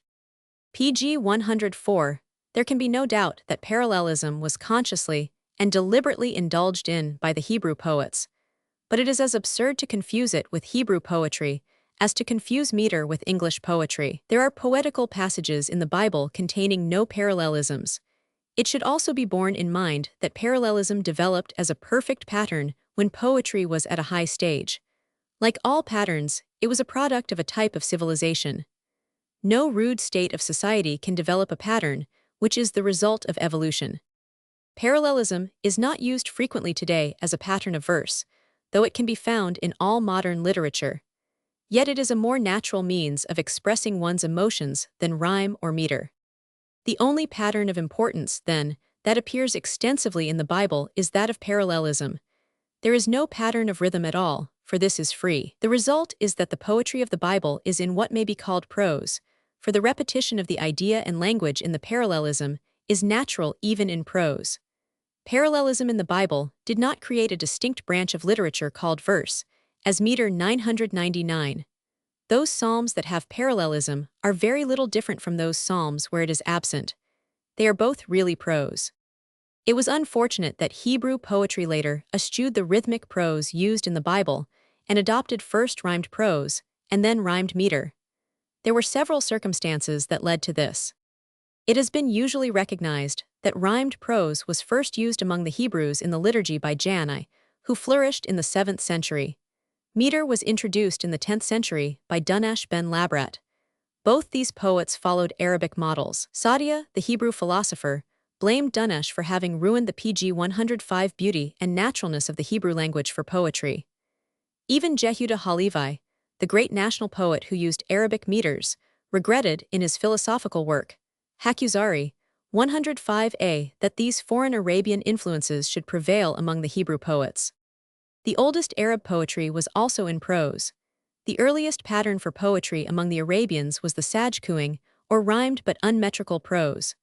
Goldziher calls the saj the oldest form of poetic speech. It continued to exist even after the regular meters were established, the Quran, for instance, being in saj. At first it was unrhymed, as Goldziher says. The earliest Arabic poetry was in unmetrical prose. From saj arose Raja's trembling, which is partly metrical, and forms the transition to the artificial Arabic meters. The earliest surviving Arabic poetry, the 7 poems of the Mulakat, composed before Mohammed, are so perfect in form that all Arabic scholars assume they were produced after a long period extending through many years of poetic practice.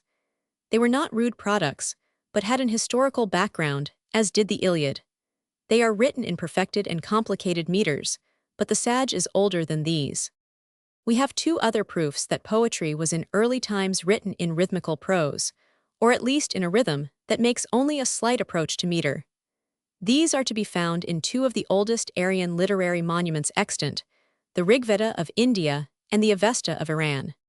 2/5 of the hymns of the Rigveda are composed in a meter called Trishtub, the most frequent measure in the Veda.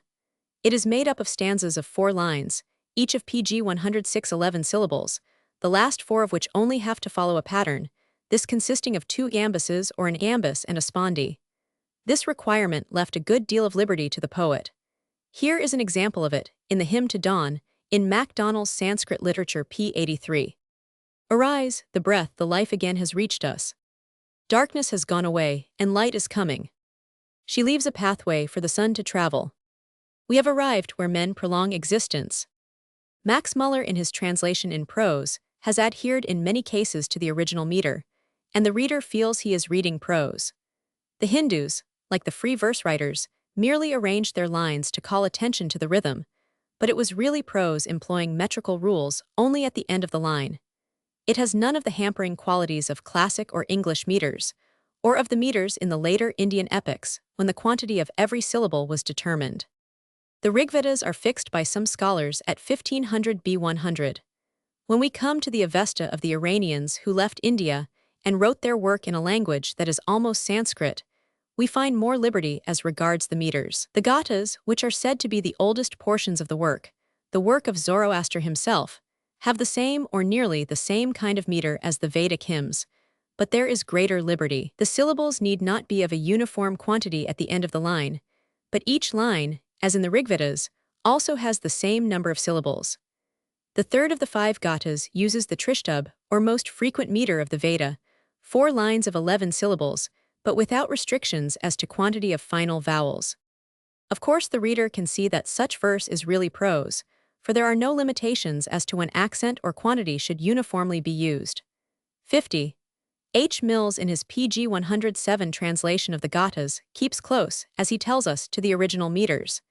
He wisely breaks up the metrical line, based merely on the counting of syllables, and the result reads like prose, which it really is in the original. A study of the 5 meters of the 5 gathas appears in Martin Hogg's essays in the Sacred Language, Writings and Religion of the Parsis.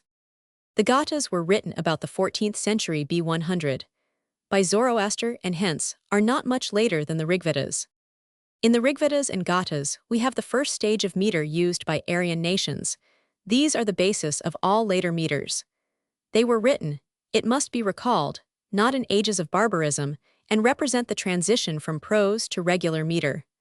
They are so near prose that only an arrangement into lines makes us call them metrical. After all, they do not differ much from the rhythmical prose, in which the poetry of ancient Egyptians, Babylonians, and Hebrews was written. We see thus that rhythmical prose was the first language wherein poetry was written, and that hampering meter is always late in the literary development of a nation. We learn how great is the delusion of literary historians that metrical poetry is the first literature of all nations, and that prose is a later growth. The earliest poetry of a country is expressed first in prose by word of mouth. It is then put down first in writing in prose, and later versions sometimes change the prose into meter. Often the earlier prose version is lost, and it is then concluded that a literature of a nation begins in verse. Let us examine the form of the earliest Irish literature. The oldest stories in Irish literature center around the exploits of Cuchulainn, who is reputed to have died at the PG 108 beginning of the Christian era. This means that the tale about him was told by word of mouth, up till the time they were written down in the 7th or 8th century. The versions of a few centuries later are the copies we now have in the epic Táin Bó Cúailnge. According to Edmund 100 Quiggins' article on Irish literature in the Britannica, the original Táin consisted of prose interspersed with rhythmical prose called rhetoric.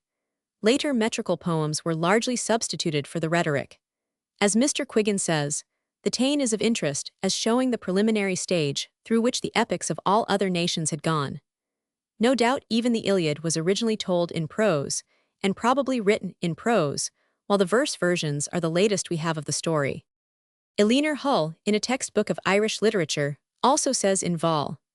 1 that there are few verse poems in the earlier Táin Bó Cúailnge, most of the poetry being usually in declamatory prose style known as rasc, while in the later version long verse poems are frequent. The earliest Teutonic verse was rather rhythmical prose, with some alliteration. It is often hard to distinguish Anglo-Saxon prose from Anglo-Saxon verse. Ælfric, who is regarded by many as one of the fathers of English prose, wrote his Lives of the Saints in rhythmical prose, arranged in irregular lines just like our modern free verse. The reader may consult Professor Skeat's edition. This arrangement, needless to say, did not make poetry of it, but free verse, as we see, was written in England in 1000 A 500. Dr. Edwin Guest, in his History of English Rhythms, says that the Anglo-Saxon writers sometimes gave a very definite rhythm to their prose, and he cites a few passages characterizing King William, from the chronicle attributed to Wulfstan in the latter part of the 11th PG 109 century. Dr. Guest adds that in his opinion, this rhythmical prose was one of the instruments in breaking up the alliterative system of the Anglo-Saxons. The passage he cites, however, is no more rhythmical than many passages in modern English prose. Anglo-Saxon prose, then, often was rhythmical and even arranged like free verse, but it became genuine poetry only when the element of ecstasy was present. Even the Middle English impassioned alliterative prose poem, The Wooing of Our Lord of the 13th century, does not differ much from Anglo-Saxon verse. The earliest Teutonic poetry was emotional prose, and only later did definite rules bind it. The author of Beowulf, though the first English verse poet, is not the oldest Teutonic poet. He had predecessors in rhythmic prose. When we consider primitive Teutonic verse closely, says Goss in his article in the Britannica on verse, we see that it did not begin with any conscious art, but as Vigfusson had said, was simply excited and emphatic prose uttered with the repetition of catch words and letters. The use of these was presently regulated. English poetry, then, began in the use of excited and emphatic prose. One of the best pieces of Anglo-Saxon prose poetry is the Sermon to the English on the Ravages of the Dane by Archbishop Wulfstan of York in the early part of the 11th century. It reads like Anglo-Saxon verse. One sees the unconscious influence of Anglo-Saxon prose poetry as late as Drummond's The Cypress Grove, an ecstatic prose poem against death. The fact that the sagas, the earliest literature of Iceland, were written in perfect prose has puzzled those who claim that the early literature of all nations is verse poetry, and that prose is a later development. The events which PG 110, the sagas celebrate, took place in the 10th century, and the following century was the period of their narration. They were written down in the present form chiefly in the 13th century. Ari Frodi 10,671,148 is considered by many the first inventor of classic Norse prose. The most famous of the greater sagas is the Enjala, written about the middle of the 13th century and celebrating events of the beginning of the 11th century. Earlier Icelandic verse poetry did exist, but it does not belong to Iceland proper. The great strength of real Iceland poetry was in the sagas, which Morris calls unversified poetry. Some of these existed as early as the first part of the 10th century. It seems anomalous to the literary historian that a nation should, at the very beginning of its literary history, have developed prose before verse, that it should have celebrated its heroes in prose instead of verse song. All stories among ancient people were, however, originally told in prose. The first expression was always in rhythmical poetical prose. It is not true, then, that verse is the first form in which a nation's poetry is written, or that prose developed from verse. Prose was the original language of poetry, and to prose it should return. The pattern was a gradual development. 100a The Religious Poetry of Babylonia. Presbyterian Review, 1888. 105a There is an English translation of this work. pg 111. Chapter 6 Blank Verse and Free Verse as Forms of Prose. The unrhymed iambic pentameter known as blank verse is really a form of free verse. It is a modified form of the unrhymed classical measure. It made its appearance in Italy in the early part of the 16th century and was used by Ariosto in his comedies, except that he employed a final additional unaccented syllable, making 11 syllables in each line. Surrey, who used it in his translation of 2 books of the Need, imported it from the Italians. It was called by the Italians versi sciolti, untied or free verse. It was, then, the old classical measure with more freedom. In his essay, Blank Verse, John Addington Symonds dwells especially on the plasticity and variety of blank verse, which he says it has more than any other national meter. It may be used for the commonplace and the sublime, the tragic and the comic, etc. It does not have to consist of 5 iambuses only, but other feet may be substituted almost at the caprice of the poet. This, however, practically amounts to saying that blank verse is after all a great deal like prose. Indeed, it may be arranged like modern free verse with great ease. Its plasticity and variety are due to the fact that its artificial requirements are less than those of most other meters. It was a fortunate day for English drama and poetry when Marlowe, Shakespeare, and Milton, following in the footsteps of Surrey's translation of 2 books of the Need, and pg 112 Sackville's and Norton's play, Gorboduc, made blank verse fashionable. The writers really brought poetry back into prose. For blank verse is but a restricted prose, because there is as often as not no natural pause at the end of the line, and because other feet may be substituted for the iambus. One of the reasons why English verse poetry excels French is because blank verse, a more natural medium than the rhymed Alexandrines, became the chief vehicle for poetry. In fact, the blank verse of the later Elizabethan dramatists is really prose, for it is less rhythmical than that of Shakespeare. Blank verse was said to have degenerated with them. It is also said to be prosaic, as used by Wordsworth. These poets, however, are merely less rhythmical than the alleged masters of blank verse. All blank verse is as near prose as any metrical medium that has been hitherto introduced. Bernard Shaw said he found it easier than prose. It appears very often in prose without the writer being aware of it. Dickens had a tendency, as also did Ruskin, to drop unconsciously into blank verse in his prose. The great English blank verse poets, and nearly all the poets of England in the 19th century used this medium, and are really our supreme prose poets. The experiment of arranging blank verse in the form of prose, and of putting prose in the meter of blank verse, has been often tried with success. I have no intention of using this means of showing that blank verse is really a more modulated prose. Any passage of blank verse can naturally also be put into modern free verse, into the free rhythms of Whitman, for example. The lovers of blank verse imagine, however, that its beauty is partly derived from the existence of a pause, at pg 113 the end of the 5th foot, and because the next line begins with a capital letter. As a matter of fact, there is no particular virtue in having that pause, and the next line need not begin with a capital letter, and should be continued as of the same line. For the real pauses are, after all, not in these artificial places, but where our natural speech and punctuation marks dictate them. The virtues of blank verse are the virtues of rhythmic prose, which is still freer and more natural than blank verse, just as blank verse is preferable to the heroic couplet. Our English poets who write in blank verse would have done even better to use prose, rhythmical or unrhythmical. To us moderns, there is something of a distortion in chopping up good prose into lines of 5 feet, each beginning with a capital letter. The more beautiful and natural medium is prose, for blank verse is but a confined prose. It is not fair or right to make characters speak in this fettered prose. It is absurd to state that their speeches become poetry only because of this fettered prose. Every great passage in Shakespeare in blank verse would have continued to be poetry in regular prose.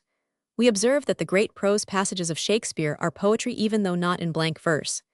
English poetry should free itself from the bondage of blank verse and use prose.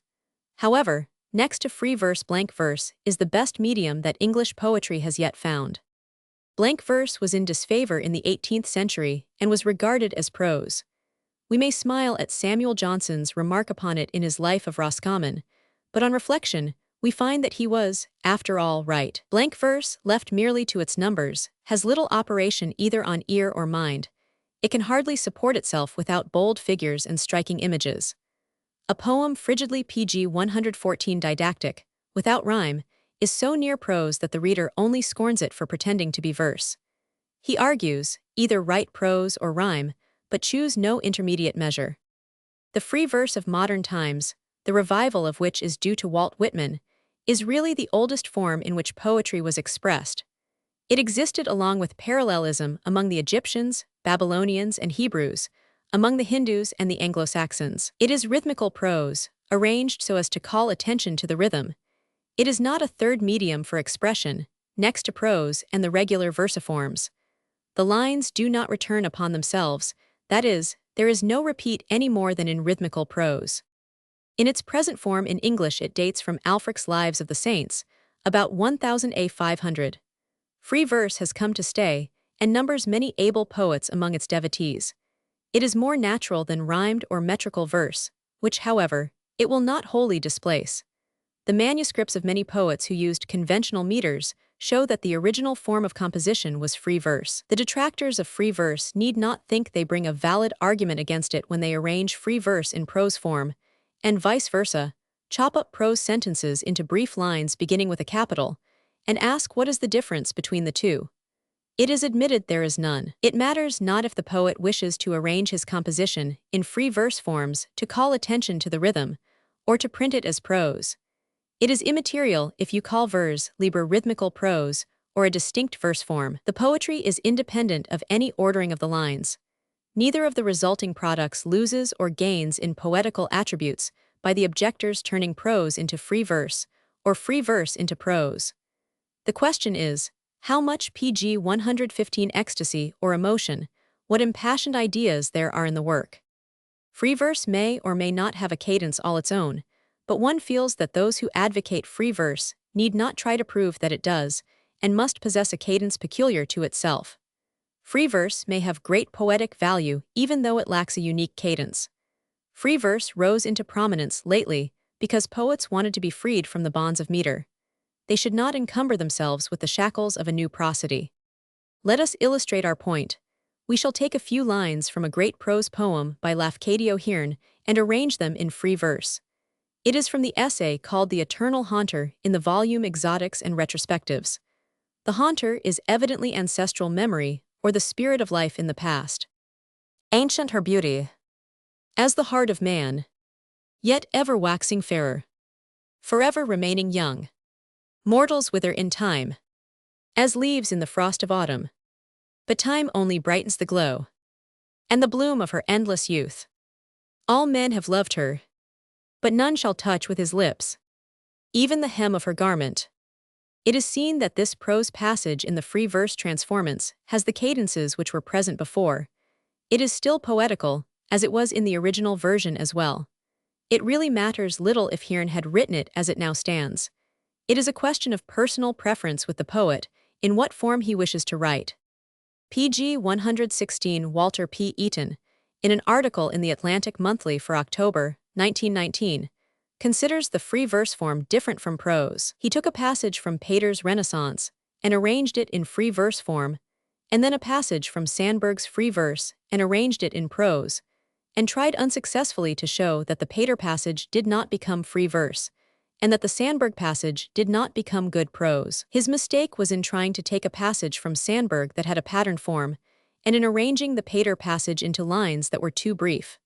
But Professor Lowes has taken passages from Pater, Hewlett, Fiona MacLeod, Conrad and George Meredith, and printed them as free verse, and they truly read like free verse poems. The votaries of free verse demand a special cadence, but there is hardly any of it in Masters's poems in the Spoon River Anthology, which could have been printed as prose passages. They would have been just as good and poetical as they are in free verse, but Masters has the right to make any arrangement he wanted. Ecstasy is more important than cadence, and he has ecstasy. The following passage from Roosevelt's Essay on History as Literature is Poetry by virtue of its ecstasy and visualizing effect. Though printed in prose form, Roosevelt might have arranged it in the long lines of irregular lengths, like those of Whitman, into which it fits better than it would into lines of brief, irregular length. But its poetry does not depend upon the rhythms which are in the original prose. It is only one of the few cases where Roosevelt succeeds in being a poet, for he was rather the orator who swayed by rhetoric many of the worst of popular prejudices. Pg 117. The true historian will bring the past before our eyes, as if it were the present. Gorgeous in our sight will rise the splendor of dead cities, and the might of the elder empires, of which the very ruins crumbled to dust ages ago. Along ancient trade routes, across the world's waste spaces, its caravans shall move, and the admirals of uncharted seas shall furrow the ocean with their lonely prows. Beyond the dim centuries, we shall see the banners float above armed hosts. We shall see conquerors riding forward to victories that have changed the course of time. We shall listen to prophecies of forgotten seers. Ours shall be the dreams of dreamers who dreamed greatly, who saw in their vision peaks so lofty that never have they been reached by the sons and daughters of men. Dead poets shall sing to us the deeds of men of might, and the love and the beauty of women. Dr. Andrews, in his writing and reading of verse, has also given us illustrations of rhythmic prose that he has resolved into free verse. Like Professor Patterson, he rightly refuses to recognize free verse as a distinct species of verse, holding it to have an affinity at least to prose 117a. He notes that the free verse advocates have not really defined special laws of free verse. He also recommends the Wood practitioners of free verse to study the prose rhythms of men like Pater and De Quincey. Professor Corson, the Browning scholar, wrote to Walt Whitman that he believed that impassioned prose would be the medium in which the poetry of the future would be written, and that he considered The Leaves of Grass one of Pg 118 the harbingers. The vogue of free verse, which is but impassioned prose, shows that his prophecy is coming true. In England, Matthew Arnold and Walter Henley used it.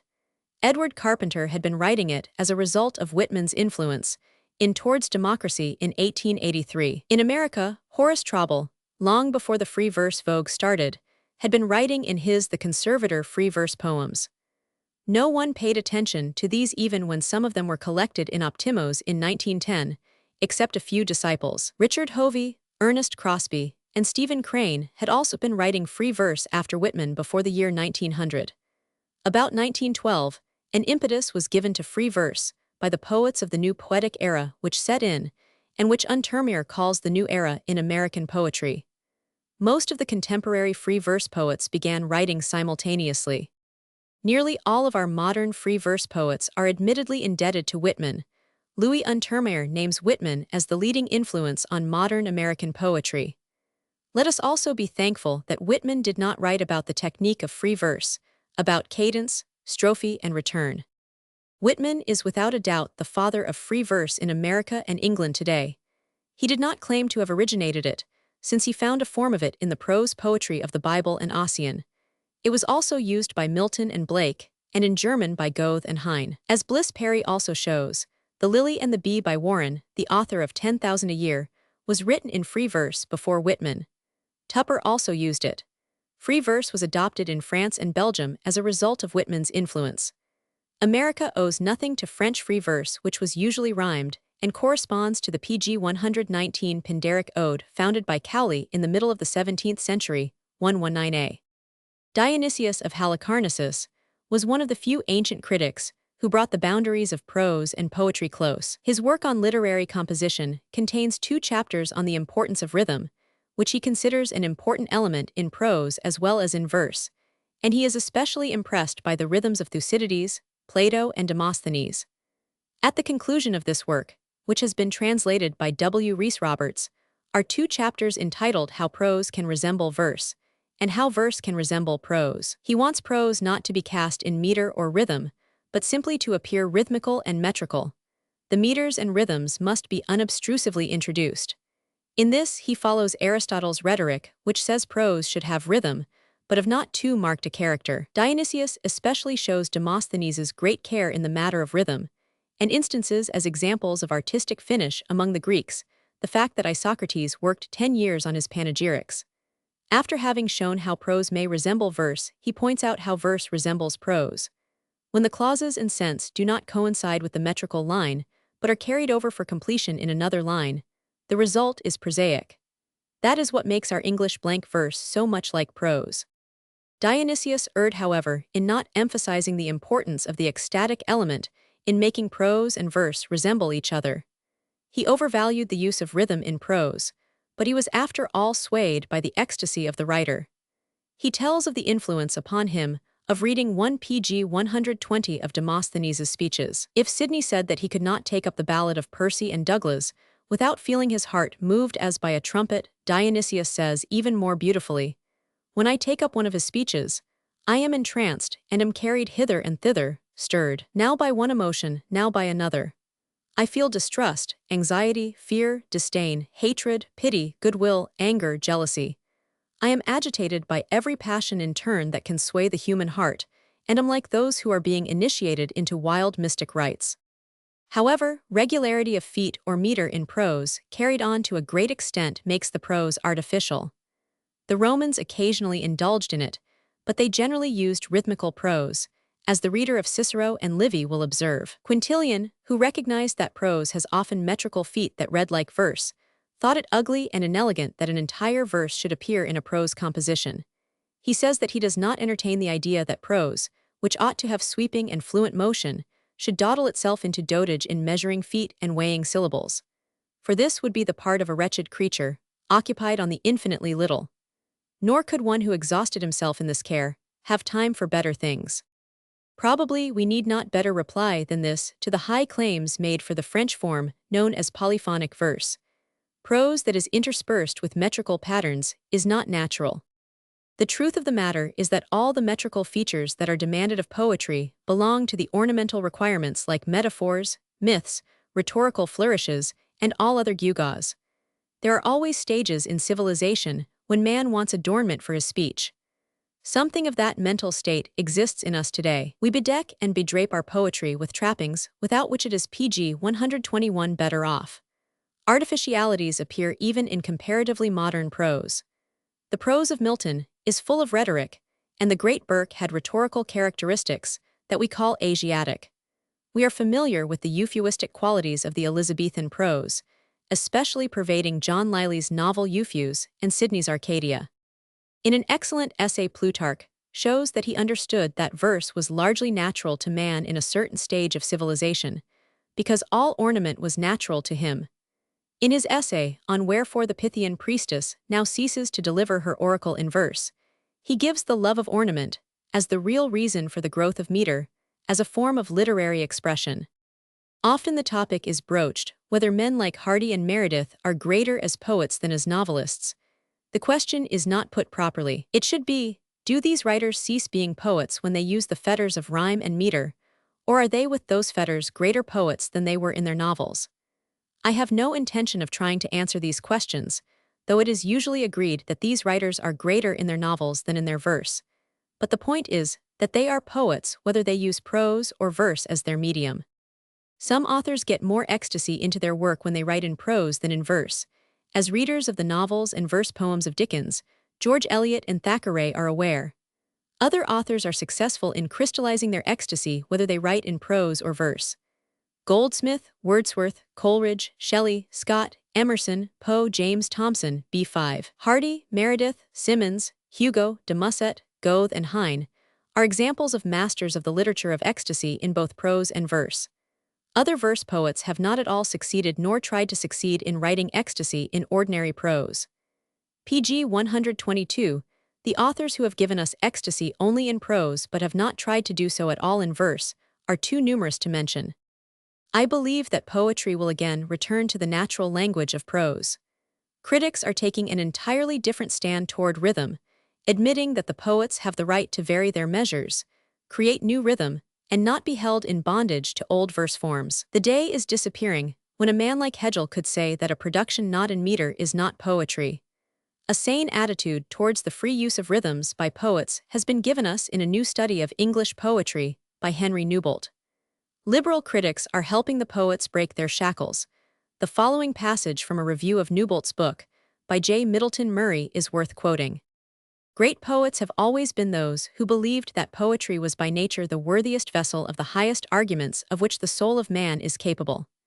Yet a poetic theory such as this seems bound to include great prose, and not merely the prose which can most easily be assimilated to the conditions of poetry, such as Plato's Republic or Milton's Areopagitica, but the prose of the great novelists. Surely the colloquial prose of Tchekov's Cherry Orchard has as good claim to be called poetry as the essay on man, Tess of the D'Urbervilles as The Ring and the Book, The Possessed as Fetter. Were we to call a halt in the inevitable progress by which the kinds of literary art merge into one, if we insist that rhythm is essential to poetry, we are in danger of confusing the accident with the essence, and of fastening upon what will have to be in the last analysis a merely formal difference.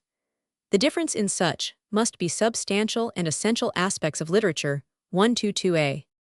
117, A. Spingarn's Creative Criticism and Erskine's The Kinds of Poetry, two excellent brochures in aesthetic criticism, take a similar viewpoint. 119a. For a History of French Free Verse, see Mercure de France, March 15, 1921. Premiers Poets du Vers Libre by Edouard Dujardin. 122, A. Passages of a similar import will be found by Professor George 1000. Harper in the preface to his John Morley and Other Essays, in Richard Aldington's The Art of Poetry, The Dial, August, 1920, and the preface to F. S. Flint's Otherworld. pg 123. Chapter 7. Moral and Philosophical Ideas as Poetry when Written with Ecstasy. Our views of poetry, or the literature of ecstasy, illuminate many dark crannies in one of the most unfathomable caverns of aesthetic speculation. Speculation of the connection between poetry and morals, form and matter, art for art's sake and didacticism. It has been often asked whether poetry should deal with moral subjects, sociological questions, and philosophical ideas. The question disappears when we regard literature of ecstasy in prose as poetry, for all ideas are dealt with in prose, and some may be ecstatically treated.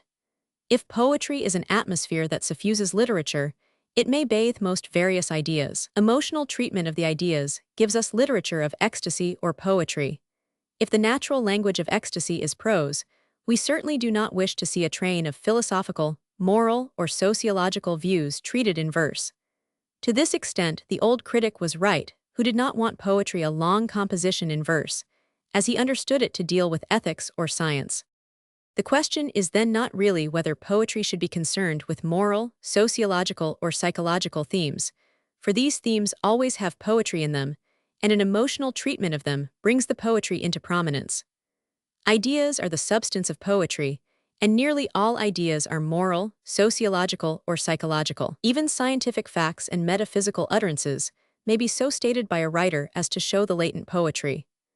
The two pg 124 famous passages in Leaves of Grass beginning I open my scuttle at night, and I am an acme of things accomplished, and an encloser of things to be, are emotional statements of the facts of the infinity of the universe, and of the evolution of man, respectively. Whitman brought out the poetry in a philosophical, and in a scientific idea. Moral views may be imaginatively treated and be poetry.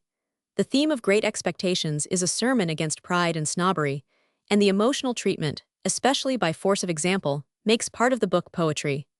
Portrayals of hypocrites, for instance, so truthfully and movingly artistic as to arouse an ecstatic state in the reader, become poetry.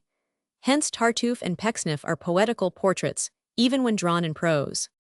Poetry was supposed to appeal to the imagination, prose to the intellect. Poetry was presumed to be dictated by the heart, prose by the mind.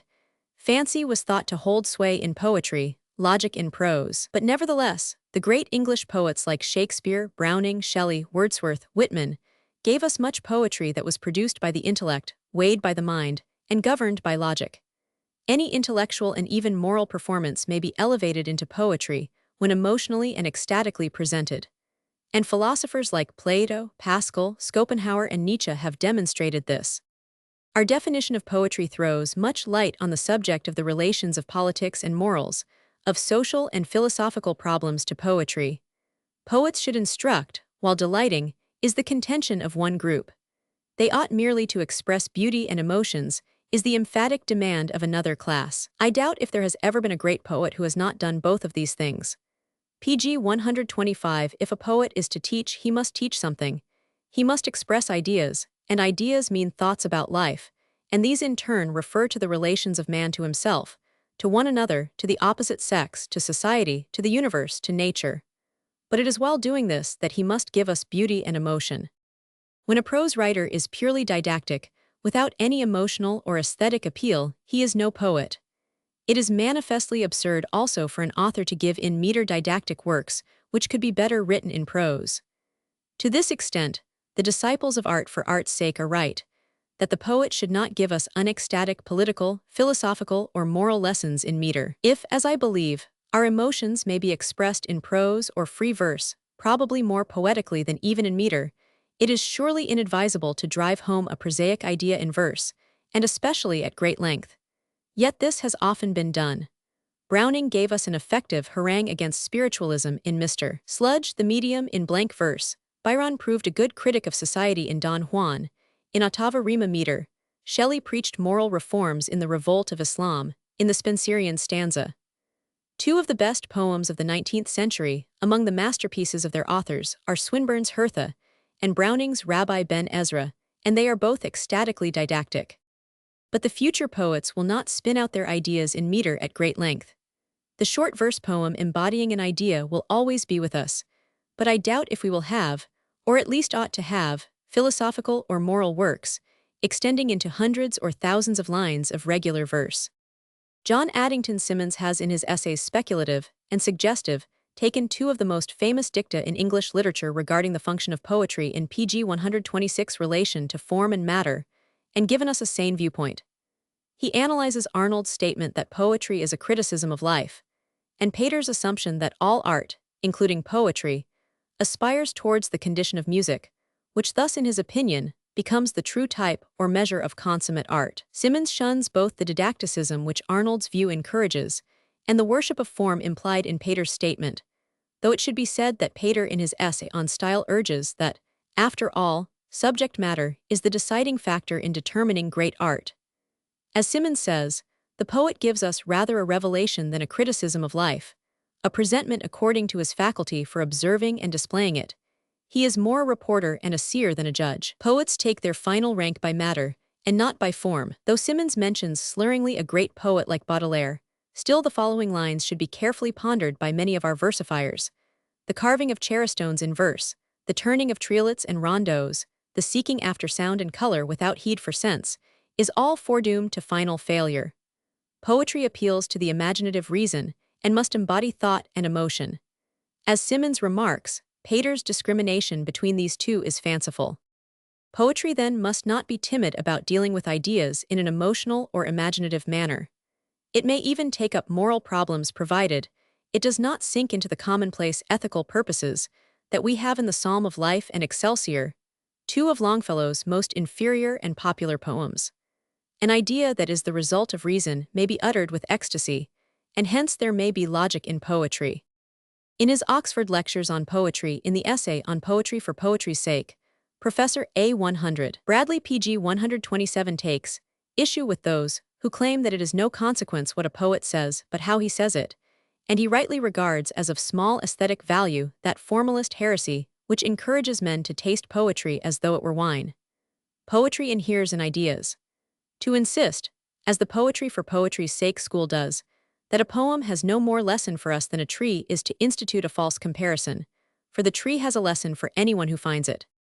When one finishes a volume of poetry by some of the purely aesthetic poets, one is amazed at the kind of life they embody in art. It is often such a petty life, a talk to a cat, or an imitation of an image of an old poet, or a superabundant reference to flowers. It is not of the substance of which noble lives are made. We are pained to find that trite utterances or references are tricked out in gaudy images and given forth to the world in large quantities.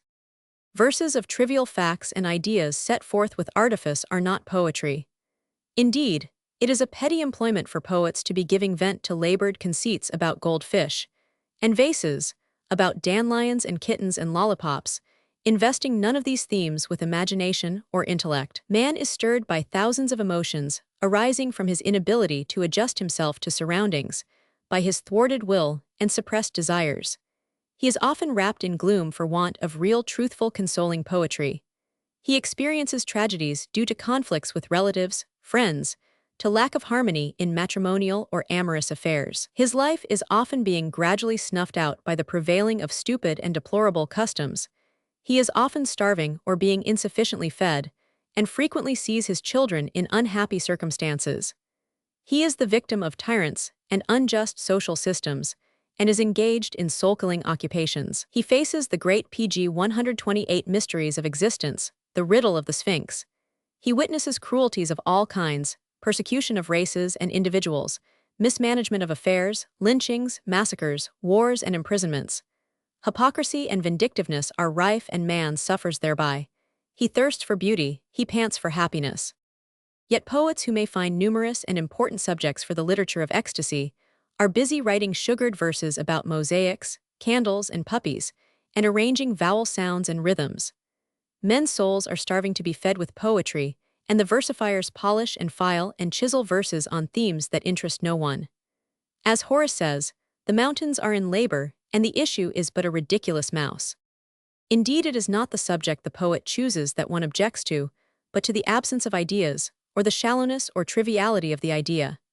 Burns took a daisy, and made it the symbol of the racked poet, and could write about a mouse or a louse and deduce some universal idea. Shelley and Keats could endure emotions and thoughts by singing of a skylark or a nightingale, but the petty poet cannot deduce anything but a trifling idea, no matter what theme he selects. Another feature which distinguishes the minor poet in prose or verse is his investing a trite idea with an emotion out of all proportion. He hails with enthusiasm a commonplace. He gets into ecstasy about that toward which an intelligent man displays little or no emotion. It is the distinction of the unknown author of the ancient Greek fragment on the sublime that he deprecates the tendency to wax emotional about the unemotional. The silly ideas and emotions about which versifiers get excited are often an index to their own moral and intellectual failing, as well as their aesthetic deficiency. PG 129 from St. Beuve Matthew Arnold appropriately quotes a saying to the effect that, in judging a work, the French question not only whether they are moved by it, but whether also they have the right to be moved by it. So when we look through much of the so-called popular poetry, we see why we cannot often admit it to the high realm of the literature of ecstasy. It contains the childish sentimental excitement about facts that every thinking man takes for granted. When we read the eloquent sermon on the advantage of practicing justice, we wonder at the folly of making a comment about so obvious a truism. It is for this reason that moral axioms lack the elements of poetry, because they do not admit of exposition with appreciable ecstasy. Verse is full of stale themes sung over so often that we almost rebel when the new poet comes along and sings over the same old story. It requires a great intellect to know when to judge rightly about the propriety of one's emotions for the subject of literature. We do not think that it is the subject matter of emotion to go into ecstatic praises, for example, over a man who supports his child. We find that animals provide food for their young. Hence it is not fit to grow eloquent, because a man does what even the lowest animal has the instinct to do. Conventional morality only becomes poetry when colored by the imagination or illustrated by an unusually pleasing ecstatic presentment. When Fuller, for instance, says that we should not mock at the defects of people who are physically or mentally disabled, he utters a stale truism that is not poetry but ethics. When he adds that it is pitiable to beat a cripple with his own crutches, the little prose passage is lifted up into poetry, for we are brought into a state of ecstasy by the imaginative PG 130 illustration. Similarly, take some of the instances of self-sacrifice by the common people which Bret Harte and O. Henry delighted in depicting. Some of their stories become poetry by emotional presentation of a trite idea. There must also be more or less sympathy with the poet's viewpoint. All right human song, says Ruskin in his lectures on art, is the finished expression by art of the joy or grief of noble persons for right causes, and accurately in proportion to the rightness of the cause and purity of the emotion is the possibility of the fine art. A maiden may sing of her lost love, but a miser cannot sing of his lost money. Ruskin may have corrupted our artistic outlook somewhat by insisting on an ethical aim. Yet we should remember that our aesthetic feelings are influenced by our moral outlook. While we should not seek an ethical aim in literature as an end in itself, while we should shun the preacher of commonplaces who poses as a poet, we cannot respond to the sympathetic depicting of an emotion which we ourselves could never feel because of repugnance to it. To appreciate a poem truly, we must feel as the poet does and sympathize with the motives that inspired his feelings. The reasons that urge him to express his emotions must appear to us just ones. If our intellect is far greater than that of the poet, we shall find that many of the causes that inspire him to sing as he does would not at all arouse in us the emotions experienced by him. His poem is not the greatest art to us. If his intellect is superior to ours, we shall not like his work. But then it will be because he is more advanced than we are. If a poet were to sing of an incestuous love, or decry sympathy for the distressed, or to laud a cruel action, or to gloat over the schemes of the fraudulent, or pg 131, sing favorably of any action which we think a base one, his poem would not be art, for it does not evoke emotional response from anybody. Poe laid down the principle of art for art's sake, that poetry deals with beauty alone, and that the only faculty for appreciating it is that of taste. He held that poetry had nothing to do with truth or duty, that the intellect and the moral sense were concerned with these, and hence had no field for exercising themselves either in writing or judging poetry. As a matter of fact, all three faculties, taste, intellect, and moral sense, are called into use in creating and appreciating the highest kind of poetry or any other form of literature. There is no reason why a poet should not make use of all three faculties if he has them all developed. Goethe and Ibsen possessed them. The highest form of taste can scarcely be attained unless the poet's intellect and moral sense are fine. For falsehood and sin are repugnant to our taste for beauty. A book that is absolutely tainted with moral perversities, or shows a foolish and inconceivable conception of intellectual values, will be certainly deficient in some phases of beauty. Our consciences and our minds are unconsciously consulted in our conception of the beautiful. Not only truth, but duty is beauty. Even Poe maintained that taste held intimate relations with intellect and truth, and he therefore placed it between them. The greatest classics are those that appeal to all three faculties in us, and those works which offend both our intellect and moral sense do not completely satisfy our sense of beauty. The best critics from Hazlitt to Brands understood that. Fortunately, many of the classics have lost only in parts their moral and intellectual value, and hence still hold sway over us. And sometimes the beauty pg 132 is so intensely striking that we charitably overlook faults of morality and intellect. As Professor Woodbury says in his A New Defense of Poetry in the Heart of Man, "Can there by any surprise when I say that the method of idealism is that of all thought, that in its intellectual process the art of the poet, so far from being a sort of incantation, is the same as belongs to the logician, the chemist, the statesman? It is no more than to say that in creating literature the mind acts.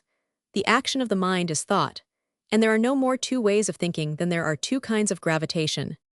The connection between art and ethics is closer than some critics imagine. Spingarn was mistaken when he said that we have done with all moral judgment of literature. A book is often artistically great chiefly because its ethical viewpoint is right. The rightness of it is often what creates the ecstasy. Let us take Ibsen's Ghosts. The real greatness of this play is not chiefly in its picture of heredity or of a man becoming an idiot. Its real value lies in its attitude towards the marriage problem and its contrast of the two characters, Mrs. Alving, the representative of the new order, and of Pastor Manders, representing society. The leading question there is, should Mrs. Alving have gone back to her husband, knowing that he was possessed of a loathsome disease which might be inherited by any possible progeny? Was she justified in leaving him? That these are the important questions is evident from the motive which prompted Ibsen to write the play, namely, to answer the critics of The Doll's House. The conclusion reached by Ibsen from the terrible picture is that Mrs. Alving was wrong in going back to her husband, that there are times when it is justifiable to pg 133 leave one's husband. This is the moral lesson of the play, and is conveyed with great ecstasy. In fact, the moral intensifies the ecstasy. A conventional playwright would have concluded that Mrs. Alving should have remained with her husband in obedience to duty, that the simple-minded pastor was in the right. The play, even if handled as well as by Ibsen, could not have been the great work of literature that it is, if written in defense of the conventional moral code. A great author attacks conventional morality to battle for a higher morality. The moral ideas of an author have much to do with the literary excellence of his work 133a, but this does not mean that we must go back to the old Greek idea that poetry be a vehicle for the inculcation of the commonplace ethics. Nor does it imply that we cannot appreciate a poet because we disapprove of the religion or political party with which he is affiliated. In the conclusion of his essay on how a young man should study poetry, Plutarch shows that the philosopher and the poet are engaged in the same mission. He takes passages from the poets and shows us that they are similar to those he selects from the philosophers. The doctrines of Plato and Pythagoras agree with the ideas by the dramatists spoken on the stage, and with those that lyricists sang to the harp. We may accept Plutarch's views, except in so far as he urges that poetry should preach dogmatic and conventional ethics.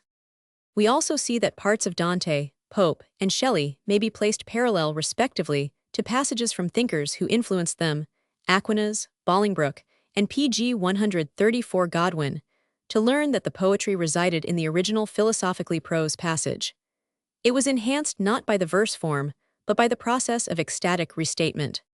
Should we say that Cowper and Wordsworth are poets, and that Rousseau, from whom they got many ideas, is not? Is Browning only a poet and no philosopher, and is Carlyle only a philosopher and not a poet?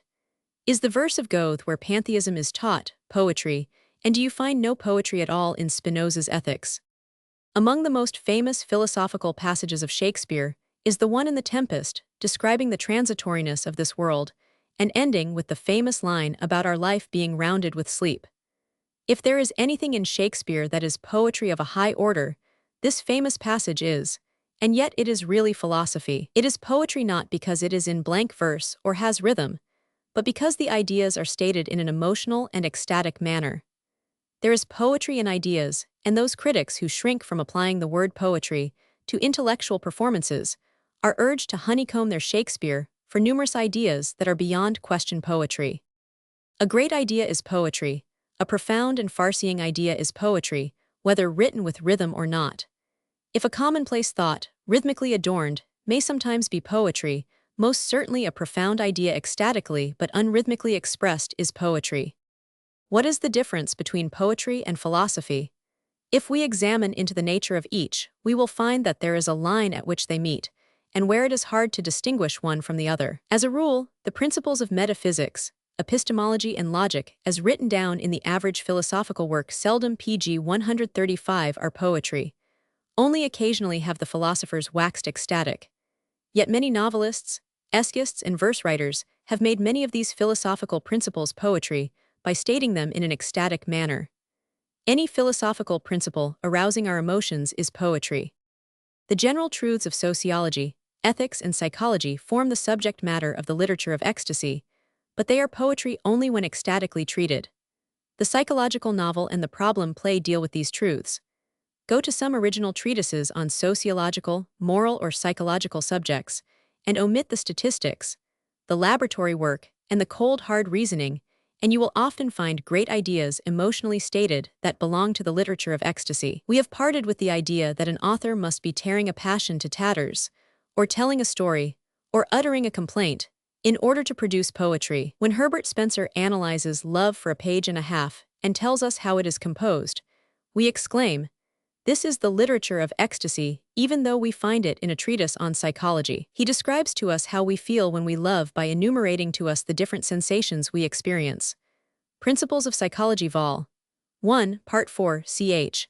8, Part 215. The passage may not be passionate poetry, but it would not have been out of place in a novel by Stendhal, George Eliot, or Meredith. When Freud reveals our souls to ourselves, when Faber writes a book on the doings of insects, we often are reading poetry or the literature of ecstasy when we think we are reading science. We might select many passages from philosophical works that belong to the literature of ecstasy, passages from Bacon, Descartes, Spinoza, and Hume, but more especially from Plato, Pascal, Schopenhauer, and Nietzsche. pg 136, there are isolated paragraphs in their works, wherein we find the imagination and the intellect fused. We cannot distinguish that which belongs to the realm of logic, and that which is the result of pure emotion. Of philosophers of our own time, Bergson and Bertrand Russell have occasional passages where a profound idea is emotionalized. Hence these belong to the literature of ecstasy or poetry. We must no longer conclude that only that is poetry which sings a song in verse. It is just because the verse lyric, epic, and tragedy are among the oldest forms of literature that the theories of poetry have been built up by examining chiefly these forms.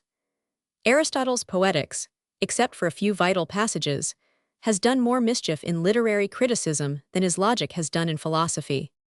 What a queer definition of poetry is that which includes a metrical insipid utterance or a versified fact of microscopic importance, and excludes the sublime reflections of philosophers who contemplate the nature of the entire cosmos, who fathom the mysteries of the universe, and who state for us our relation to it, and give us profound conceptions of it. If one finds poetry only in the saccharine sonnets of our magazine writers, and none at all in the great philosophers, he does not understand what poetry is. If you, however, call a philosophical principle poetry when you find it in verse, you must admit that the poetry was there before it was put in verse, in the prose version. For poetry, not being a branch of literature but an emotional spirit bathing all literature, also holds philosophical ideas, intellectual conceptions in solution, whenever these are in prose and move to ecstasy.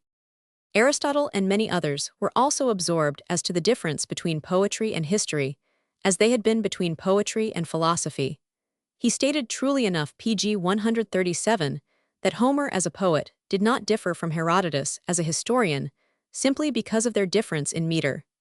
He found that the difference between poetry and history lay in this, that poetry dealt with the universal and history with the particular. This definition means very little to us today, even though commentators try to explain that Aristotle includes under poetry any treatment, also of the particular, which presents universal situations and depicts universal traits. History, however, also treats of the universal, for it records universal traits in the particular events which it describes. Aristotle's distinction falls, for history and poetry deal with both the particular and universal. We cannot say with Aristotle that history tells what Alcibiades actually did, while poetry would tell what any man would do. An actual emotional account of the deeds and character of Alcibiades is poetry, as you will observe by reading Plutarch. For all historical writing may be poetical and contain poems, if the ecstasy is there. What distinguishes the poetry and history is the emotion, and all history that is a dry narrative is history and not poetry. Thucydides's Peloponnesian War and Carlyle's French Revolution contain much poetry though they deal with the particular, but they are made poetry by the ecstasy. Some of Herodotus is poetry, and much of Homer is history. Again, Aristotle's distinction is obsolete in these days of prose fiction, which deals with the particular, and often with the actual, and merely changes the names. And these novels often contain poems. We recall Fielding's distinction between novels and histories, the former being true in everything but the names, and the latter being false in everything but the names. There is poetry in Livy, Tacitus, in Gibbon, Froude, and all great historians. 133. A moral nihilism inevitably involves an aesthetic nihilism. The values of literature are in the last resort moral. Literature should be a kingdom where a sterner morality, a more strenuous liberty prevails. J. Middleton Murray. pg 138. Chapter 8. Poetry rises above art for art's sake and intuition. The first lengthy formulation of the theory of art for art's sake was made, I believe, by Gaudier in the preface to his Mademoiselle de Maupin in 1833. The theory itself had previously also been advanced and put into practice by Keats, and a little later by Poe. Hugo claims to have been the first one to have used the term. He was also one of the most bitter opponents of the idea, as the readers of his Shakespeare will note. The view was supported in France by Baudelaire and Flaubert, and by later schools like the Symbolists. In England, Swinburne made an excellent defense of it in his book on William Blake.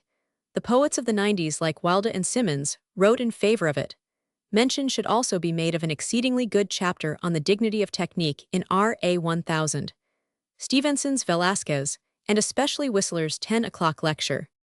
Needless to say, most of these writers had their own conception of what art for art's sake was. They agreed on several phases of it: that the subject matter and ideas of a work of art did not count, that the important thing was the execution, that art was not to be judged by any standard of morality, that it had its own morality, and that it did not matter if from a conventional point of view it was immoral, provided it was well executed. The theory was antagonistic to the introduction of ideas, of humanitarian motives, of tendencies to the portrayal of pg 139 life, and the analysis of emotions. Its use was certainly an undemocratic phase of art. In many respects, the theory awakens sympathy in all lovers of literature. It was a reaction to the moralist view, which wanted art to teach the commonplace ethical notions we all know. Art has always had an enemy in the bourgeois moralist. He always looked for a sermon, and stamped the artist as immoral who arrived at conclusions different from those countenanced by the church or the state. He was not satisfied to read of a wonderful portrayal of a passion, done as a lesson in psychology without any moral comments by the author. He wanted the artist to act like a preacher and condemn at all times, instead of portray. The Puritan opposed the truthful description of natural emotions. He looked askance upon references to the body. He wanted people drawn in obedience to laws, instead of as breaking through them. He tried to thrust subjects upon the artist and limit him. He had no ear for sound, no eye for color, no appreciation of beauty.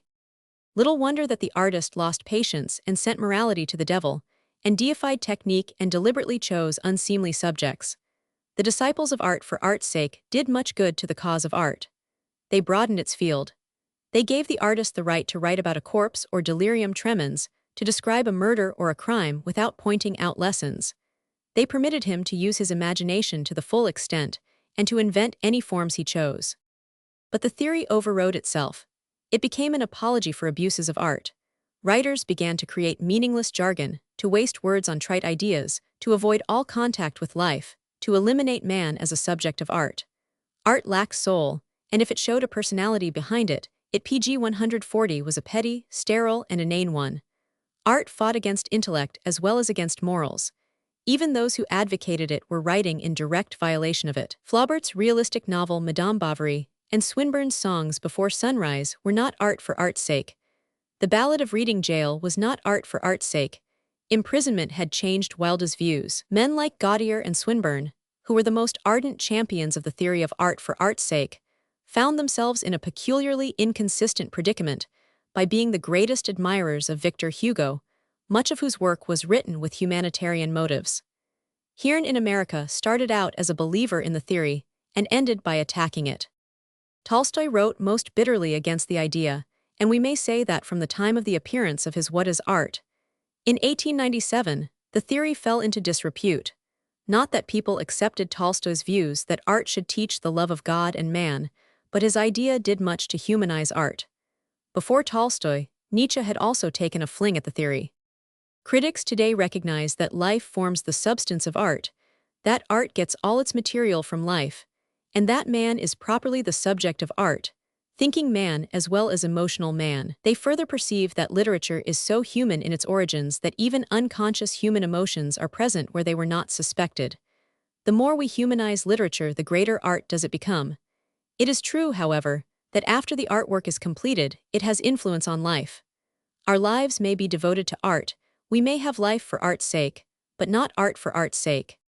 Still, art for art's sake is a good theory to be invoked against the extreme didactic-minded one who thinks PG 141 nothing should be written, unless it illustrates a lesson in our commonplace and bourgeois morality. A morality very often false and outworn. They would ask writers to show us men conforming to this morality, instead of revolting from it. They would make literature exalt self-sacrifice in all circumstances, and would stamp out any tendencies to liberal speculation. They demand that poetry uphold society in all its institutions, teach obedience, and prevail on us to bow down before the mandates of priests and capitalists. But literary men are often at variance with the moral views entertained by the clergy and the ruling classes, and they have the right to illustrate the views of morality that they consider much higher than the customs of society. An author should not be bound by the views of his age. He should in fact expose them and show their evil influence. He does not, however, then write in conformity with the theory of art for art's sake, for he expresses another morality than that of societies, and thus has a higher moral purport in view. Ibsen's greatness lies in the fact that he did not subscribe to conventional morality. He attacked it, and thus he really was an artist with a moral aim. Brands has shown in his essay on Björnson how the attack upon art with a purpose is really often a disguised means of objecting to liberal thought in literature. Art for art's sake occasionally thus becomes an apology for conventional morals too. Most of the great works were written with a purpose. Dante and Milton have left records in their prose works of the purpose of their poems, but no one objected to the purpose of these poets because they defend conventional morality. Yet as soon as literature tries to advance new ideas, we hear the cry against its moralizing and didactic tendency. Art for art's sake is then the shout of even the conventional moralist.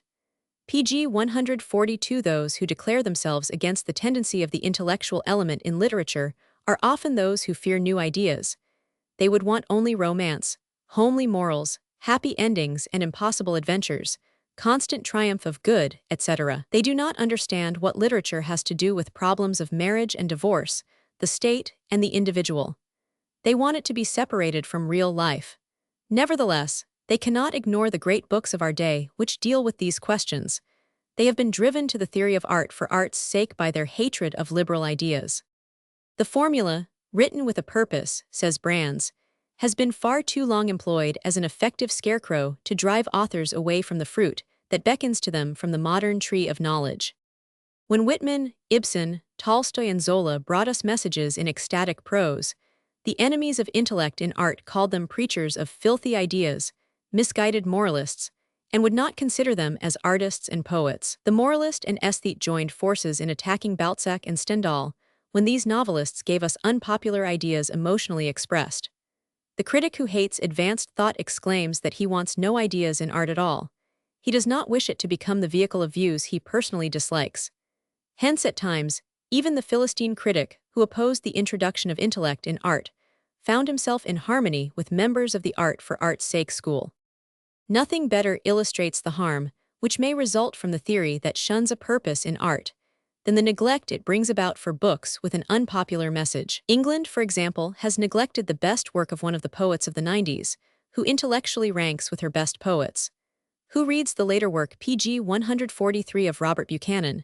Attention is riveted to his early lyrics, and good as these are, his more thoughtful poetry has been forgotten. A. Stoddart Walker wrote after Buchanan's death Robert Buchanan, the poet of modern revolt, and Harriet J. wrote a biography. Attention was called in these volumes to the later works of Buchanan, where he stood for liberty of thought.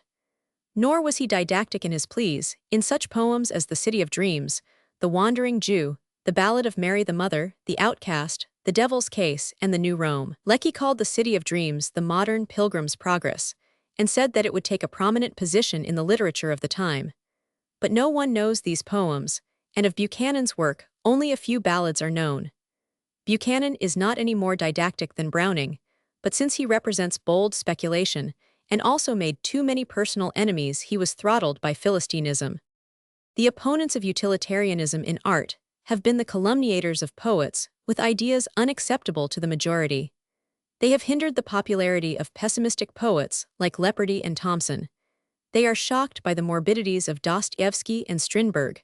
But every author has the right to describe emotions without being compelled to draw a moral from them. In such case, the writer becomes a great psychologist, and his work is by no means devoid of intellectual content. Thus the stories of Poe, which have no moral outlook, are really stories with a purpose, for they are profound documents in psychology. To them, psychologists like Mosso have gone for studies of the emotion of fear. One finds ideas in them that throw light on the nature of our emotions. Hence Brownell in his well-written essay on Poe, which attacked him because of his indifference to moral problems, Pg 144. A view in which Howells and James concur is wrong in denying to Poe a high place in art. Poe did what all artists do.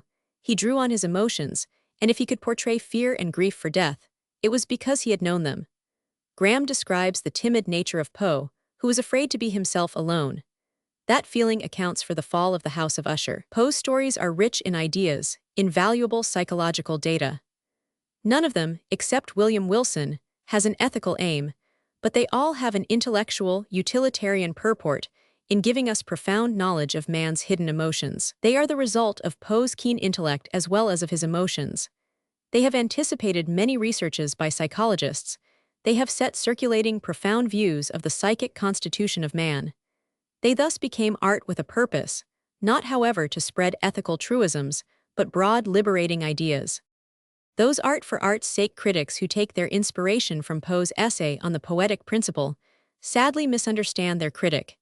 Except in two poems written as metrical and musical experiments, The Bells and Ulalume, Poe's intellect adorned all the poetry he wrote in verse as well as prose. Read his prose poems, Shadow, Silence, The Colloquy of Manos and Una, The Conversation of Iros and Charmian, The Power of Words, and Eureka.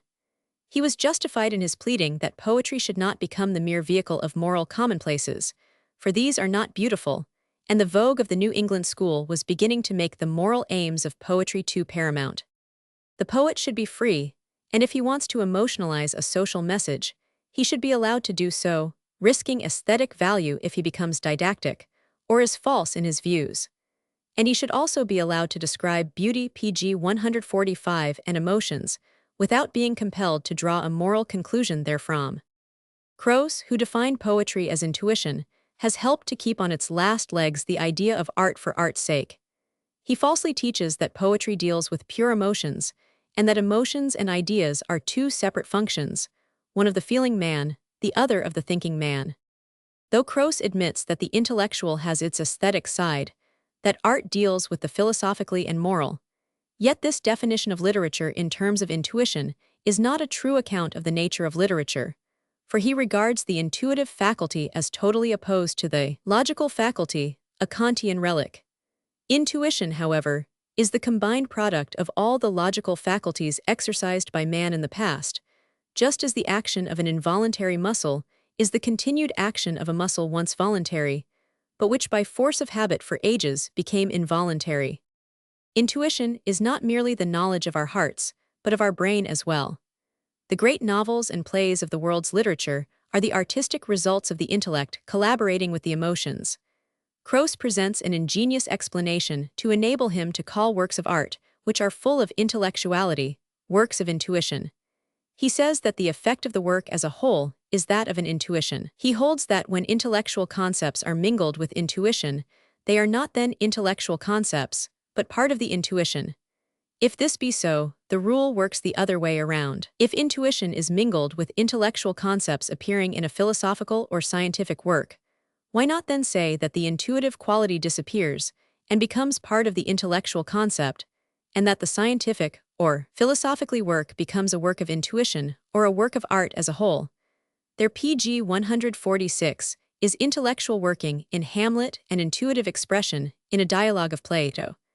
The former is not wholly intuitive, nor the latter wholly intellectual. This is Croce's great fault, that he tries to rid poetry of what he calls any suggestion of intellectualism. 146a. He identifies the first rudimentary form of knowledge with intuition. He distinguishes the so-called first degree of the activity of the mind, the unreflecting, unreasoning emotion, from intellectual and perceptual knowledge, which involves concepts, so that his view of poetry is that of the art for art's sake school, that poetry deals not with ideas but with intuitive feeling. Now, feeling and thought are not separable. Feeling involves knowledge and instant reflection. The bereaved poet knows and reflects on many things at the very instant he is suffering the shock of his loss. His intellectual and perceptual faculties cannot be set apart from the psychical activity of his emotions. The authors of the greatest English elegies philosophized while bemoaning their loss. The moral, intellectual, and logical faculties are at work along with the intuitive faculty, or immediate knowledge of feeling, in all great poets. It is in his views on intuition that Croce reduces art to presentation of childish impressions or views, divested of judgment and reflection. He discourages reasoning and thinking on the part of the artist. He seeks only the first instant of the poet's emotions, though he admits that in real-life sensations are followed by reflections and mental solutions. He thinks the purest artists are those who persist longest in that first moment of intuition, and are innocent and childish in their outlook.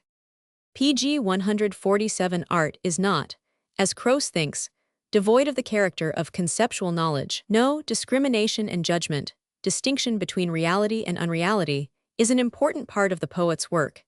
And to say that it matters little what the poet thinks or says or concludes, that correct ideas, judgments, statements are not to be sought from him, is to reduce him to the level of a babbling child. The ideality of poetry does not, as Croce thinks, disappear as soon as reflection and judgment enter, for these may be bathed in ecstasy.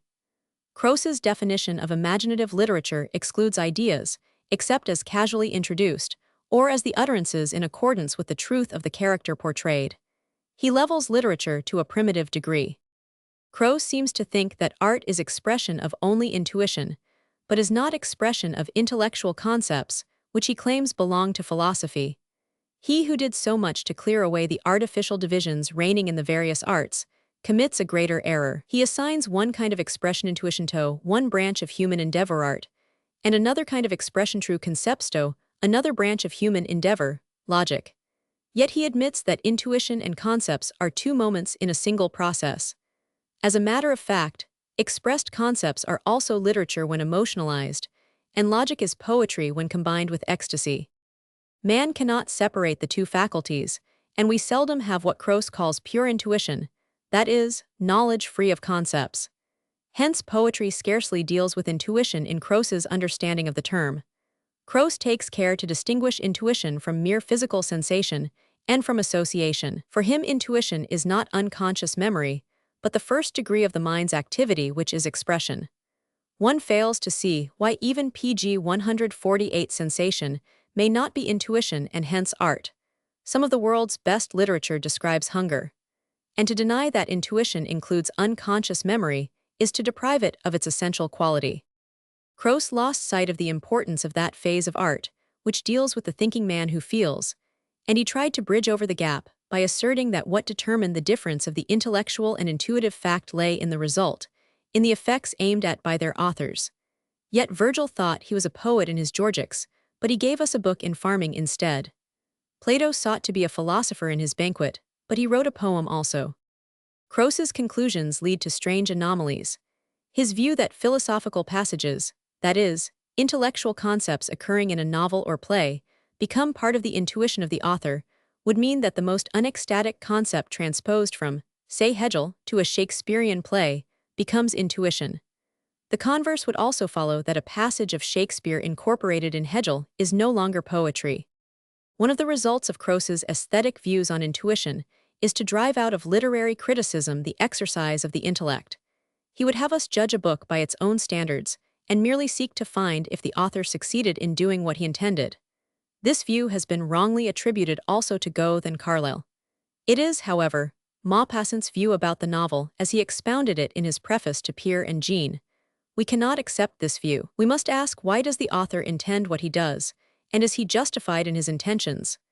We must go back of his intentions and show him that his intellect and outlook are due to certain causes, and we must state whether or not we agree with him, and why.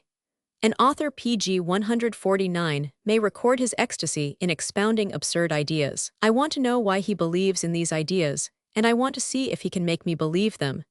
If he does not, I cannot satisfy myself with studying his intentions, even when they are in the form of verse or in a novel.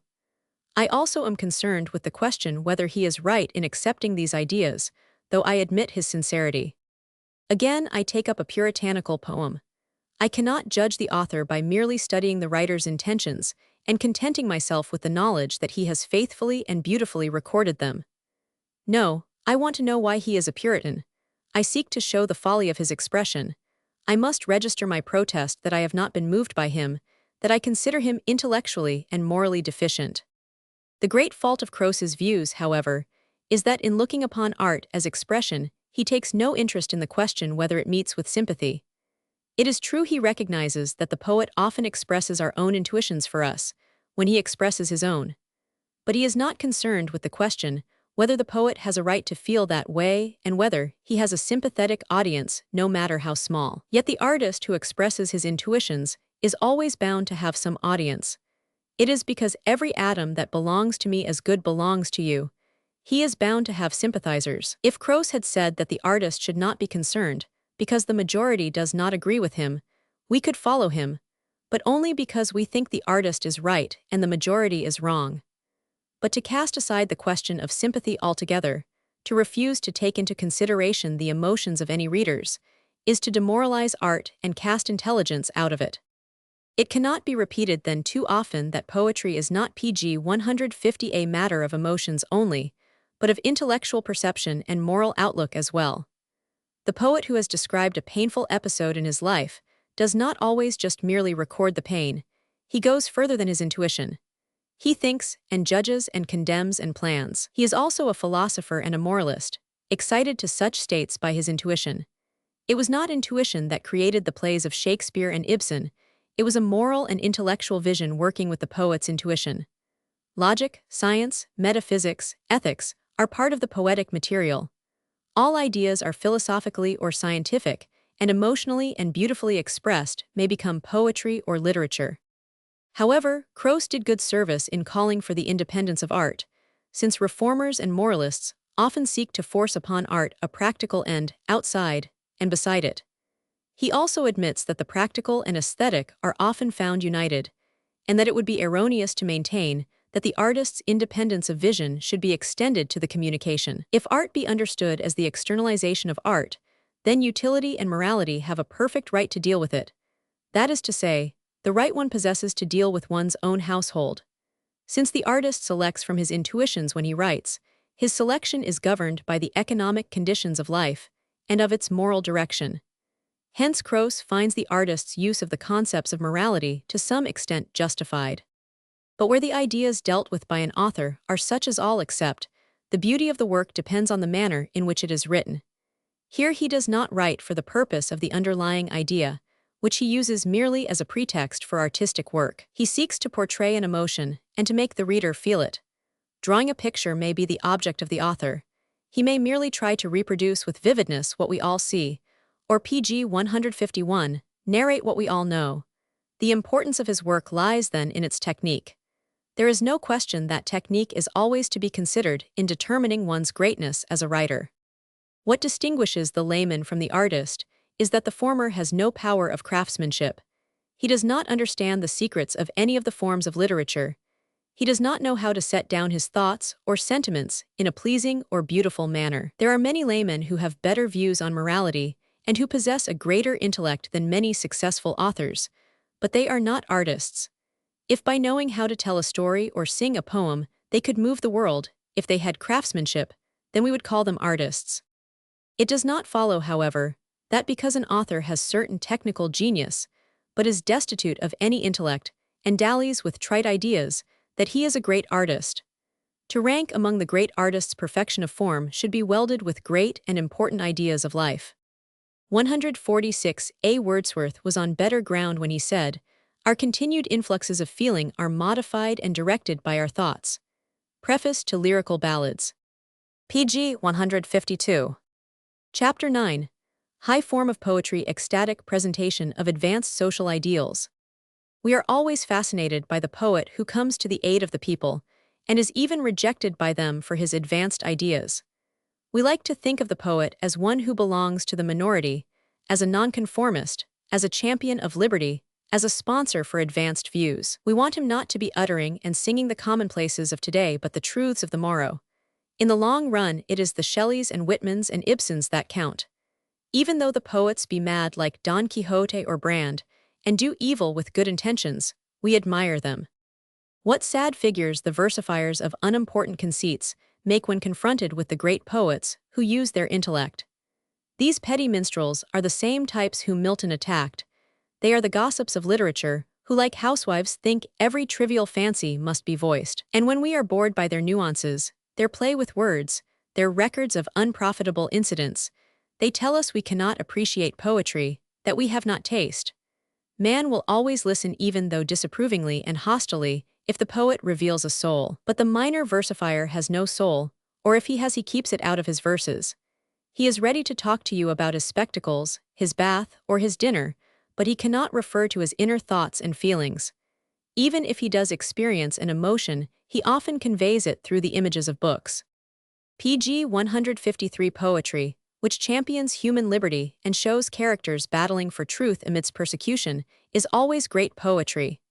We like to think of the poet as Baudelaire characterized him, one whose own mother does not understand him, one in whose food the public puts ashes, one with whom his own wife is not in sympathy. We like to think of him as an Ishmaelite, as one who is against his age, since the majority is often incapable of welcoming a new and great idea, even emotionally treated. If he is merely a patriotic or a religious or conventionally moral poet, he will appeal to most people, but these represent the audience that is not of an elevated intellectual order. He is not universal, for people of other countries and religions, and the people of the future who will break away from the old morality will not find that he reaches their sentiments. We want the progressive poet, and not the eternal harper on the commonplace. Nor are these views inconsistent with the assertion that poetry should not be the handmaid of religion and morality. If it must be a handmaid, then let it be the handmaid of a universal religion, which finds its roots in thought and sane feeling, of a morality of love and justice that is still too ideal to be grasped by the age. No worthy poet today would write a poem merely to teach us simple precepts of morality. In a rude age, an emotional treatment of the most commonplace ethical maxims was great poetry because these were in advance of the age. To us such a production is stale. Hence the great poem of one age may become nauseating to a later epoch. Poetry is a progressive art. The emotion playing about the old ballads and legends is not as compelling as that found in the great modern novels and plays. Our great later poets and thinkers are more advanced and do not pg 154 worship superstition and defend false beliefs, or celebrate revenge and war, as the old primeval poets do. When we think of the ideal poet, it is not the champion of the middle class like Longfellow and Tennyson, or one full of the early martial spirit and drawing fighting heroes like the author of Beowulf or the Nibelungen Lied. Nor do we think of the poet who incorporates the religious errors and legends of his time and imitates ancient epics, nor of one who portrays a preceding and bygone age. We, or at least a few of us, like to think of him as a man drawing people in the grip of passions and battling for advanced ideas. We like to think of men like Shakespeare and Ibsen, Isaiah and Job, Balzac and Cervantes, Molière and Goethe, Byron and Shelley, Burns and Heine, Whitman and Swinburne, Carducci and Nietzsche, Carlyle and Ruskin, Dostoevsky and Dickens, Hugo and Roland. We like to think chiefly of men who were largely personal in their appeal, and depicted their own sufferings, and described grief brought about by the social construction of society which they criticized. Such poets are no dalliers with anemic feelings. They felt what they sang, and were not afraid to give sway to their emotions and ideas. They are not didacticists nor moralists, but emotional thinkers. They do not think that they ought to deny the claims of the intellect and the moral vision. I do not say that other kinds of emotional writers are not great poets. I merely cite what I think is a high order of poetry. I do not deny that poets may avoid any moral mission and just sing private emotions, whether in prose or verse. The troubadours and the Roman elegists, de Musset and Verlaine, Hafez and Keats, are among the very greatest poets, even though they are not prophets. pg 155, much of our so-called democratic poetry is not democratic at all. Poetry does not become democratic because some poets dwell on the privileges the working people of today have in contrast with those working people had generations ago, or because writers have discovered that even common people experience most of the emotions of the upper class. Literature cannot be democratic, while poets write for the few who use them as tools for their own interests, to defend a system which is courteously called competition instead of exploitation. Much of our democratic literature is either capitalistic or bourgeois literature that gives a slight condescending nod to the proletariat. Many wealthy and cultured authors have taken up the cause of the laborer just as they would that of caged animals. They have suggested improvements in the treatment of captives, but not complete freedom. Fortunately, we have had works like Galsworthy's Strife, Hauptmann's Weavers, Verhaaren's Dawn, Sinclair's Jungle, Zola's Germinal, Gissing's Netherworld. Poetry will tend to become international, and instead of seeking to encourage national prejudices, will seek to eradicate them. Race prejudice is one of the deepest-rooted prejudices which inferior poets often encourage. The old idea that the man of another country is a barbarian and that the alien is an enemy within our gates, a tolerated, unwelcome guest, must be eradicated. Can anyone contemplate without disgust plays and photoplays that depict Chinese, Japanese, Negroes and Jews as criminals, simply because of their creed or color? Is it true that virtue resides in the breast of the Aryan race only? The 18th century idea of the brotherhood of man is not extinct, and the future will use poetry to spread this idea. Poetry should not foster hatred of pg 156 people because they are followers of different customs. It can hardly be doubted that the poetry of the future will deal more with the emotions, as experienced by the proletariat class. The feelings to which many of our greatest poets have given vent in recent years have been those of the middle and capitalistic class, just as bards in the past voiced the emotions of the feudalist lords and religious and military leaders. The connection between economics and literature or poetry is not as remote as it seems.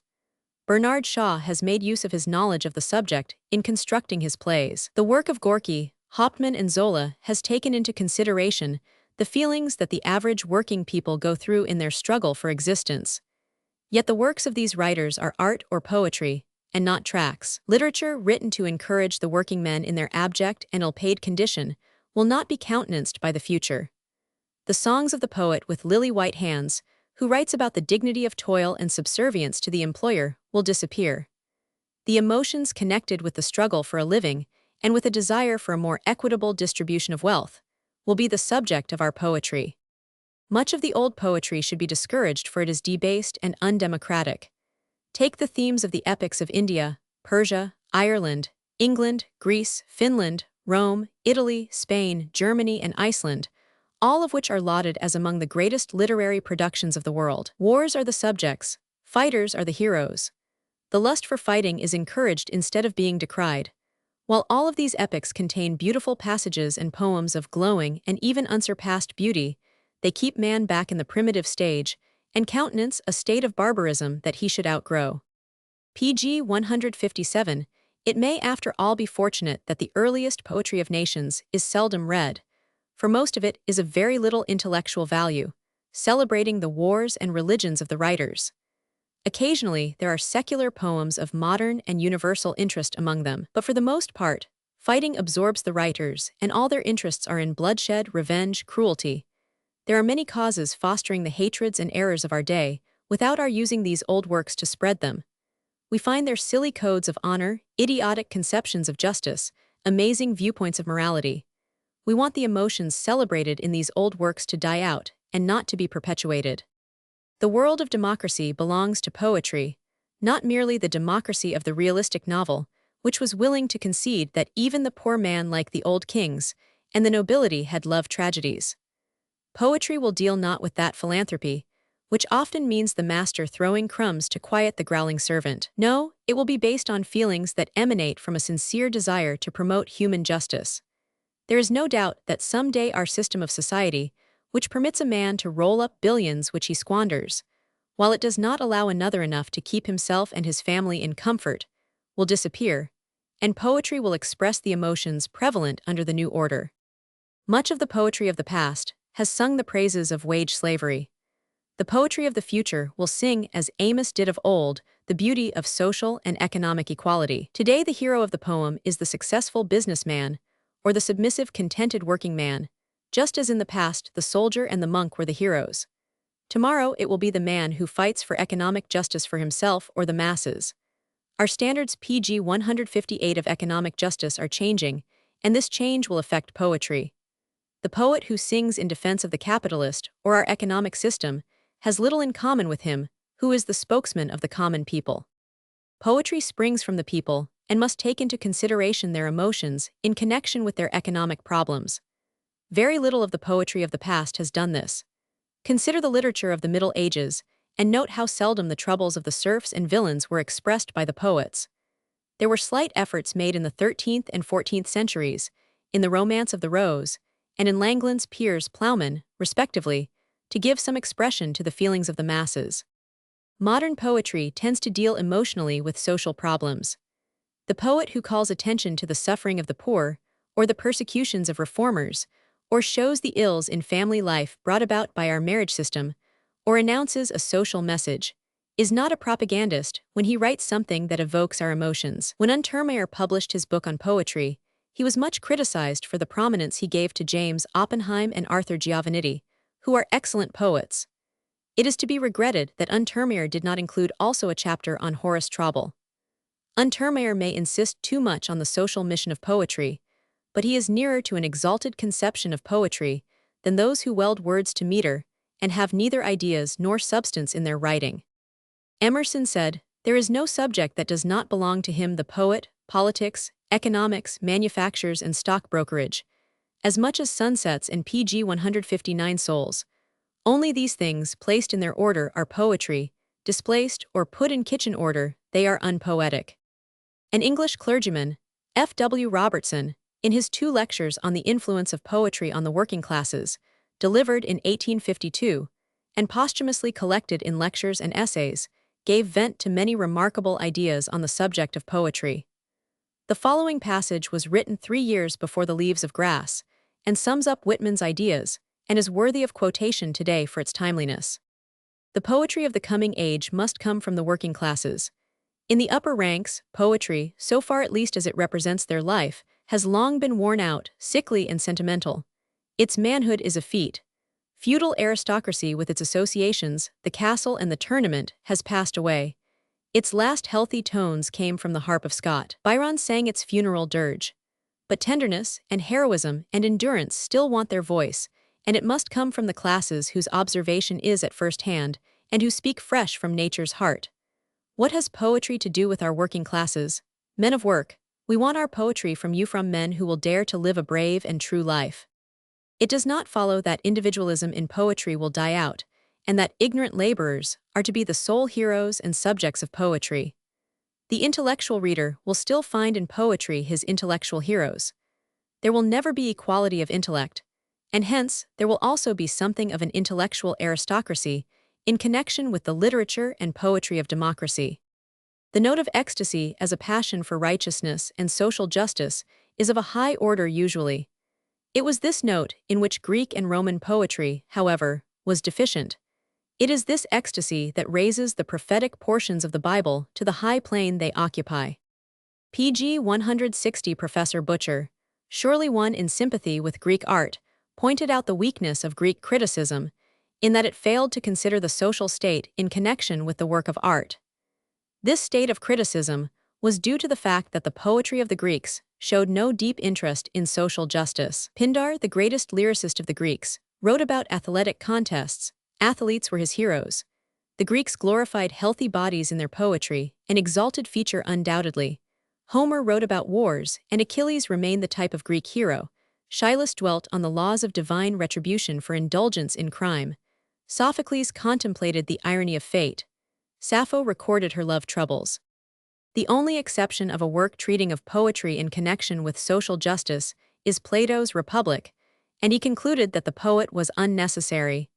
Yet he himself is one of the few Greek poets who showed deep interest in social justice. The first critic who pointed out the connection between poetry and social conditions was the author of On the Sublime, who ends his treatise with a beautiful attack on the love of money, which hinders the development of good art. This is the first passage in pagan antiquity to point out the evils of commercialism in connection with art. None of the Greek poets, except perhaps Aristophanes, thought it worthy of their art to cry out against the social abuses of the time and to lament the existence of wrong. The Roman satires alone in pagan literature approached, though weakly, the ecstasy for social justice in the prophecies of the Bible. The prophecies of Isaiah and Jeremiah rank higher than most of the Greek poems because they show a social consciousness steeped in emotion.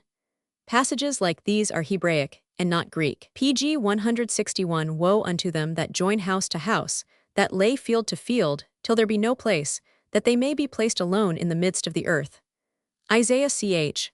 5:5 They are waxen fat, they shine, yea, they overpass the deeds of the wicked, they judge not the cause of the fatherless, yet they prosper, and the right of the needy do they not judge. Jeremiah ch.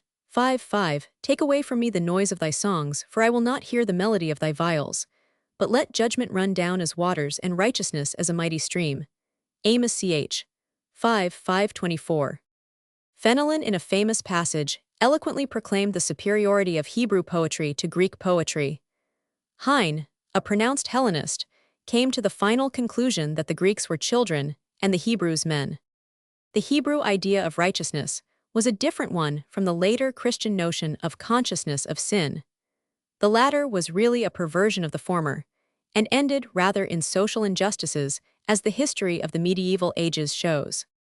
The discussion in regard to the merits of poetry with a mission, or poetry that is purely aesthetic, was revived on the occasion of the publication of Untermeyer's book, The New Era in American Poetry. His critics made the mistake of thinking that those who want poetry to deal with social ideas are not ready to recognize poems that are beautiful or convey an emotion, even if there is little intellectual content behind the work. There is no social message in Poe's Raven, for example, but I could not imagine Untermeyer not being moved by that poem, for it digs down into the emotions. It was written out of Poe's tragic life and finds a response in us all. Untermeyer has not been tardy in his appreciation pg 162 of poets without a message like Frost and Robinson. In fact, Untermeyer ignores quite a number of revolutionary poets. The reader may say that a new social idea in poetry is just as bad as an old moral saw, in that they are both didactic. It all depends on the ecstatic presentation. But I think that an idea that is advanced and unrecognized is by virtue of its novelty and truth more capable of swaying the emotion that we call poetic than the repetition of a hackneyed ethical maxim, which every child knows and hears usually without emotion. Ibsen's plays are poetry not only because of the treatment, but because of the ideas there, while many of the English 18th century moralists in verse are poets neither in treatment nor ideas.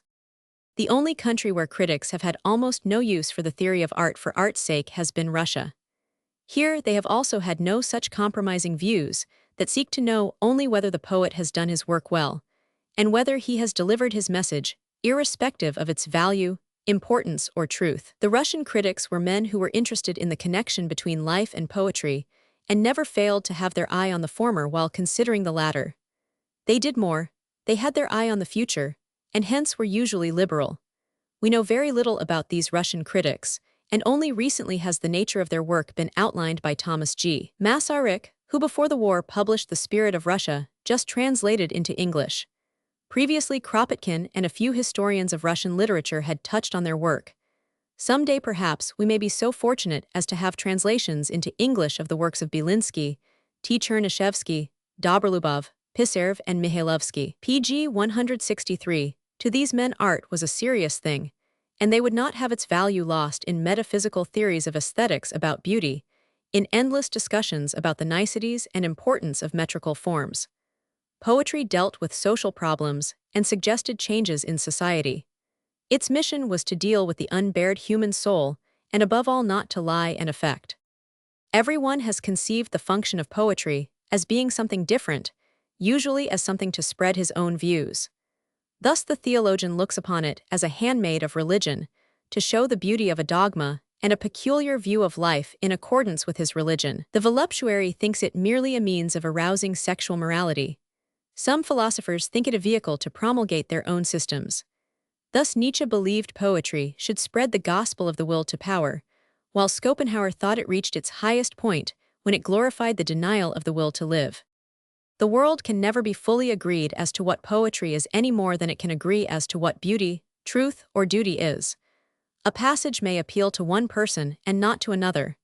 It all depends on the beliefs, tastes, experiences, and education of the reader. Patriotic and religious poetry, whether in verse or prose, falls flat on the internationalist and freethinker respectively, because they do not adore the sentiments therein, though they might admit the beauty of the writing and recognize the appeal it makes to those who are in accord with the writer.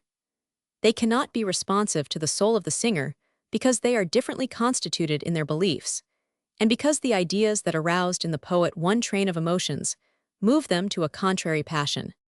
Let us take a hypothetical case. A man a few pg 164 centuries ago was sentenced to be burned at the stake for his religious beliefs.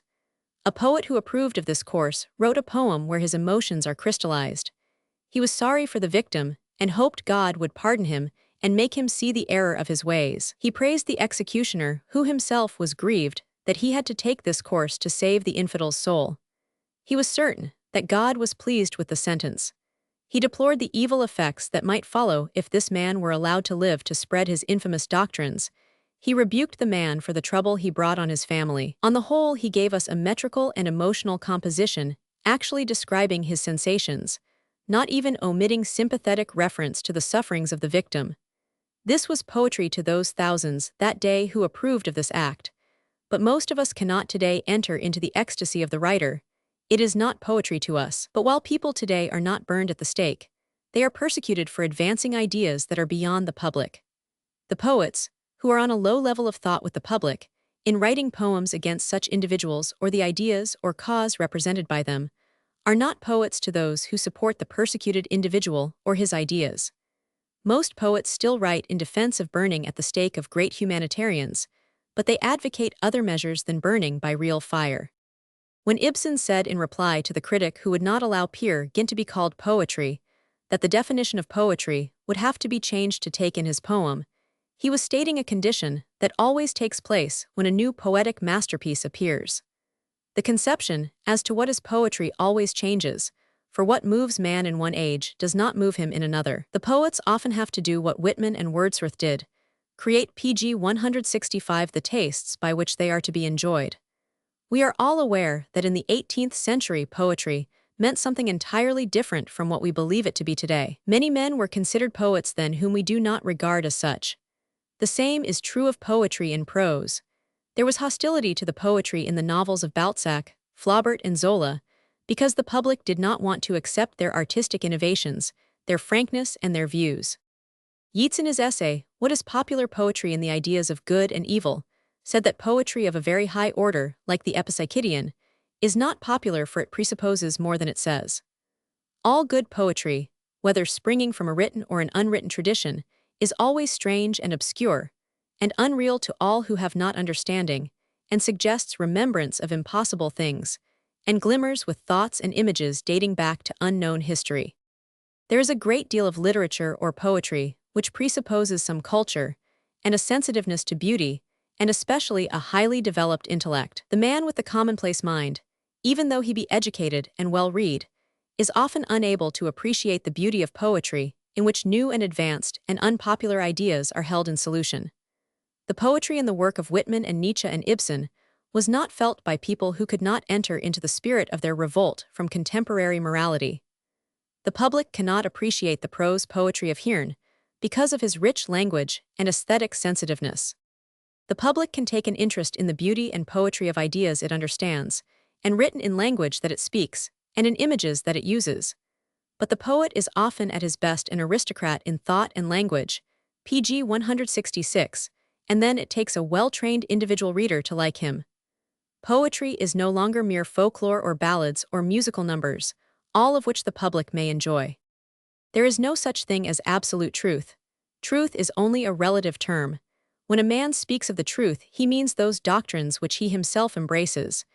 Every man believes that the views that he entertains are true, otherwise he would not hold them. Many people have in the past died for the truth, when we know that they upheld falsehood. A writer who is liberally inclined will hold liberal ideas to be the truth. A conservative regards only conservative views as true. An author who embraces ideas from both the conventional and radical spheres considers only those books as true whose authors do the same thing. In a sane essay on de Vigny, Mill makes a remarkable distinction between the conservative and radical poet, concluding that the greatest poet will always partake of the nature of both, mentioning as example Balzac and de Vigny. Had he written on the subject a half-century later, he might have named Ibsen, whose Brand and Wild Duck are good conservative poems. Mill, who is no disciple of art for art's sake, said that the radical poet will paint passionate love, will show it at war with the forms and customs of society, nay, even with its laws and religion, if the laws and tenets which regulate that branch of human relations are among those which have begun to be murmured against. To him, whatever exists will appear from that alone fit to be represented.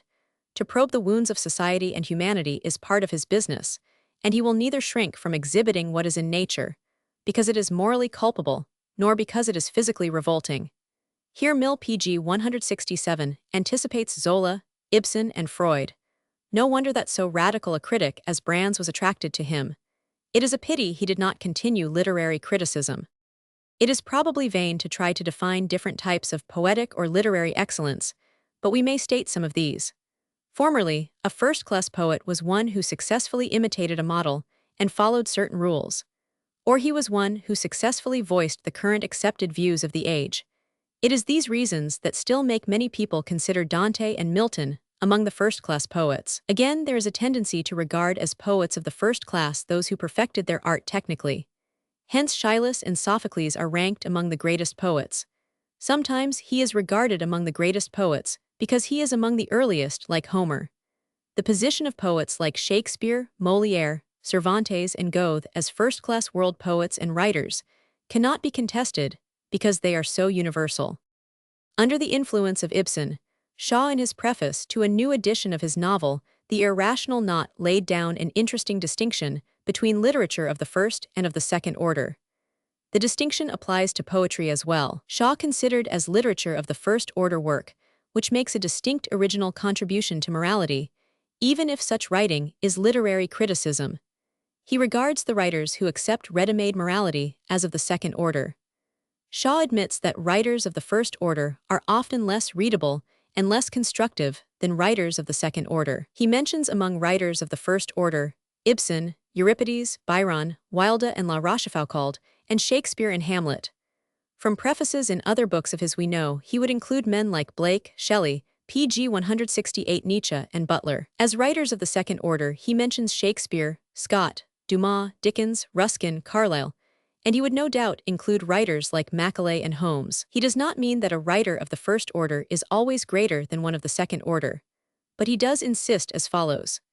No man who shuts his eyes and opens his mouth when religion and morality are offered to him on a long spoon can share the same Parnassian bench with those who make an original contribution to religion and morality, were it only a criticism. In spite of the contention of the art for art's sake school that poetry has nothing to do with morality or religion, the greatest poets are those authors of the literature of ecstasy who champion new ideas, fought for liberty in their works, expressed the advanced ideas of the age, and gave us a new and more liberal outlook on life.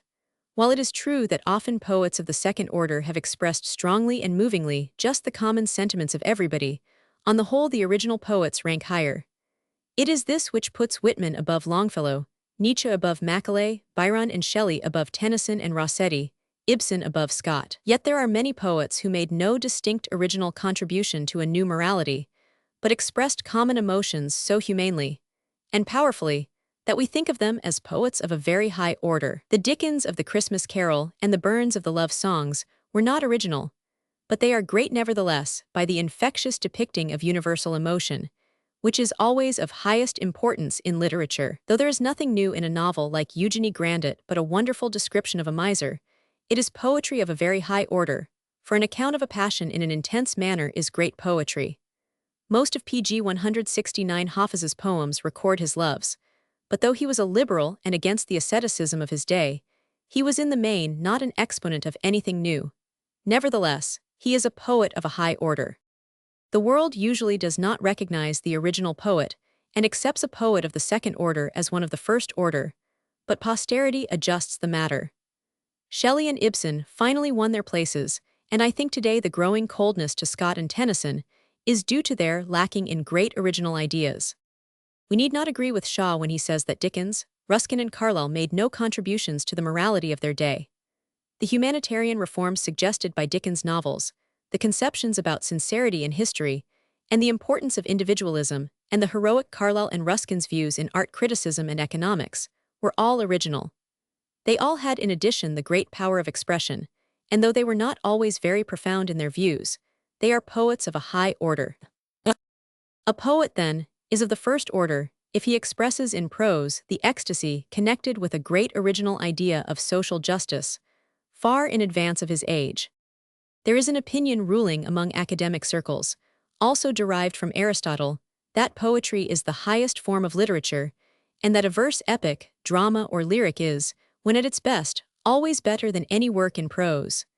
Nothing could be farther from the truth. Who would say that great novels like Don Quixote, great plays like Ibsen's, great essays like Montaigne's, are not superior as literature to many of the best-known verse productions? Nor must we assume that the literature of emotion or ecstasy, whether in prose or verse, is always the highest form of literature. The literature that shows great pg 170 insight into character, that brims most with intellectual ideas, that is universal and human in interest even if not emotional, ranks higher than poetry which voices no ideas. You will find greater literature in books like Taine's History of English Literature, or Hazlitt's Essays, even in those passages which do not belong to the literature of ecstasy, than in many poems of James Whitcomb Riley or Longfellow.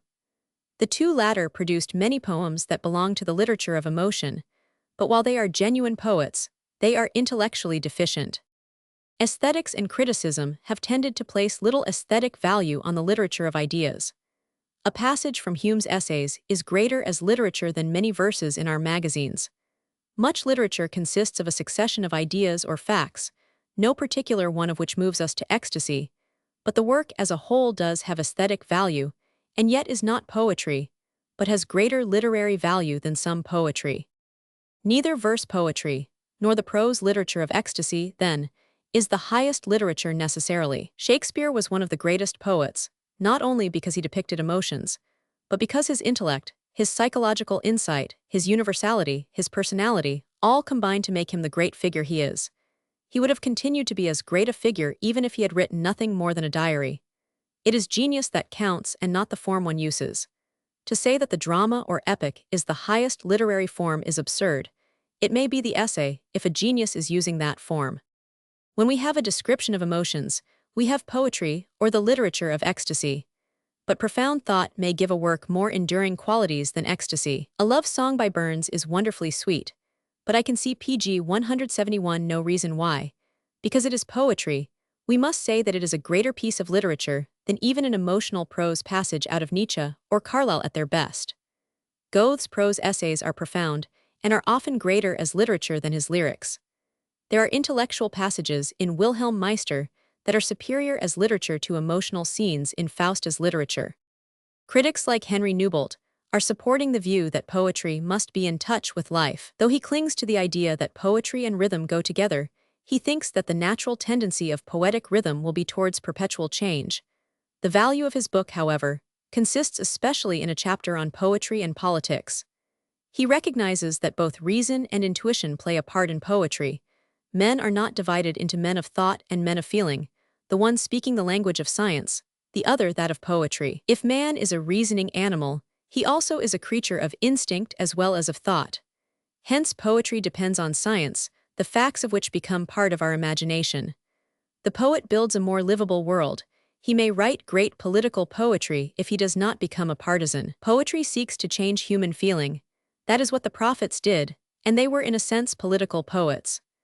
Great poetry, says Newbolt, is the poetry which has the power to stir many men and stir them deeply, but is especially great when it is the expression of our consciousness of this world, tinged with man's universal longing for a world more perfect, nearer to the heart's desire. Newbolt finds that the reason so much religious poetry is futile is because it is remote from earth. But he finds in the Psalms a fervor of patriotism and moral enthusiasm that he compares to the common liturgical poetry as a great and sonorous bell to the vague whistle of the pg 172 wind. They preach no dogma, they are remote from practical politics, they are rooted in human emotions, and are the product of no particular church. That is why they always move.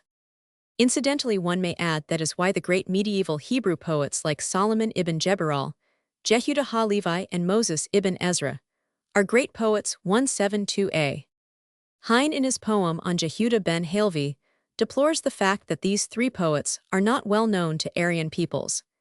In fact, the liturgical poetry of the medieval Hebrew poets is non-sectarian and can be appreciated by any lover of the literature of ecstasy. Any reader of poetry may be moved by Jehudah ha-Levi's Ode to Zion or Bakia ibn Pakuta's My Soul. There are able prose translations of these in B. Halper's post-biblical Hebrew literature. An anthology, Vol. 2.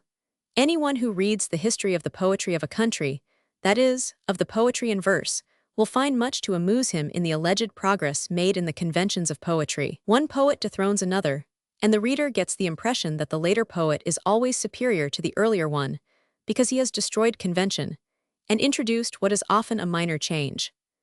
The 18th century rated Chaucer and Spenser rather low. The 19th century killed off Dryden and Pope. Tennyson and Browning were assumed to have advanced upon Byron and Shelley, and the mid-Victorians in turn were deemed to have been supplanted by the poets of the 90s. Though a later age may make some technical improvements in the art of writing poetry, it is genius that counts. Many problems about poetry have pg 173 disturbed critics since Byron died, but none of the succeeding generations have been able to detract from the quality of poets like Burns, Wordsworth, Coleridge, Byron, Shelley, and Keats.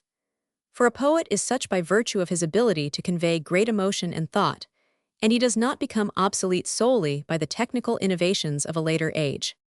Many poets are praised for the note of revolt in their poetry, because they have brought about some changes in the technical art of writing poetry, or have written their poetry in a manner different from the ancients only in form. But let us never lose sight of the fact that these changes, which are considered tokens of great courage on the part of the innovators, amount to very little when these so-called audacious poets remain on an intellectual and moral level with the masses, and do not rise as high as the older poet whose visions soared ahead of his time. A poet may be great even though he uses the old machinery of the supernatural, even though he indulges in artificial diction, clichés and stereotyped meters, for what counts in poetry is the greatness and power of a human soul and personality, the ecstatic presentation of an advanced point of view, his share as a battler for truth, freedom, and justice, the intensity and importance of his emotion. People are under the impression that all the martyrs for human liberty perished in the medieval ages, that the world has been set free by those who gave up their lives to liberate humanity from kings and priests, and that there is no more work to be done by poets today in championing human liberty. Critics who admire Milton and Shelley as champions of liberty attack today's unpopular champions of it. It amuses one to read of the epithets, revolutionary and radical, applied to versifiers pg 174, because they have arranged a system of vowel sounds combination in their poems, or imported a meter, or broken with an old conventional meter, while the substance of their poetry remains far below the intellectual and aesthetic level of poets who lived many centuries ago.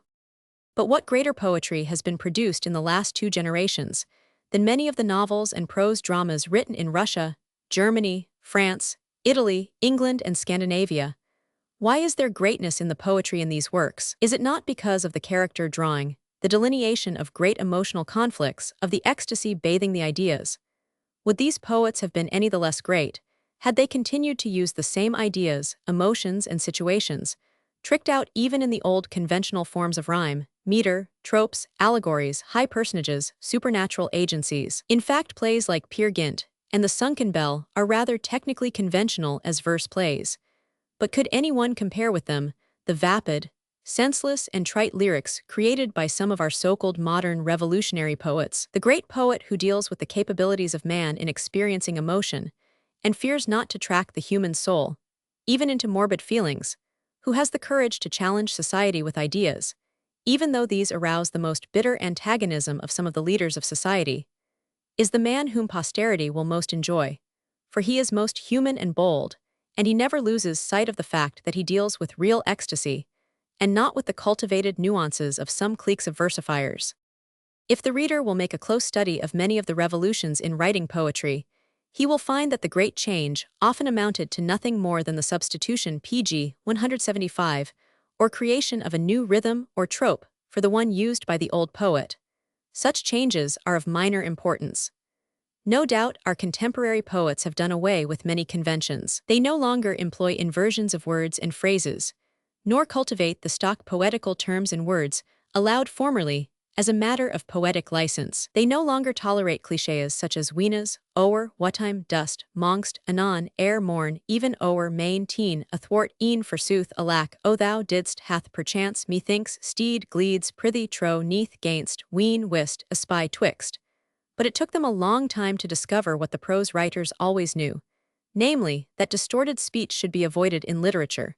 But the avoidance of clichés does not make a poet.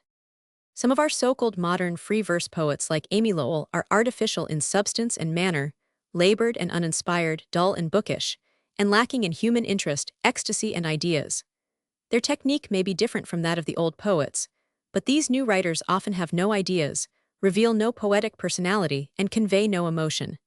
Many of them are afraid of being personal, and as a result they fall below even the old New England poets whom they despise. A poet like Longfellow may be deficient in intellectual power and sympathy with liberal and democratic ideas, but when he tells a tale of such human interest as Evangeline, presents an idea against war as in the Arsenal at Springfield, or draws on his personal life in such fine lyrics as My Lost Youth, The Bridge, The Day Is Done, he moves us and we know we are reading poetry, though it has not the emancipating and stimulating effect of some of the work of Walt Whitman. Lafcadio Hearn, by the way, condemned the tendency to depreciate Longfellow. pg 176, many of our free verse writers produce no great poetry, even though they write in a medium that is the proper language of poetry. The opponents of the free verse writers, who see no merit in many of the latter's productions, are often right.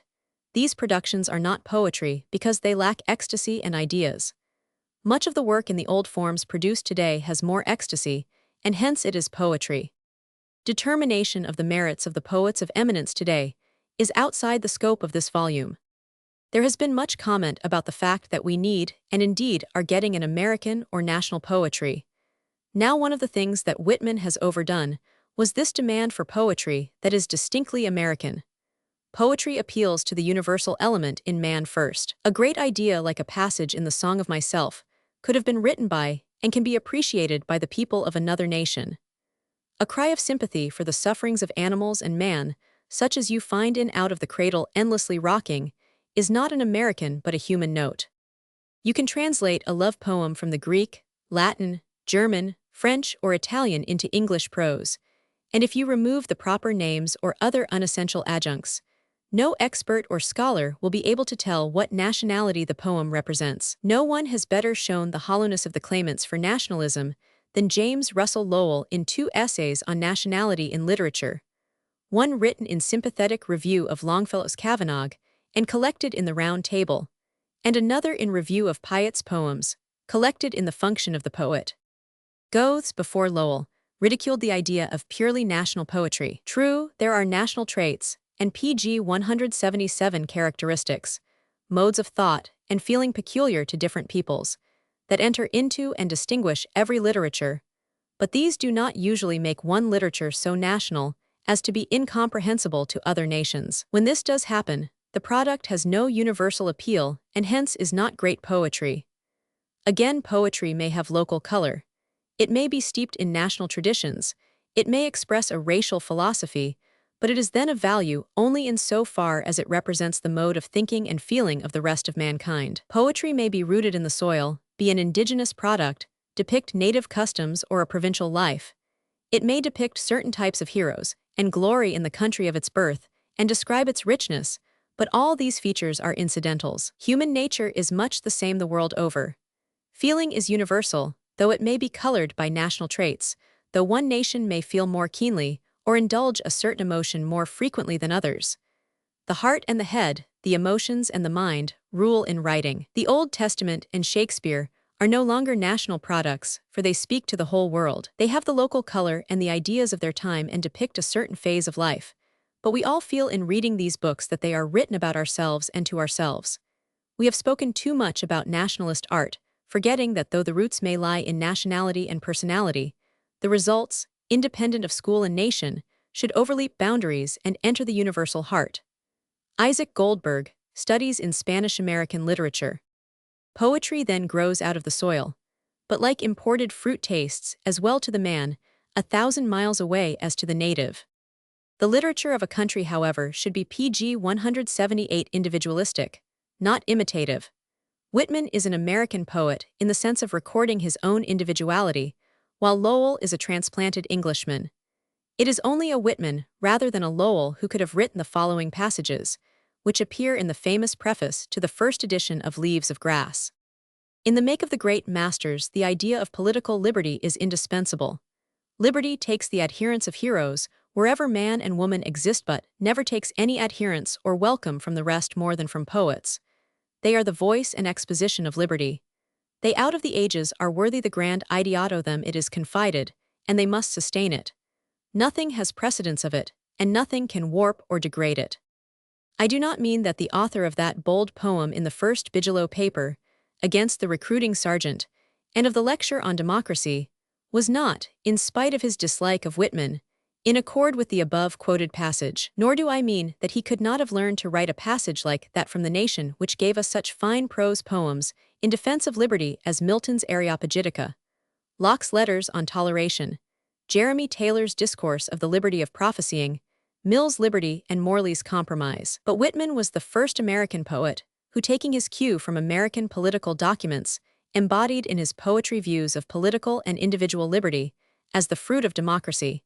Even Whitman stopped short of championing economic liberty. Some of his present-day disciples do champion it, but Whitman's plea for liberty does not make him a national poet, for European poets have also sung of liberty.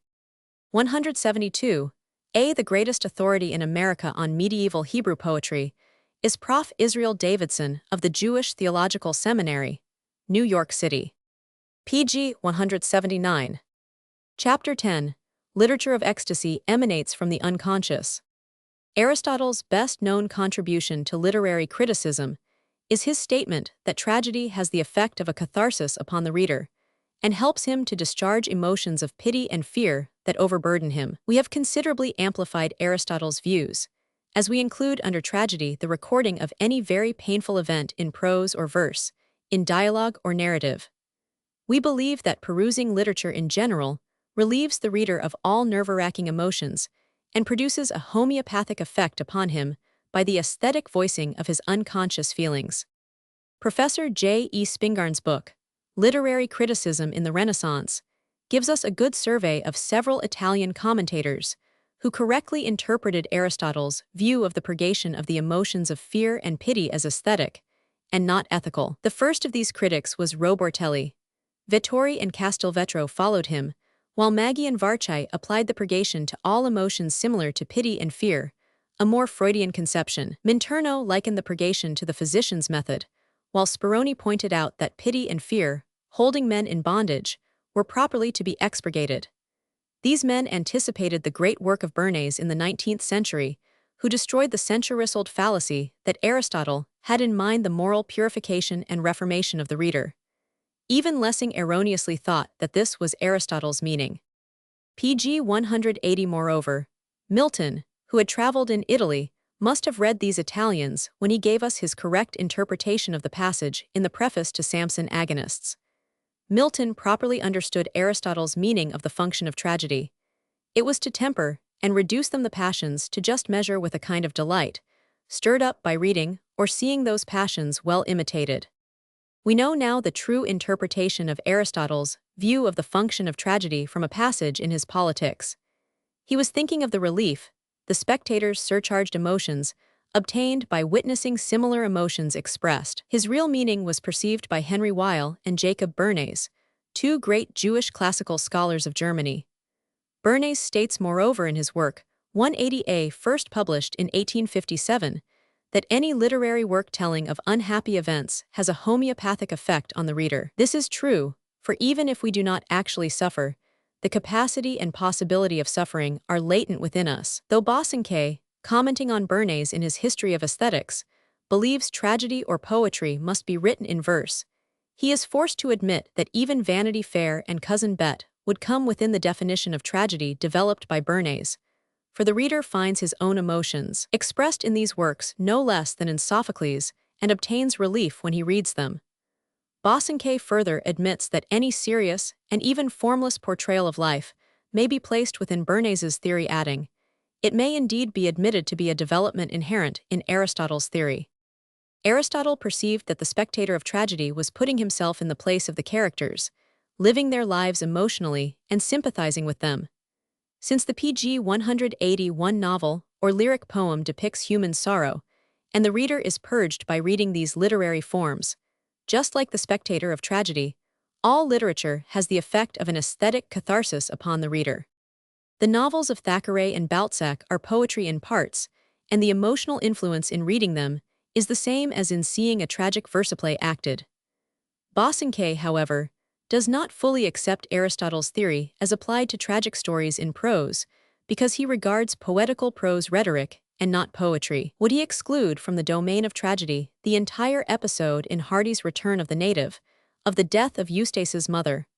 Hardy's tragedy is as real as the tragedies of the Greek playwrights. The novel fulfills all the requirements of poetic tragedy in that the reader is purged and relieved of pity and fear and kindred emotions.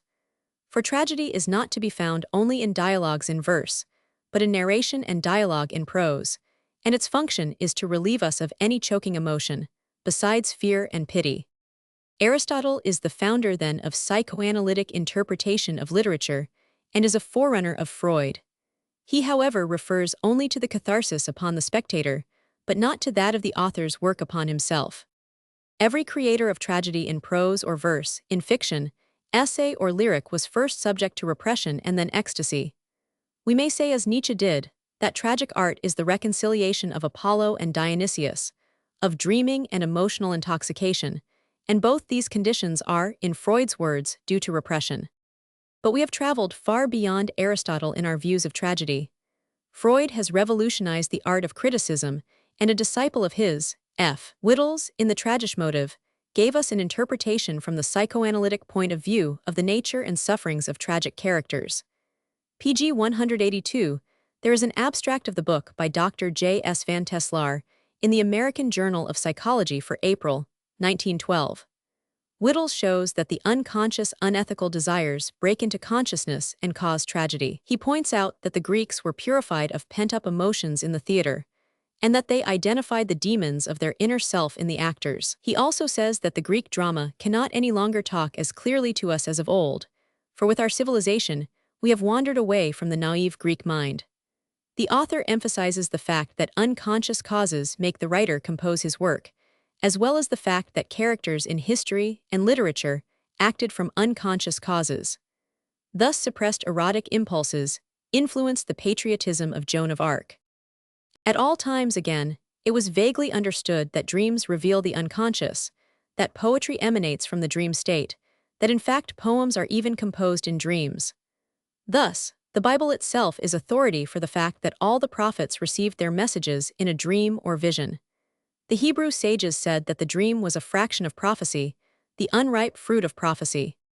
One of the first critics who treated at length the question whether poetry may actually be composed in dreams is the Hebrew poet and critic Moses ibn Ezra, who lived in Spain in the early part of the 12th century.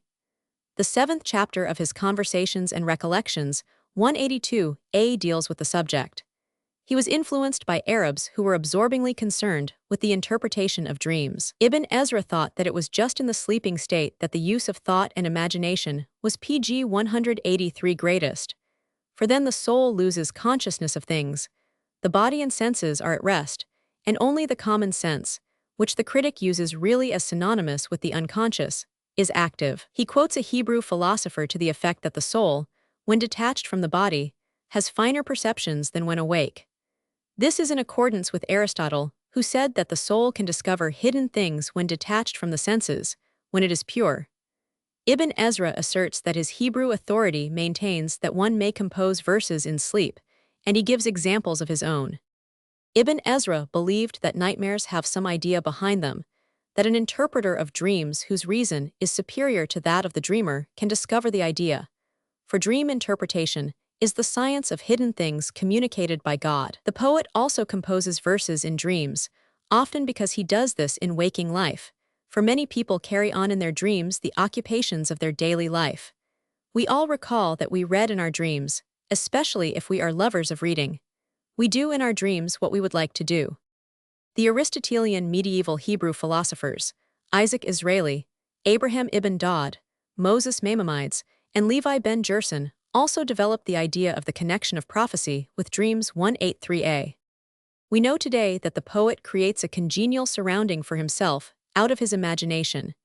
He is repelled by the sordidness of his environment or the suffering he has had in life. He writes a poem like Epipsychidion to build himself a home where he has ideal love, because he is not satisfied with his married life. He writes a prose poem like Dream Children, where he sees himself wedded Pg 184 to his lost love, with their children about him, because he is a bachelor who has neither love nor children. Poetry, like dreams, creates a state where unfulfilled unconscious wishes are gratified. Poetry is the voice then of the unconscious. The poem is usually a product of the daydream, which is related to the dream of sleep, for both species of dreams reveal the unconscious. Poetry shows conflicts and makes adjustments to reality. Poetry is aesthetic therapeutics 184a. The dream poems of literature are so numerous that one is amazed that the theory of poetry as a dream has not been more prominently discussed by literary critics. In the Middle Ages, many poems were cast in the form of dreams. The allegory was generally a dream. Who can doubt that the Divine Comedy and Pilgrim's Progress, both in the form of dreams, were attempts by the poets to adjust themselves to reality, to purge themselves and relieve their unconscious. Even those poets who are always hiding their souls and making inlays of verbal mosaic reveal themselves. Their dabbling with trifles is indicative of an inability or lack of courage to think and feel. They thus make a disclosure more marked than if they had sung their private thoughts openly. Poetry is a psychological art rather than a plastic one. It deals with the soul. Horace's statement that if the poet would make the reader weep, he must weep himself, is true. Yet we have often failed to recognize that poetry is a genuine personal cry of a man who dreams. We have confused poetry with prosody, instead of identifying it with the unconscious. The poem with the social message, the problem play for pg 185 example, or the novel with a purpose, also belongs to the literature of dreams. The poet sees foul infections infiltrating society. He has often himself been a victim of social abuses. He voices complaints about the unjust system and its tyrannical sway. He shows himself and others suffering in its coils. He dreams a vision of a more beautiful and just system of society where neither he nor others are consumed in vexation. He states ecstatically the ideas that come to him as he condemns. He entertains and expresses views whose adoption would enable man to reconstruct society on a better plan. His intellect is colored by his inability to adjust himself socially. His dreams give him ideas. He does not have to become a reformer, but he recognizes social wrongs resulting from custom or stupidity or downright wickedness. Personal repression and dreaming produce not only love poems, but poems containing utopias of society, plans for improvement. I have fully stated in my The Erotic Motive in Literature, the psychoanalytical view of poetry, which regards it as the poet's creation of a world, in accordance with his fancy, to compensate himself for his repressions. Thus the poet relieves himself of emotions that were bursting within him and cures himself of incipient neurosis. I have shown that the view was not wholly originated by Freud, but stated by various English critics like Samuel Johnson, Hazlitt, Lamb, and Kingsley. There are several other Englishmen who held the view, namely Shakespeare and Bacon. Havelock Ellis, however, was the first writer in England to develop the idea that artistic creation is a sublimation of sex repression.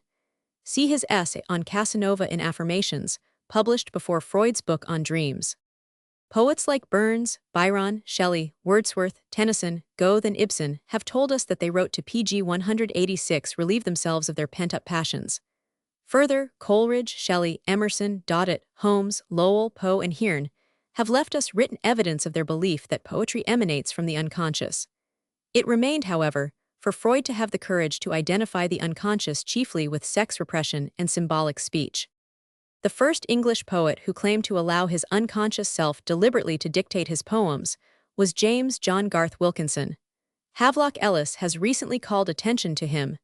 In his Improvisations from the Spirit, Wilkinson wrote down in rhymed verse the first impressions of a chosen theme. He depended chiefly on inspiration. His book was praised by Dante G. Rossetti and forms the subject of an essay by the poet James Thomson, called A Strange Book in Biographical and Critical Studies. Emerson had also praised this physician, who was an authority on Blake and Swedenborg. Wilkinson claims to have written in what we would call the Freudian method of drawing on his unconscious. He considers reason and will secondary powers in the process.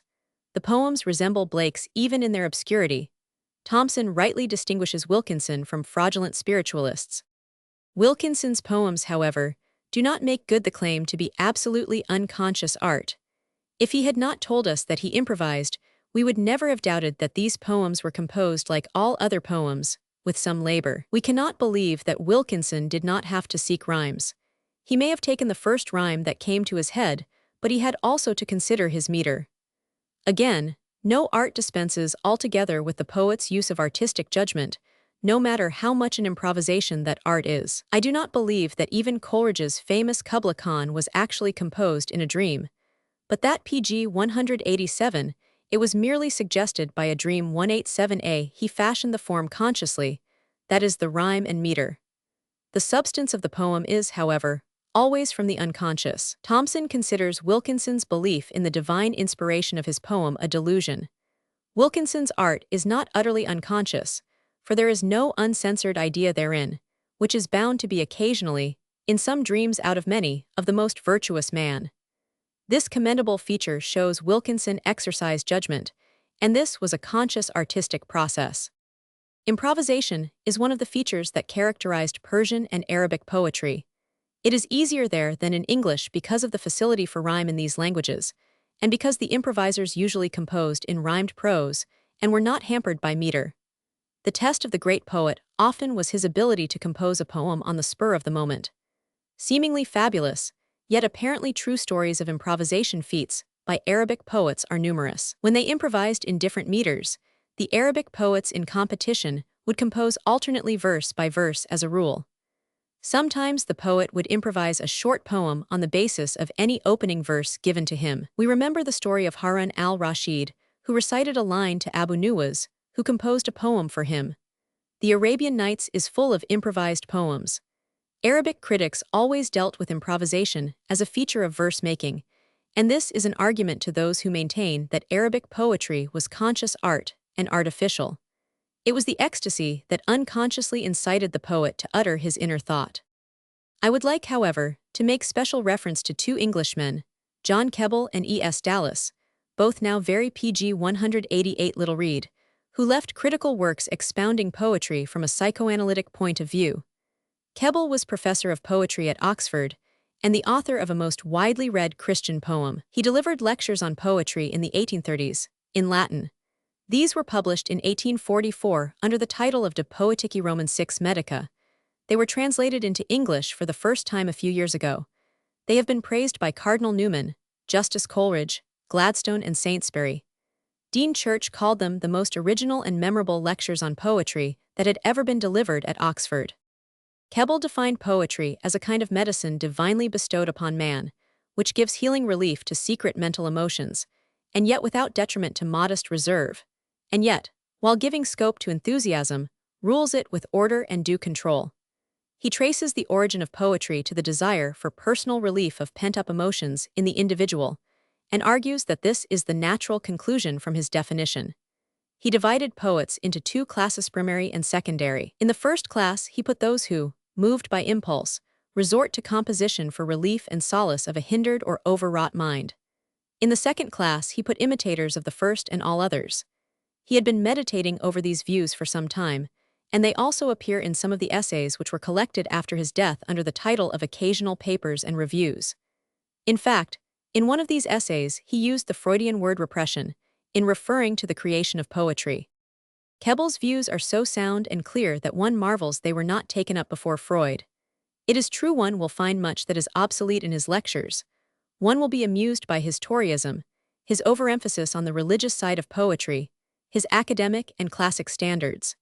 He PG 189, however, recognized that poetry was a sublimation of the poet's surcharged emotions, and that the poet healed himself, therapeutically treating himself by writing. He was really developing at length Aristotle's famous definition of tragedy as purging the audience of pity and fear. Aristotle was referring, however, to the aesthetic purgation of the feelings of the audience. Keble, like Freud later, had in mind the poet's relief to himself. Poetry ministers, however, to the overburdened mind, both of the poet and the reader. Both are relieved in finding expression for ideas and emotions that are troubling them. It was no doubt Keble's religious nature that made him perceive this important fact. He noted that the psalmists in the Bible sang to relieve themselves of their griefs, and he saw that prayer had a psychoanalytic effect on people. Poetry is then the emotional expression of an overcharged heart, but this does not necessarily mean overcharged with grief, for it expresses people who are overflowing with joy or any emotion. It covers what Nietzsche called ecstasy, and especially the ecstasy of love or sexual excitement. It covers the desire for beauty which, as Nietzsche again saw, possessed a sexual contagion in it. The happy poet in love desires to give vent to his emotions by some form of expression, whether his love is satisfied or not. And those who seek the origin of poetry in religion must remember the close affiliations that anthropologists have found between love and religion. Keble perceived that the greatness of poetry lay in its genuineness and seriousness, and that it was not merely a metrical plaything. He perceived that it revealed the poet himself, and that its mission was high. One must also admire his broad-mindedness in treating Lucretius, whom, in spite of his atheistic views, Keble places among the primary poets. The modern reader PG 190 might resent the placing of Sophocles and Theocritus among the secondary poets, Nor does every personal poet belong to the primary class, for minor poets are often personal. Poets must, to be in the first class, voice a very compelling emotion based on a very profound idea. Burns and Heine, Shelley and Byron, Goethe and Ibsen, Balzac and Tolstoy are primary poets, not only because they are personal but because they are intellectual. Keble anticipated the greatest of modern theories about the nature of art, poetry, and literature. He saw that art was not play, as Schiller and Spencer believed, but an expression necessary to relieve both poet and reader. Its origin is not in play but in the desire to heal oneself and create a reality out of a dream. Poetry is an attempt to unburden oneself and adjust oneself to reality, which it does by complaint or by building a dream castle. But its sources are always repressions of emotions, which in many cases have become unconscious. The best exposition of the imagination from this point of view is by E.S. Dallas, who published The Gay Science in 2 volumes in 1866. He was a successful book reviewer and had also written a book on poetics, which David Masson reviewed. In chapters in his greater book, On the Imagination, the Hidden Soul, the Play of Thought, and the Secrecy of Art, he anticipated many of the modern discoveries of art in connection with the unconscious. He saw that man leads a hidden inner life of which he is unaware, and that this life appears in his art. You will find more on the nature of imagination and poetry in Dallas's book than in many of the works on taste that have survived. He carried Keble's ideas to much further conclusions and saw that man unburdens not only his conscious emotions, but even those of which he is unconscious. Pg 191, Dallas's 4 chapters at the end of his first volume form one of the most striking contributions to the nature of poetry and imagination that have ever been penned in English. He finds imagination but another name for the automatic action of the mind or any of its faculties. It is unconscious memory, its logic is the logic of the hidden soul, it is passion that works out of sight. Imagination is the unconscious. It suggests not only the power of figuring to ourselves the shows of sense, but also that of imagery or the comparison of shows. It does not differ from reason, but shows the process of reason working automatically. It is play of thought, it is hidden soul. It combines sensibility to images, wandering of the mind, and finding of comparisons. Its function is not different from reason, memory, or feeling, but its peculiarity is that its work is done in secret automatically or unconsciously. Imagination not only builds images, but it creates types, it utters ideas, it speaks a natural language, it voices emotions. Even the old critic who separated verse poetry from prose literature as a distinct branch of writing was always suspicious that he was in error, for he knew both were the products of creative imagination. Of the ancients, it was only Aristotle who, defining poetry as imitation, saw that he must include prose that imitated in his definition of poetry. The thing that counted was the imitation or imagination in determining poetry, and not meter. As imagination creates the literature of ecstasy, the real subject of this book has been the function of the imagination. But as the term, like poetry, has been so much abused and misunderstood, the nature of them both is studied by using other terms, like ecstasy and the unconscious. I suppose that no word has been more used in connection Pg 192 with poetry than the word imagination, and probably no word has been more vaguely and diversely employed. Everyone agrees that literature in general must be the function of the imagination. Many people, when they speak of imagination, really mean nothing more than the introduction of numerous figures of speech. Others confuse it with the sportive play of the author with supernatural machinery in his work. To others, imagination suggests something that is opposed to the convictions of the intellect and to the moral faculty. Even today, many people do not know that Aristotle used the term imitation and Bacon the word feigning where we use the word imagination. These older terms, in the course of evolution in meaning which words undergo, are used by us no longer to represent poetic creation or imaginative work. Everyone quotes the famous lines of Shakespeare in the 5th act of the Midsummer Night's Dream, and many fail to see the exact meaning of the master, who had a true conception of the function of his art. First, he recognizes that the poet is imagination all compact, and compares him to the lunatic and the lover. Next, he uses the word frenzy in speaking of the poet's eye, which rolls about and glances over the universe, showing that he had the conception of the ecstatic element in the poet's makeup and work. The poet gives shape to the forms of unknown things bodied forth by imagination. He gives a local habitation, and a name to airy nothing. Shakespeare recognizes the fact that imagination is related to the dream when he says that one of the tricks of imagination is that if it apprehends a joy, it comprehends the bringer of that joy. That is, it builds a dream castle where that joy is realized. His use of the words unknown things in addition, as the substance of imagination, shows that he understood pg 193, that the realm of the unconscious was the province of the imagination. Hazlitt and Lowell, among modern critics, correctly understood Shakespeare's meaning of imagination as identical with Ecstasy 193a.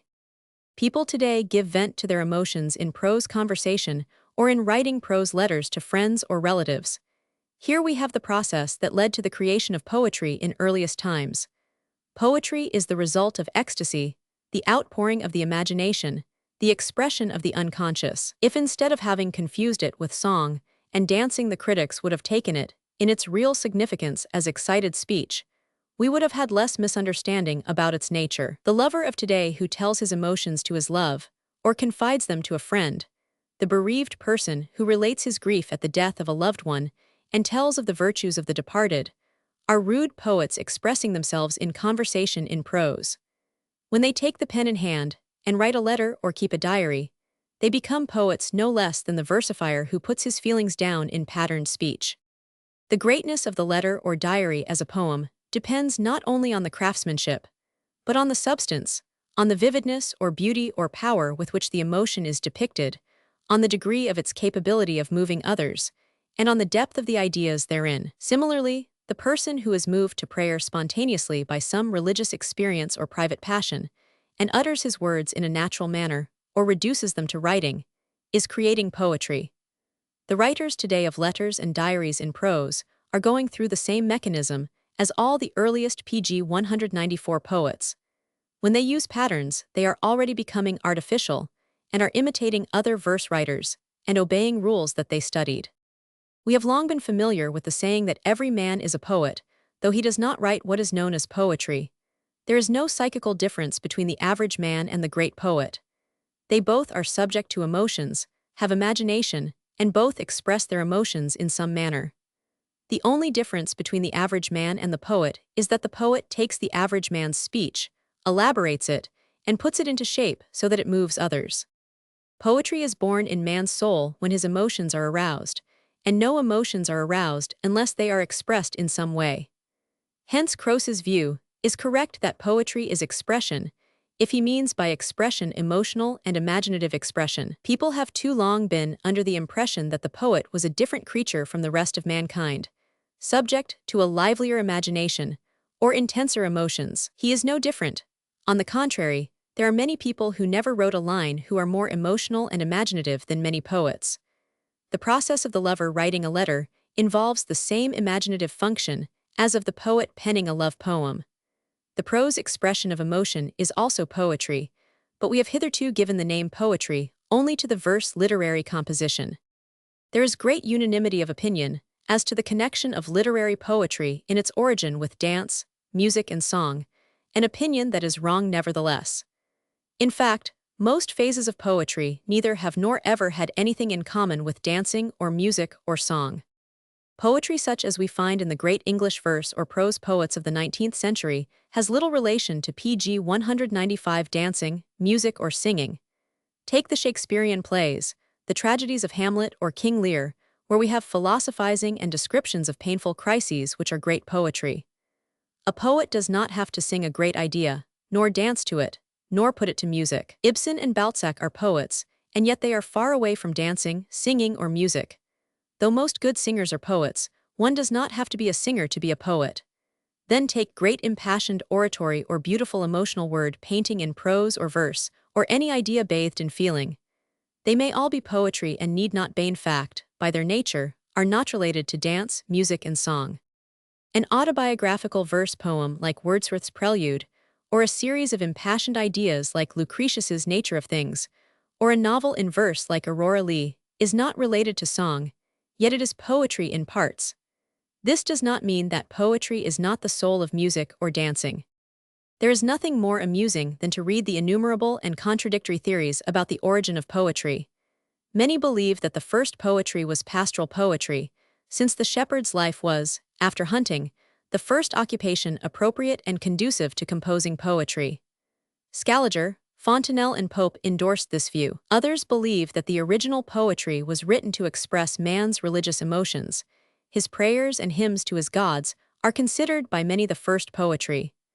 Again, the communistic needs of the clans are supposed to have invited the poet to write. Celebration of tribal victories, praise of heroes, incitement to martial courage and revenge, the virtues of the clan, were supposed to be the first function of the poets. Epics and ballads are cited in proof of this. Again, satires and invectives are thought to be the first forms as they were used by the bards, who pg 196 were also magicians and hurled them as potent forces against the enemy. Thomas Peacock believed eulogies constituted the first poetry of the human race. Then the proverb and parable have their devotees, as the first imaginative representation of the common thinking of the earliest people, and as the readiest to lend themselves to the use of verse patterns. One could go on naming various theories that have been advanced as to what kind of poetry is earliest. There is the poem which designates the awakening of a moral conscience. There is the mythical tale reciting the dream desires of the tribe, the song chanted at various labors and toilings of the common people, the chorus which served as an accompaniment to holiday celebrations and nature worship, the chanting of the first cantors or priests and the responses of the congregation.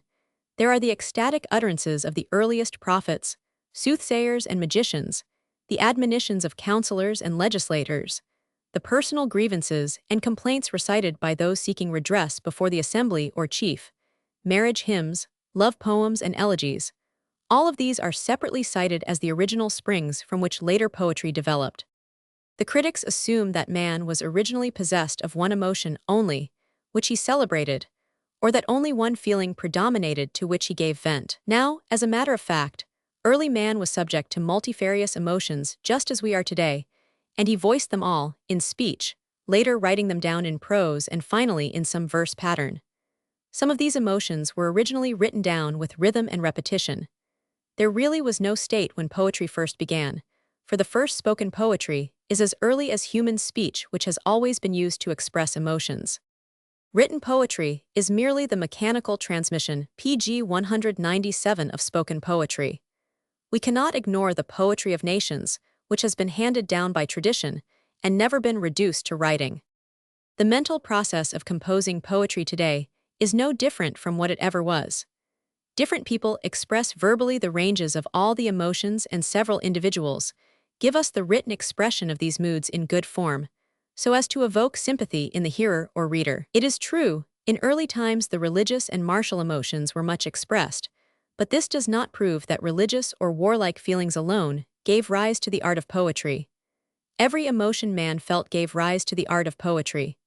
Poetry is the expression of all the emotions and is born with speech, and hence is universal expression and the most ancient art we possess. Poetry is, however, so often the expression of a personal complaint, the expression of a repression, that we may say that its real origin today, and at all times, is the prose elegy. The person who pours out his griefs is psychologically the poet in action. Attempts have been made by Greek scholars to show that both the epic and the drama had their origin at public funerals, where elegies were recited instead of at the Dionysian rites. This is very plausible. The pang of death was one of the causes that led to the creation of poetry, especially since early man was carried off too frequently by wars, plagues, and wild animals. One should add that the pangs of the loss of one's mate, the grief resulting from being worsted in the battle for the female, were other contributing causes of the creation of poetry. In short, the origin of poetry was personal, and much ancient poetry dealt with a lament of some kind. This has been the characteristic of poetry ever since. Grief is the source of poetry. Note the number of wailing poems in Irish and Scotch literature, where pg 198 the death of a husband in war, or the loss of love, plays a part. Much Anglo-Saxon poetry is elegiac. The earliest poems from Egypt, China, Japan contain laments.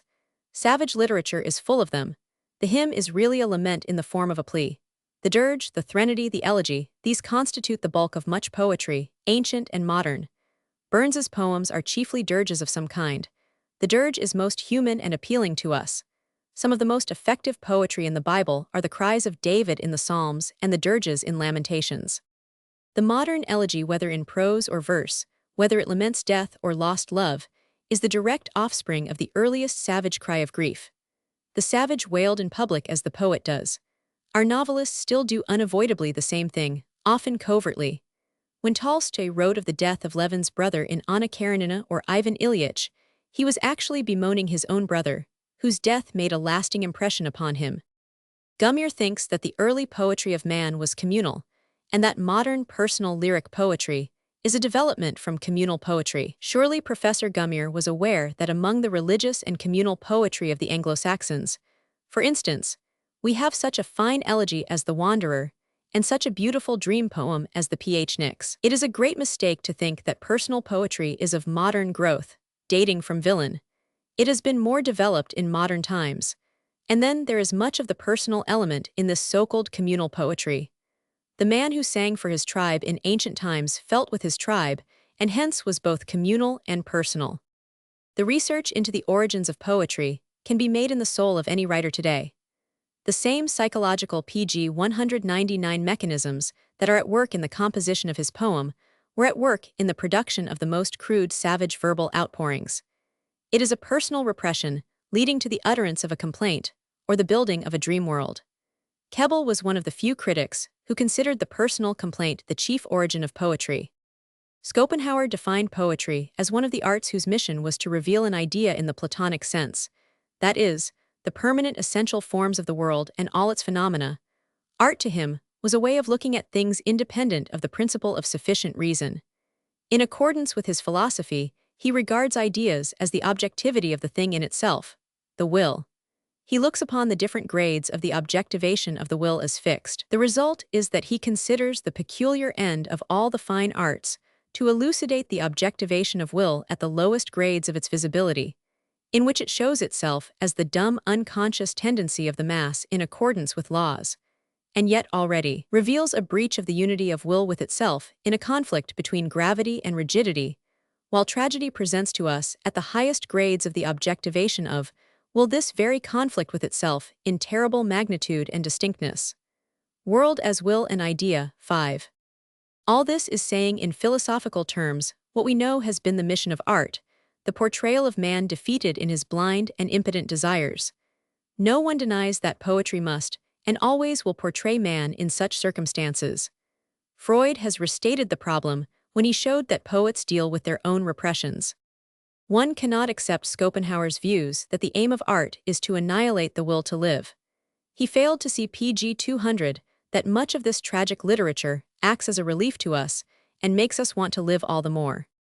Dr. Arthur H. Fairchild deserves credit for assigning high importance to poetry when he says that it is a means of self-realization and is a biological necessity. In his The Making of Poetry, he expresses what is really the psychoanalytical theory which sees in poetry a means of freeing oneself of complexes, a way of restoring oneself to a better state of mind, a cure for incipient neurosis.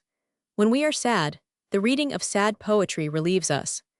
As Emerson said, poetry is the effort of man to indemnify himself for the wrongs of his condition. The toiler reads of other toilers in literature, say in Zola's Germinal or Hauptmann's Weavers, or Sinclair's Jungle, and his emotions are discharged. It is true he may be driven to action, but the poet has nothing to do with that. The lover, unhappy in his love, finds help in hearing a poet express his own surcharged feelings resulting from love troubles. The reader may by reading be prevented from going mad. The great public which does not read good literature finds relief in plays, moving pictures, magazine stories, or newspapers, all of which, while it is not generally good poetry, may have the effect of a catharsis on the public's rudely developed aesthetic sense. Mankind hungers for poetry. Those who are unable to appreciate it in higher form resort to imitations and substitutes, which express their emotions and relieve them. He who can read and enjoy the great masters of prose and verse, or appreciate good music and painting, does not have to resort to the political meeting or religious revivals to have his emotions played on. Athletic contests like baseball, football, and prize fights usually help people to express and relieve surcharged emotions. The love for cheap forms of movies and card games has its origin PG 201 in a desire for emotional discharge. Man resorts to every measure to give his emotions play. He reads newspapers and trashy magazines. He likes to hear melodramas and ranting orators, often because he has a love for emotional excitement, which he cannot satisfy by literature of the best kind. He cannot concentrate, he cannot think clearly, he is ignorant of the simplest principles of literary art. He cannot read poetry, yet he hungers for it. His dormant instincts will even seek satisfaction in condemnation and persecution to satisfy such emotions which he cannot express by reading. The creation and reading of poetry in prose or verse is an achievement common to man alone of the animals. He is not separated from them by moral or intellectual faculties, for animals have these, but by his faculty to create art and make others share enjoyment of them. It may be that the spider and the bee derive aesthetic satisfaction from contemplating the web or the hive they build, or the bird gets artistic pleasure from the song it sings or hears, or any animal may win sympathy from another by some mute act. But man alone puts his emotions and ideas in words in an endurable work of art so as to relieve himself and move others.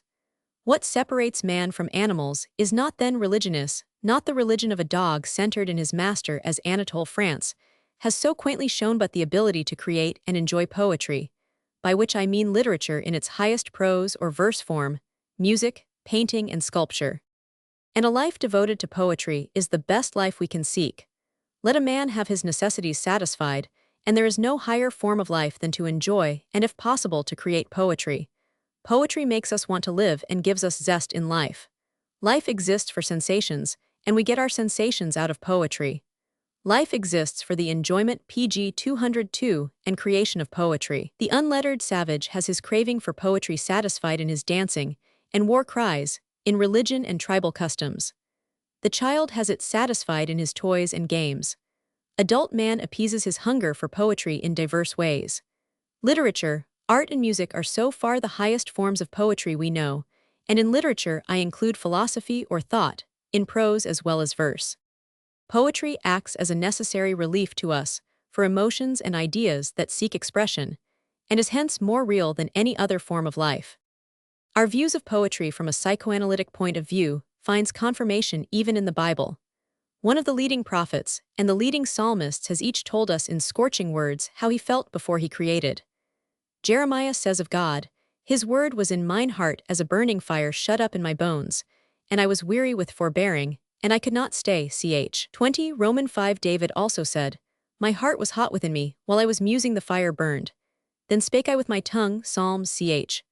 39 Romans 5 Both of these poets had made resolutions to keep silent, but could not. Their choked emotions burned like fire. Their disturbed souls sought relief by expression. Thus the great prophecies and psalms had a subjective origin and a homeopathic effect upon their authors, and they have this effect on us today. 180 Azwe Abhandlungen über 500. Aristoteles Theory 500. Drama. 182. This work has never been completely published. Dr. B. Halper, of Dropsy College, Philadelphia, has promised us a complete translation from the Arabic manuscript. There is a synopsis of it by Schreiner in the Revue des Etudes, Juifs Roman 21, 22. 183 AC Isaac Husik's Medieval Jewish Philosophy. 184 AF. 100. Prescott's Dreams and Poetry is a magnificent essay on the subject. 187 AI. Do not, however, agree with Bergson, who does not believe poetry can be composed in dreams at all. 193a Poetry is the most emphatical language that can be found for those creations of the mind which ecstasy is very cunning in. Hazlitt on Poetry. The imaginative faculty has the capabilities of ecstasy and possession.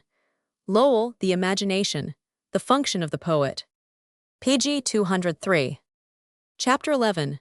Love Ecstasy in Arabian Poetry. Oriental poetry, especially that of the Arabs and the Persians, is notable for its interpenetration with ecstasy couched in intricate conventional forms.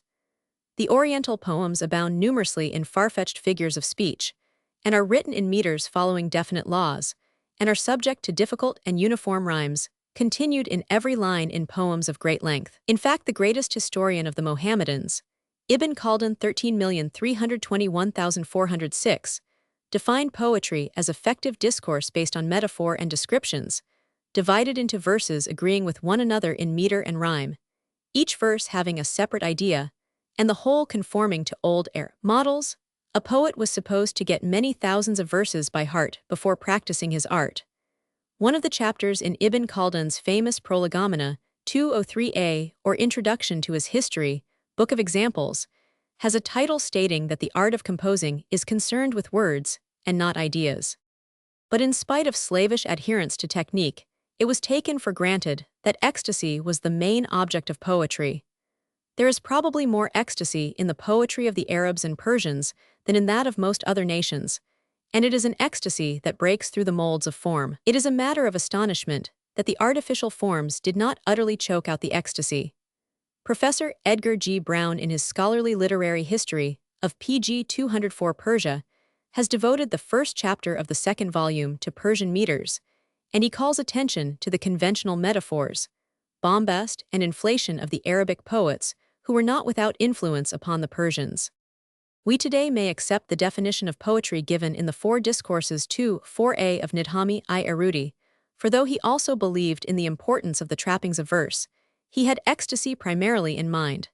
He defined poetry thus: poetry is that art whereby the poet arranges imaginary propositions and adopts the deductions, with the result that he can make a little thing appear great and a great thing small, or cause good to appear in the garb of evil and evil in the garb of good. By acting on the imagination, he excites the faculties of anger and concupiscence in such a way that by his suggestion men's temperaments become affected with exaltation or depression, whereby he conduces to the accomplishment of great things in the order of the world.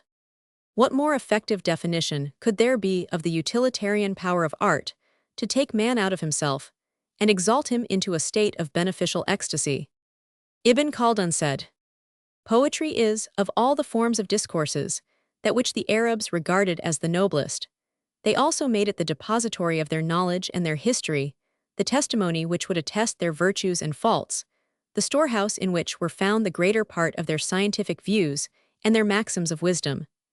The poetic faculty was as much deeply rooted in them as in all the other faculties they possessed." He continues that they have handled poetry so well that one could deceive oneself and believe that this gift, pg 205, which is really an acquired art, was with them an innate one. These remarkable words of Ibn Khaldun will help us to understand the famous saying that poetry was the register of the Arabs.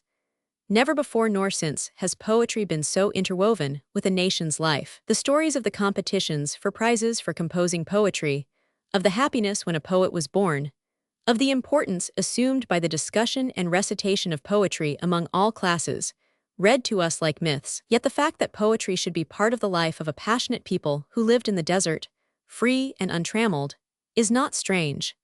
The Arabs themselves attribute also their great superiority in poetry to the beauty of their language, especially as spoken by the Bedouins in the desert. The great Arabian poet Abu Nuwas completed his education by sojourning a year among the Bedouins.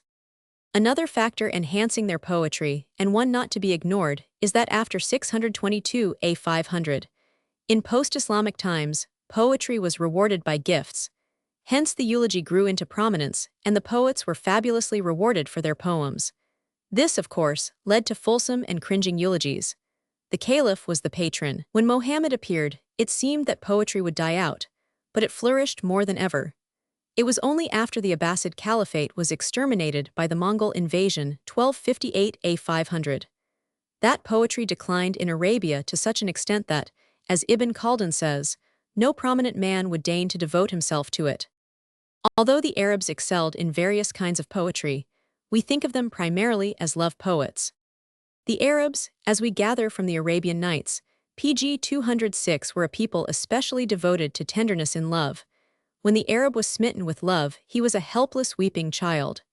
There was one tribe, that of Azra, wherein the victims were said to die of love. One poet said he knew of 30 young men whom love sickness carried off. In answer to a reproach for this weakness, one of the tribe replied, "You would not talk like that if you had seen the great black eyes of our women darting fire from beneath the veil of their long lashes, if you had seen them smile, and their death gleaming between their brown lips." Stendhal, on Love. Arabic poetry in the period before Islam between 500 a 500 and 622 a 500 did not consist of pure eroticism. Satire, eulogy, elegy, revenge, martial feeling, chiefly characterized it. Many poems were also devoted to the praise of animals and the description of nature. The odes or qasidas, however, began with a love prelude, called nazib, in which the poet dwelt on his love sorrows merely to win the hearts of his hearers to his chief theme. One of the best of these is that in the Ode of Imrael, K's the first and greatest of the 7 poets of the Mulaket.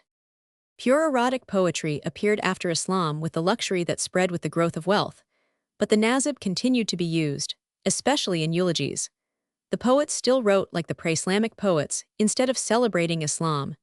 The Umayyad dynasty, which extended from 661 to 749 A 500, saw the birth of pure love poetry celebrated not as introductory or episodic, but purely for itself. The love story of one of the Arabian erotic poets of the period, Majnun, was celebrated by the great Persian poet, Nidhami, who flourished in the 12th century. His Layla and Majnun has been translated into English by Mr. Atkinson. The story was retold by many Persian and Ottoman poets. Then there was Jamil, who was the lover pg 207 of Butna. These love poems by Majnun and Jamil were of popular origin and represented the spirit of the people. There were many other love poets, while some did not devote themselves exclusively to love. The most celebrated, however, of the love poets was the handsome, wealthy Omar ibn Abi Rabia 643,719 A 500. He was of the tribe of Quraysh, the same tribe to which Muhammad himself belonged. This tribe was famous for many things, but not for poetry until Omar took away the reproach. His poems were called a crime against God, yet a cousin of the Prophet memorized some of them. The fullest account of him in English and of his love affairs, with translations from a few of his poems, appears in an essay by William G. Palgrave in Essays on Eastern Questions. Omar was united in marriage to his love Zainab after a stormy courtship, opposed by her people, but he had several love affairs. The best idea of the sweetness and pathos of his love poetry is conveyed without further comment by giving 2 translations made by Mr. Palgrave. Ah, for the throes of a heart sorely wounded. Ah, for the eyes that have smit me with madness. Gently she moved in the calmness of beauty. Moved as the bough to the light breeze of morning. Dazzled my eyes as they gazed, till before me all was a mist and confusion of figures. Ne'er had I sought her, and ne'er had she sought me. Faded the love, and the hour, and the meeting. There I beheld her as she and her damsels paced twixt the temple and outer enclosure. Damsels the fairest, the loveliest, the gentlest, passing like slow-winding heifers at evening, ever surrounding with courtly observance her whom they honor, the peerless of women.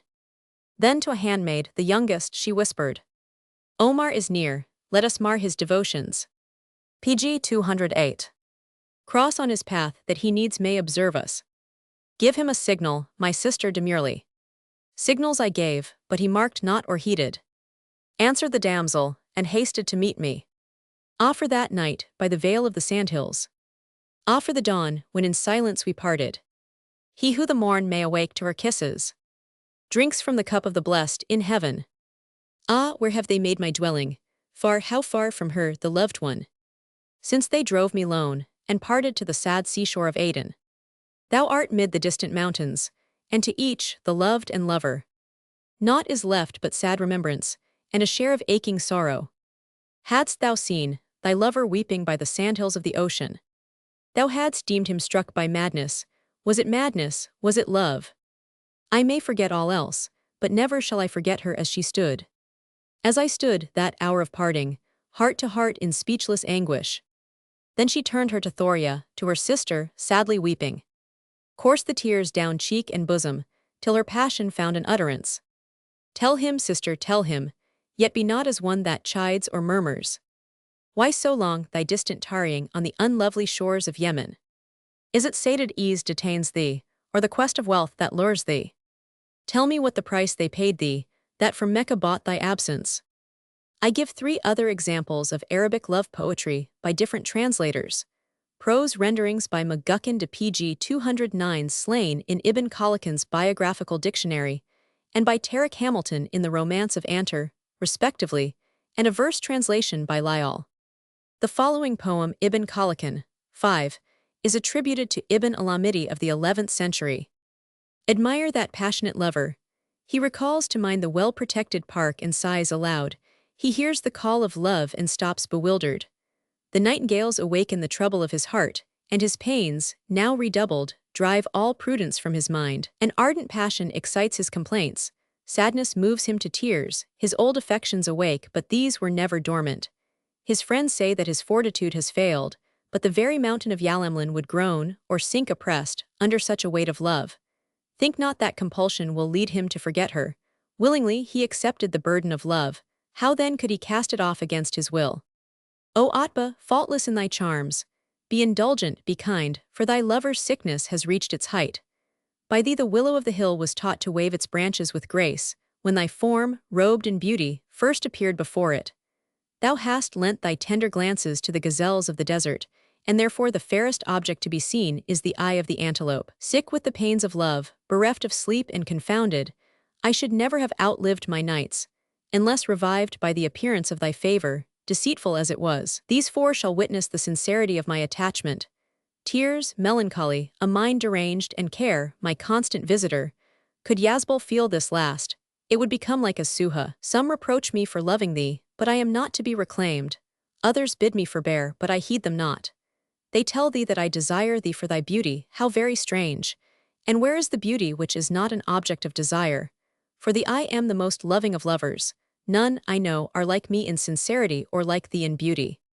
The next poem represents one of the many outbursts of Anter. PG 210. O bird of the tamarisk, thou hast rendered my sorrows more poignant, thou hast redoubled my griefs. O bird of the tamarisk, if thou invokest an absent friend for whom thou art mourning, even then, O bird, is thy affliction like the distress I also feel.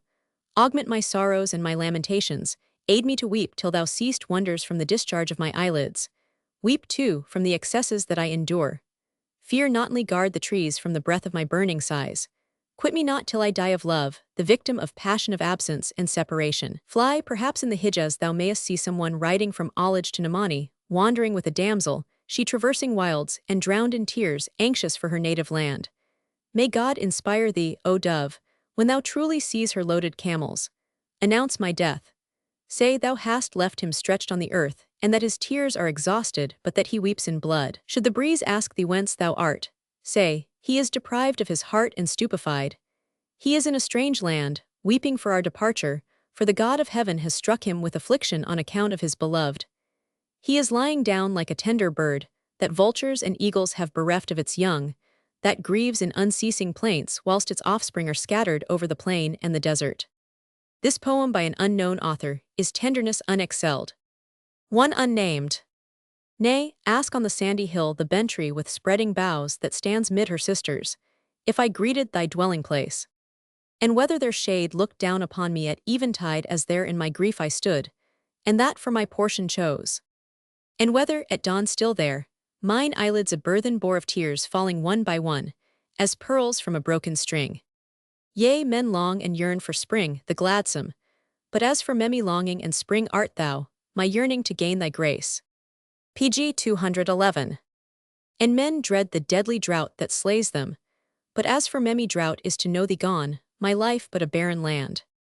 And sooth, if I suffer when thou greet'st me with words unkind, yet somewhat of joy it brings thou thinkest on me at all. So take thy delight that I stand serving with aching heart and eyes, bathed in tears, lest thou shouldst sunder thyself from me. Arabic poetry may lack the light of intellectual outlook that we find in our greatest English poets. It may be deficient in the intensity of religious fervor characteristic of the medieval Hebrew poets. It may fall short of the high mystic strain attained by the Persians, but in the fervor depicting love of passion, they have not been surpassed. The greatest Persian lyric love poet, Hafez, and the greatest Turkish lyric love poet, Bakwi, clearly were under their influence. Arabic poetry, then, is probably richer in love ecstasy than that of any nation. This is due to the fact that they are both a sensuous and at the same time deeply religious people. They were strongly emotional, extremely vindictive, and extremely hospitable. They recorded their emotions unabashed. They had the naivete of the child and cried out their slightest pain. They weep and bemoan constantly. Anter, one of the poets of the Mu'allaqat, and the hero of the romance bearing his name, is more of a child than Achilles. He is always sobbing and weeping copiously. He is the prototype of the medieval knight who wept and declaimed because of absence of his mistress, a feature of romance which Cervantes ably ridiculed in Don Quixote. Thomas Warton, the historian of English poetry, was one of the first to point out the Arabic influence on chivalry and romanticism. The battle as to the extent of pg 212 Arabic influence has been waged ever since, with, I believe, the victory to the Arabs. Fitzmaurice Kelly, the historian of Spanish literature, emphasizing the Hebrew influence, has resented the statement of the great Arabic influence, but Robert Briffault in The Making of Humanity has proved that this influence has been underestimated rather than exaggerated. The fact that there existed in pre-Islamic times equal morality for both sexes, women also were freer than in post-Islamic times, gave rise to romantic love. Arabic literature made the love or erotic note in its tender or chivalrous phase fashionable. True, this note existed very sparingly among the Greeks and Romans in Sappho and Catullus, but the romantic note was singularly absent from European literature in the early medieval ages. Men loved then as they did before and after, but the personal romantic love note was not considered a proper theme for poetry. The religious and martial emotions held sway. Critics now admit that intense love poetry of the troubadours, appearing like an oasis in the barren literature of the medieval ages, was influenced by the Arabs, the rhymes as well as the themes being taken from the East. The troubadours influenced the German Minnesingers, and these two groups remain among the best composers of love poetry Europe has had. The troubadours also entered England, influencing its poetry for nearly 2 centuries. 214a. The love element in the books of chivalry is due to Arabic influence. Cervantes attributed his Don Quixote to a Moorish author because the Moors wrote so many romances. Early Italian poetry owed much to the love poetry of Sicily, which was impregnated with the Arabic pg 213 spirit. Wyatt and Surrey, who traveled in Italy, greatly influenced English literature. Thus Arabic poetry somewhat influenced English poetry.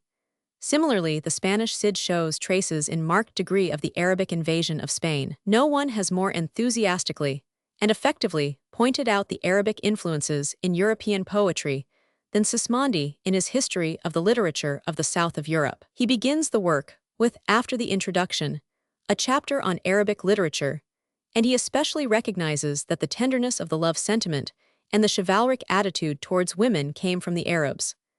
The most sympathetic and exhaustive account of the great influence of Mohammedan influence upon Europe is in Samuel P. Scott's History of the Moorish Empire in Spain. It is said that even the French poem, the Chanson de Roland, shows Arabic traces since the Arab invasion had reached into France. We recognize that there is an invisible thread that binds together love poems so remotely separated by time and place as those of the medieval Persians, Arabs and troubadours, and the modern English poets. The Arabic note of ecstasy is found even in the poems of Goethe, especially in a few in his West-Eastern divan, influenced by his studies of Oriental literature during the Napoleonic Wars. He used his own experiences with Eastern names, but he never failed to produce literature of ecstasy. The Oriental romance also exerted an influence on Beckford, Landor, Southey, Byron, and more. Even Tennyson got the idea of Locksley Hall from reading Sir William Jones's prose translation of the Mullacat. Browning adopted an Arabian meter in his Abt Vogler. George Meredith's The Shaving of Shagpat was written to emulate the Arabian Nights. pg 214, the Arabs excelled also in the elegy. Among the most famous elegies in Arabic poetry are those of Kansa, a pre-Islamic poetess, on the murder of her 2 brothers. There is an account of her by Thomas 100. Chenery, in the notes to his translation of Hariri's Assemblies 5, pp. 387,391. In fact, the elegy is more common among early pre-Islamic poetry than the love poem. The Orientals, particularly the medieval Hebrews, were always distinguished in this kind of poetry. One of the best, certainly the best in Turkish poetry, is the elegy by Bakwi on the great Sultan Suleiman I, translated by E.J.W. Gibb in Ottoman Poetry. The Arabian love poems and elegies are proofs that poetry was originally, as today, a personal cry, an outburst of emotion due to repression. The cry of grief for the dead in battle, that is the note in all early literature, Occidental and Oriental. The poem among the Arabs and Hebrews had also a definite utilitarian purpose. In early times, satire was one of the chief forms under which lyric poetry appeared. The poet was employed to combat the enemy, and his curses against them were supposed to be effective. He was a soothsayer, a prophet, a magician. He voiced not only the communistic feeling of the tribes, but his personal emotions. Even down to our day, the public demands that the poet write poems against the enemy in time of war. Goethe was criticized for refusing to write against the French, for example, but he explained later to Eckermann that he had no hatred towards the French. In all wars, there have been poets who have written against the enemy, but usually this kind of poetry has been of an inferior order. It finds its own tomb in a poem like the famous Hymn of Hate by Liswer in the late World War. Nothing in literature illustrates more the belief in the pg 215 magical power of poetry than the chapters in the Book of Numbers, dealing with the effort of the Moabite king Balak to get Balaam to curse the children of Israel. Balak believed that these curses would help him defeat the Hebrews, but instead Balaam blessed them, unwillingly, saying that he could but utter the words God put in his mouth, for the inspiration of the poet came to him always from hidden forces. He reached to ecstasy every time he spoke. Arabic poetry then deals in intricate forms conveying ecstasy, with all the stock themes of poetry, but especially with love. The similarities between biblical Hebrew poetry and pre-Islamic Arabic poetry have been touched upon by Dr. George A. Smith in his The Early Poetry of Israel, and by Thomas Chenery in his excellent introduction to his translation of Hariri's Assemblies. Participators in various military events themselves composed the poems in which they told of their exploits, as you may note by comparing the Mulakat with the songs of Miriam and Deborah. There was the same interest in nature as you may see by comparing descriptions from the Psalms and Job to that of the thunderstorm by Imrul Kayes in the Mulakat. The poetry of both nations was often nomadic, the product of the influences of the desert.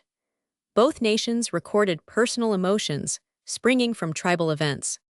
There was also the same tendency in both nations to utter ecstatically sententious and moral sayings.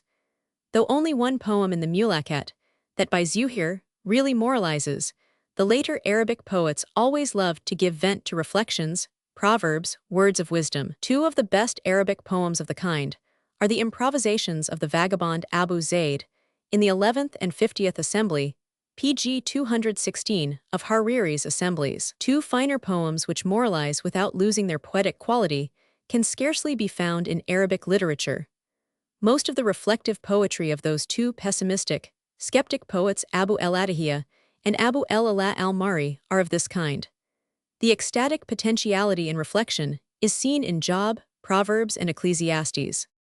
The chief phase of pre-Islamic poetry that will not appeal to us is in the great body of martial verse, where love of robbery and bloodshed, cruelty, revenge, and hatred are fostered.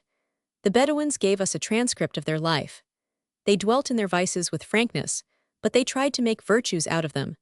We cannot blame them for not having our ideals of peace, and it is also doubtful if cruelties in their warfare were greater than those in our own day.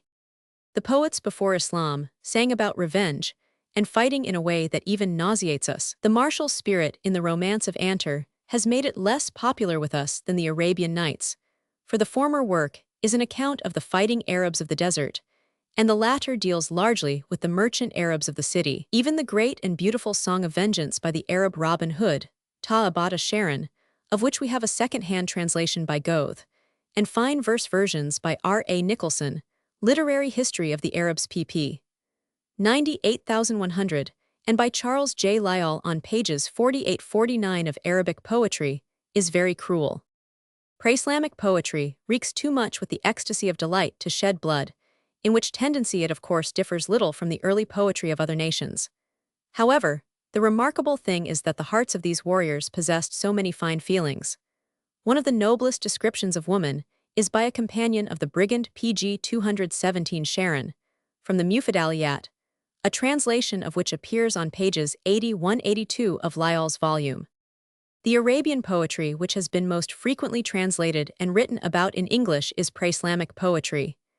In especial, the Mulakat, or the seven so-called suspended poems, has been translated several times. Sir William Jones made the first translation in prose in the 18th century. In modern times, we have had several translations, one by Wilfrid Blunt and his wife. There has been considerable support for the critical view that these poems represent the highest achievement of Arabic poetry, both among Arabs themselves and Aryan critics. Imral Kayes, who flourished in the 6th century A500, is the most famous of the poets in the collection and is regarded by many as the greatest Arabian poet. R. A. Nicholson and Clement Huart have given accounts of the Mulakat in their histories of Arabic literature. Professor Mackell has published in his Oxford Lectures an essay on these odes, and 500. Noldeck has given us a full study of them in the Encyclopaedia Britannica.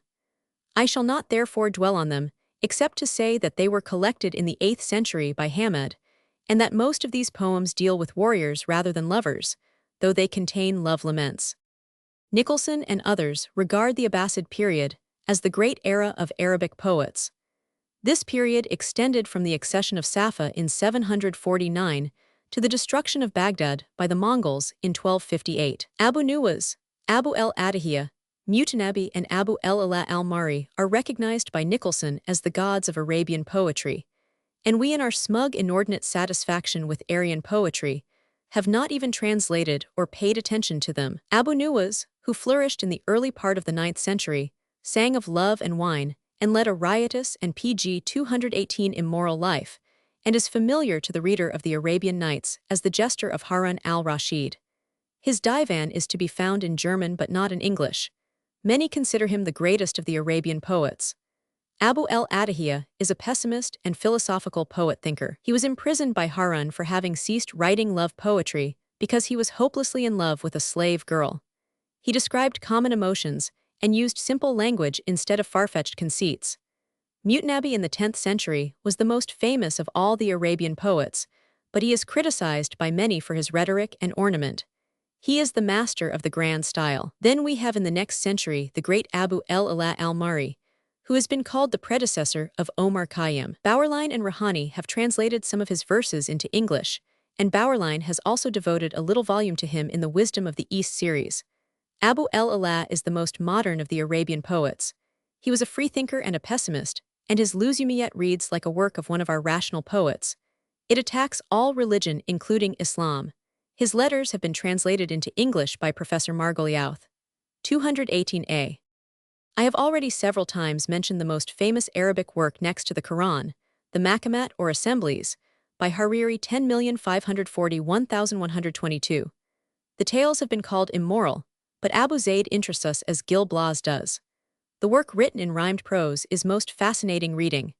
There is a complete translation of this by T. Chenery and F. Steinges, 18,671,898. The Arabian Nights is the best-known Arabic production to English-speaking people and is full of poetry.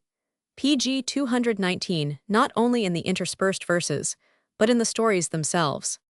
The Romance of Antar, from which I quoted a poem, is said to have been written by a poet and philologist in the reign of Harun al-Rashid. The work is long, and a few abridged volumes were translated into English by Tarek Hamilton in 1819 and 1820. Then there is the great poet of Cordova, Ibn Zaydan of the 11th century, whose love for the Princess Walada has made him celebrated. Here is a beautiful love poem, translated by Nicholson, Literary History of the Arabs, pp. 425,426. Today my longing thoughts recall thee here. The landscape glitters, and the sky is clear. So feebly breathes the gentle zephyr's gale. In pity of my grief it seems to fail. The silvery fountains laugh, as from a girl's fair throat a broken necklace sheds its pearls. Oh, 'tis a day like those of our sweet prime, when, stealing pleasure from indulgent time, we played midst flowers of eye-bewitching hue, that bent their heads beneath the drops of dew. Alas, they see me now bereaved of sleep. They share my passion, and with me they weep. Here in her sunny haunt the rose blooms bright, adding new luster to Aurora's light. And waked by morning beams, yet languid still, the rival lotus doth his perfume spill. All stirs in me the memory of that fire, which in my tortured breast will ne'er expire. Had death come ere we parted, it had been the best of all days in the world, I ween. And this poor heart, where thou art everything, would not be fluttering now on passion's wing. Ah, might the zephyr waft me tenderly, worn out with anguish as I am to thee. O treasure mine, if lover e'er possessed a treasure, O thou dearest, queenliest. pg 220. Once, we paid the debt of love complete, and ran an equal race with eager feet. How true, how blameless was the love I bore. Thou hast forgotten, but I still adore. Nor have I sounded the depth of Arabian poetry. Their greatest mystic poet was Umar ibn al-Farid, who flourished between 1181 and 1235, and whose work is full of fervid and inspired poetry. There is also Baha ad-Din Zuhair 500, A 500, the love poet of Egypt, whose complete poems have been translated into English by Edward H. Palmer.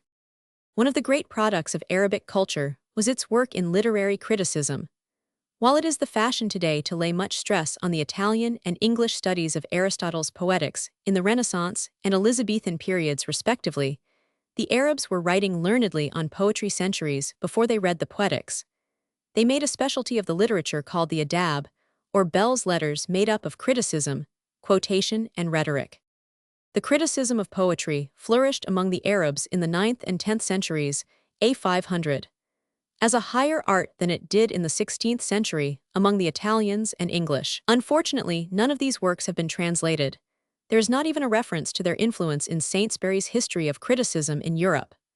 The Arabs had so many poets even in pre-Islamic times in the 6th century that interest in preserving this poetry gave rise later to anthologists who made collections. These anthologists commented on the poetical work and compared it with that of later periods, and with that of their contemporaries. Ibn Yunus in the early part of the 10th century translated Aristotle's Poetics into Arabic, and the Europeans learned of Aristotle's work from the Arabs, several PG 221 centuries later. But the best Arabic works on the art of poetry had, however, already been produced, presenting original ideas gleaned from the study of the great Arabian poets, and illustrated by examples from them. The Arabic critics did not go to the Greek and Roman poems, which they considered cold besides their own, as did the Italians and English to study the nature of poetry. The Arabs studied Greek science, medicine, and philosophy, but not Greek poetry. Books on prosody and poetry appeared after the founding of the system of Arabic meters by Khalil B. Ahmed in the 8th century. There were also the two celebrated schools of grammarians at Basra and Kufa, soon to merge in the school of Baghdad. Never before had the art of poetry and criticism flourished so thrivingly, and displayed a so generally high order as among the Arabs in the 9th, 10th, 11th, and 12th centuries. A faint idea of the great number of Arabian grammarians, critics, and poets may be gleaned by perusing the biographical dictionary of Ibn Khaldun, who flourished in the 13th century. This work, which contains only a partial list, has been compared to the Life of Johnson, by Boswell. Lucas called him a Baghdad Boswell, and to Plutarch's Lives. While Europe was plunged in ignorance and barbarism, the great Arab poets and critics were achieving work that belongs to the best. But alas, the very names which rank so high among them are unknown to most people. We let them slumber in the difficult Arabic. We translate the Chinese and Japanese poems probably more out of faddish reasons than of a true love of their poetry, but we ignore the Arabians. The Arab example contradicts the famous platitude that great epics of creative literary work are not ages of literary criticism. It is just the reverse. Good criticism, pg 222, is never so conspicuous as in ages of poetry, for there is such interest in poetry as to provoke literary discussion, then more so than ever. The best criticism of poetry appeared in England in the great age of Wordsworth and Byron. The Arabic grammarians and anthologists began their work about the middle of the 8th century. Incredible stories are told of their feats of memory for verse, in the art of improvisation, in skill in manipulating the language. They regarded the letters of their alphabet as human beings, just as the Hebrew Kabbalists treated their alphabetical letters as angels. To name even the most important of grammarians, anthologists, philologists, critics of Arabia is to call a long list. Even historians, philosophers, scientists, and theologians entered the field of poetic criticism. Everyone quoted the poets. Consequently, poetry was bound up not only with criticism but with Arabic thought. One of the most quoted Arabic critics is Ibn Rashid, of the 11th century, whose umda or pillar of the art of poetry is mentioned often by Ibn Khaldun, the historian. The latter also names 4 great Arabic writers of adab. Ibn Qutayba's accomplishments of the Secretary Ibn Qutayba's Book of Poetry and Poets is more often cited by other writers than the accomplishments of the Secretary Jahiz's Book of Eloquence and Exposition, Al-Mubarad's Perfect, all of the 9th century, and in Spain Abu Ali al-Khali's Curious Notions, of the 10th century, whose Book of Dictations, however, is better known.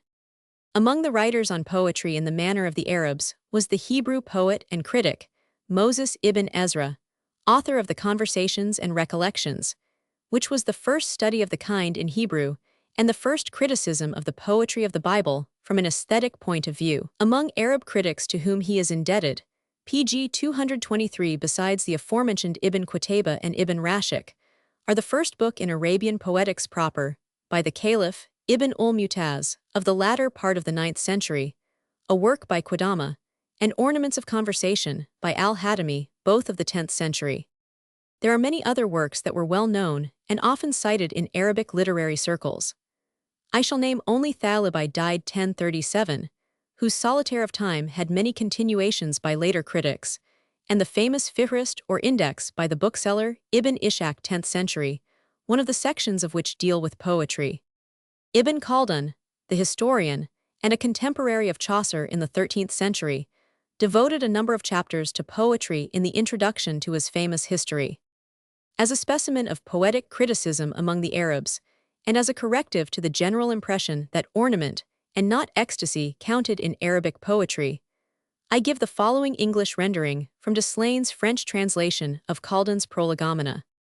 One of the conditions imposed in the use of this art of ornament is that the embellishments appear in the piece quite naturally, without the author's labor in searching for them, and without his being anxious about the effect that they should produce. If they present themselves naturally, there is nothing to object to them, for not being purposely introduced, they save the subject the fault of lapsing into barbarism.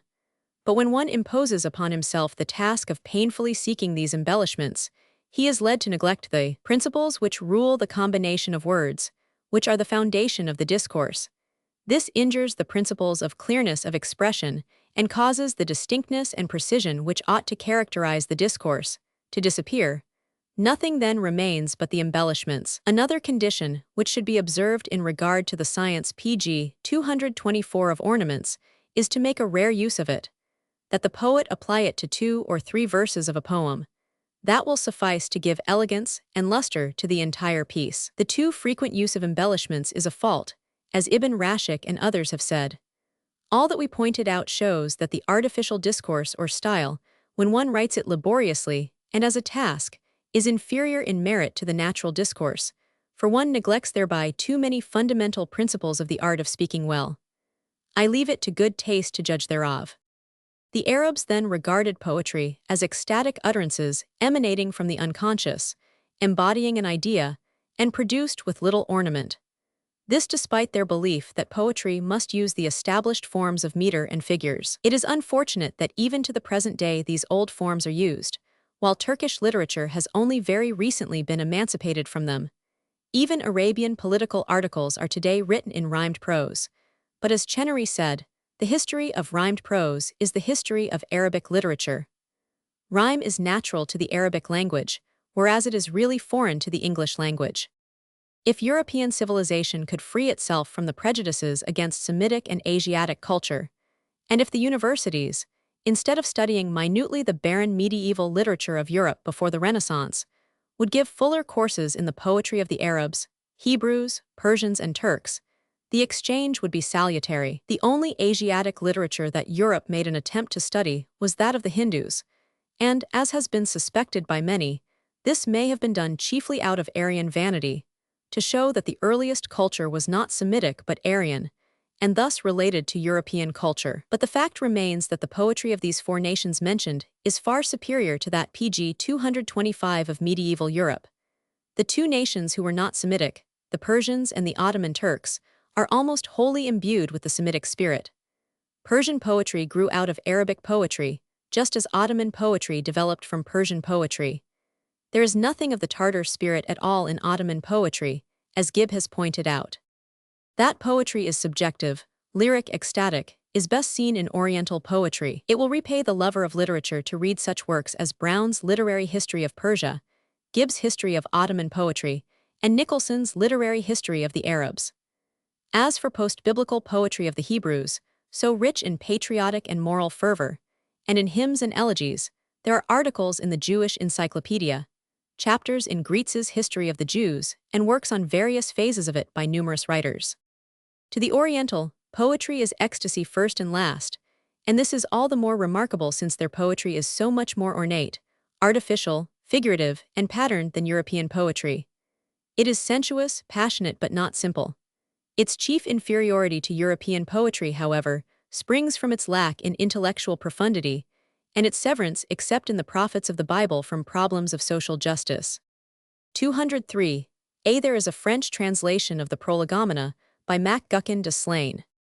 204a, translated by Prof. Brown, in the Journal of the Royal Asiatic Society, 1899.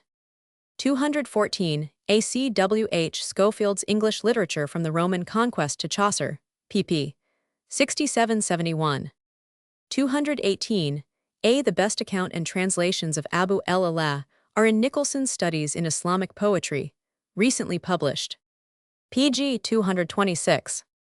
Chapter 12, Conclusion. I have not tried to present a theory of poetry, so much as to point out certain features of a particular kind of writing, which I have called the literature of ecstasy. It has developed that I really use the word ecstasy in the same sense that the other critics have employed the terms unconscious, imagination, poetry. I think I have shown that the literature of ecstasy, even when in prose, is synonymous with poetry as understood by Shakespeare, when he used frenzy and things unknown in reference to the poet. I have also, I hope, pointed out that an ecstatic presentation of intellectual and moral ideas results often in a great poetic product. I do not purpose to teach anyone how to write poetry or the literature of ecstasy. If my views have any value, it lies in helping us recognize the literature of ecstasy. It is in aiding us to eliminate much trivial, flimsy, unecstatic free verse and regular verse from the sphere of poetry.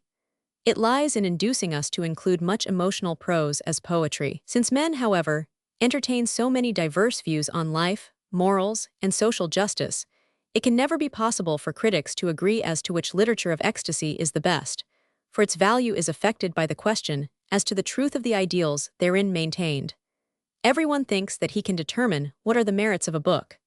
Those who have mastered the rules of prosody are certain that they can judge the qualities of poetry, but only those critics can recognize great poetry whose moral, intellectual, and aesthetic faculties are well balanced.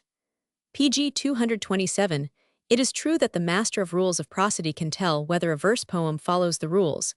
He can perceive whether the rhymes are false, whether the rhythm is regular, even whether the figures are not far-fetched, and whether the diction is good. And a commonplace mind may recognize the ordinary literature of ecstasy. But the chief obstacle to recognizing poetry is that most people derive their views as to what poetry is from rules formulated from the writings of older poets. If the great poets of the world had never used a pattern form, there would have been no textbooks welding poetry and versification together. A great poet not only creates his own forms, but displays individuality in the choice of views and ideas. When he becomes recognized, new rules are formulated from his work, and are even used as a fetter to bind later poets and critics. Anthologists have often been of great value in choosing for us the literature of ecstasy as written by so-called minor and popular poets who have taken no position in the history of the world's literature. A poet, however, is not great because he has succeeded in producing a few pieces that belong truly to the literature of ecstasy. Nor does a poet who once held a high place in the list of poets and has subsequently lost it by the vicissitudes of taste or circumstances or by the change in ideas, cease being a poet to us if he has written poems that belong to the literature of ecstasy. No one, for example, today regards Jean Ingello as a great poet, but the anthologists who select her when sparrows build or high tide on the coast of Lincolnshire justly accept these poems as poetry.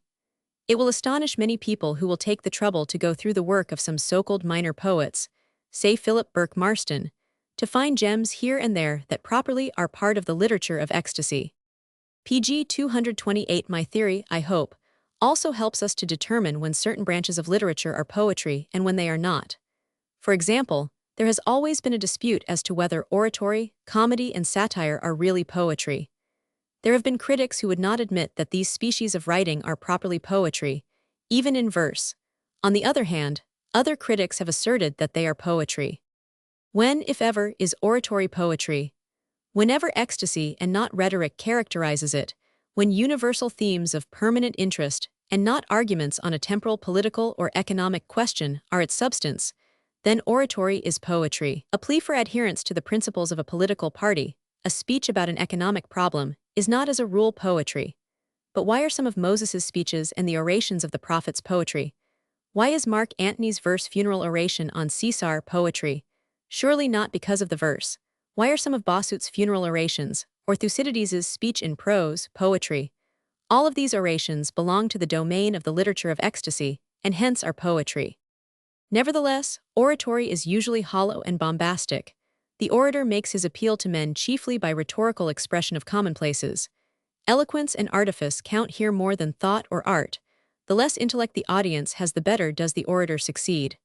Hazlitt saw the limitations of oratory. It is the unthinking man who is appealed to by theatrical effects.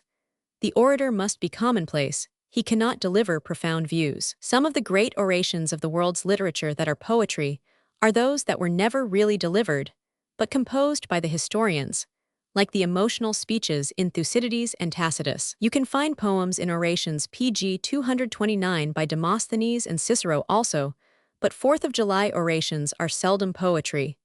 Nor is the Congressional Record an anthology of poetic masterpieces. In a footnote in his book in Aesthetics, The Critique of Judgment, Kant has ably elucidated the situation. I must admit that a beautiful poem has always given me a pure gratification, whilst the reading of the best discourse, whether of a Roman orator or of a modern parliamentary speaker or of a preacher, has always been mingled with an unpleasant feeling of disapprobation, of a treacherous art, which means to move me in important matters like machines to a judgment that must lose all weight for them on quiet reflection. Readiness and accuracy, in speaking which taken together constitute rhetoric, belong to beautiful art. But the art of the orator, the art of availing one's self of the weaknesses of men for one's own design, whether these be well meant, or even actually good, does not matter, is worthy of no respect. We must not confuse eloquence with poetry, though there are numerous prose pieces which, though eloquent, are yet poetry. Mere wordiness and grandiloquence may sound like ecstasy, yet lack that quality.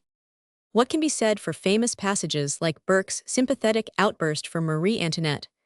I see no reason why we should not call this poetry, though it is not poetry of a high order. The objection to it is that the orator's emotion is misdirected. He wastes sympathy on a dead queen who was at the head of a pernicious system, and ignores the miseries of the thousands of poor Frenchmen. To that extent, our appreciation of it is limited. For even though Burke was right when he lamented that the age of chivalry was gone, he did not state that the time of exploitation of man was over. And pg 230, the question of exploitation, is probably more important than that of chivalry. There is affinity of oratory then to poetry, as it is calculated to arouse the emotions of the audience. But the political oration is usually not poetry, as it has a tendency to the ephemeral. No one will deny, however, that there is genuine prose poetry in orations by Demosthenes, Cicero, Burke, Webster, and Sumner. What is true of the oration is also true of the sermon. Sermons like those of Jeremy Taylor and Sterne contain poetry, they have ecstasy. There has also been considerable confusion as to how much poetry exists in witty and humorous writings and in comedy. In other words, the connection between poetry and tears is well established, but that between poetry and laughter is vague. We may say that most of the so-called humorous verse is not poetry at all, for the merely funny does not merit the term poetry.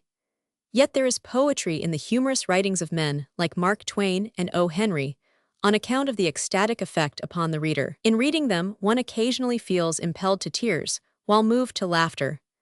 A mere witticism is not poetry, but it may have certain qualities, such as a bit of wisdom conveying ecstasy, which makes it poetry. The wit of Heine and Voltaire often belongs to this class. When laughter is bound up with a profound idea or emotion, the work expressing the laugh becomes poetry.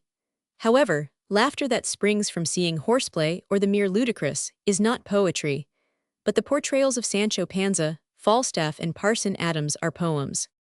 Meredith has presented the case of the comic spirit better than anyone else. He says, the comic spirit is not hostile to the sweetest song fully poetic, and he pg 231 shows how this spirit enters the work of Menander, Aristophanes, Chaucer, Terence, Rabelais, Shakespeare, Cervantes, the Restoration comedians, Pope, Molière, Fielding, Smollett. These men were all poets. That is, they gave us poems here and there in their work. Meredith might have added Dickens's and his own work among comic works that contain poetry. The writers of comedy deal with feelings and emotions. Most of them were men of intellect and deep feeling. In a passage that is itself a poem, Meredith describes the comic spirit, which he recognized as allied to poetry. And this in part is his delineation of it. It has the sage's brows, and the sunny malice of the faun lurks at the corners of the half-closed lips drawn in an idle wariness of half-tension.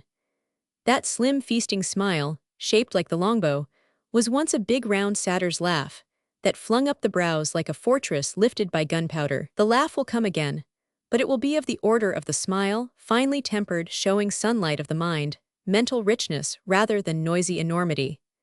Its common aspect is one of unsolicitous observation, as if surveying a full field and having leisure to dart on its chosen morsels, without any fluttering eagerness. Men's future upon earth does not attract it, their honesty and shapeliness in the present does, and wherever they wax out of proportion, overblown, affected, pretentious, bombastical, hypocritical, pedantic, fantastically delicate, whenever it sees them self-deceived or hoodwinked, given to run riot in idolatries, drifting into vanities, congregating in absurdities, planning short-sightedly, plotting dementedly, whenever they are at variance with their professions, and violate the unwritten but perceptible laws binding them in consideration one to another, whenever they offend sound reason, fair justice, are false in humility or mind with conceit, individually or in the bulk the spirit overhead, will look humanely malign, and cast an oblique light on them, followed by volleys of silvery laughter.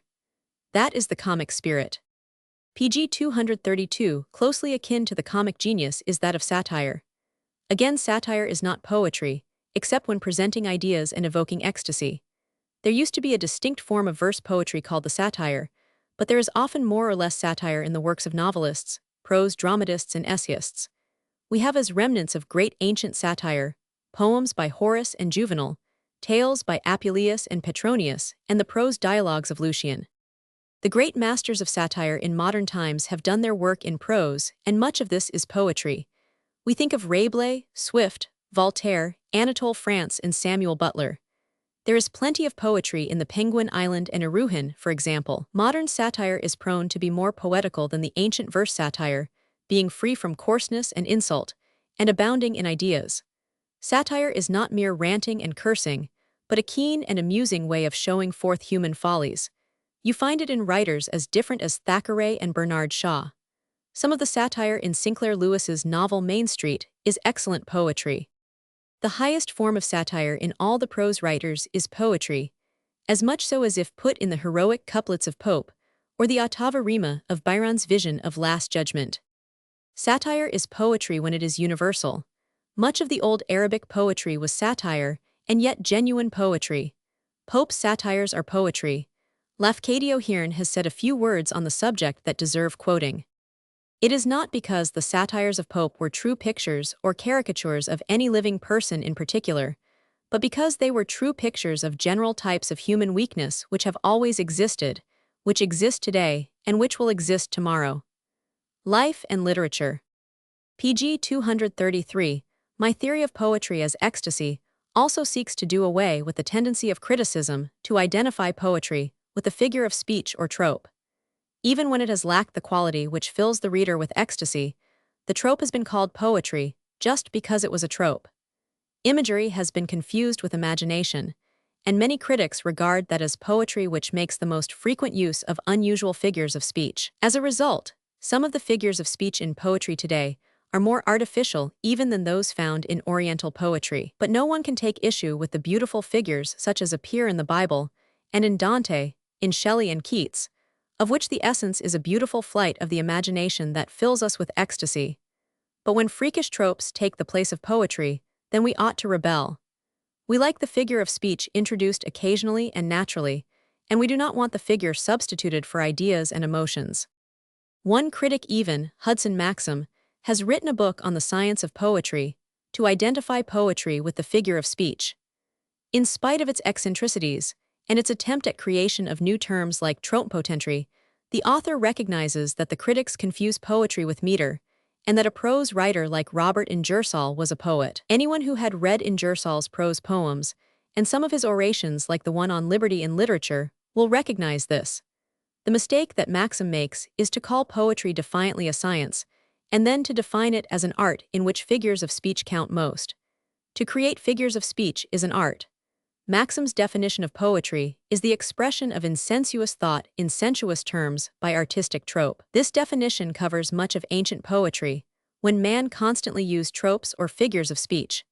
It is also true that a vast body of the PG 234 world's poetry is full of tropes like metaphors and similes. In fact, even our free verse is full of them. But the figure of speech is only one of the features that are often present in poetry, and we may and do have the best poetry without it. Its frequent use has become a nuisance.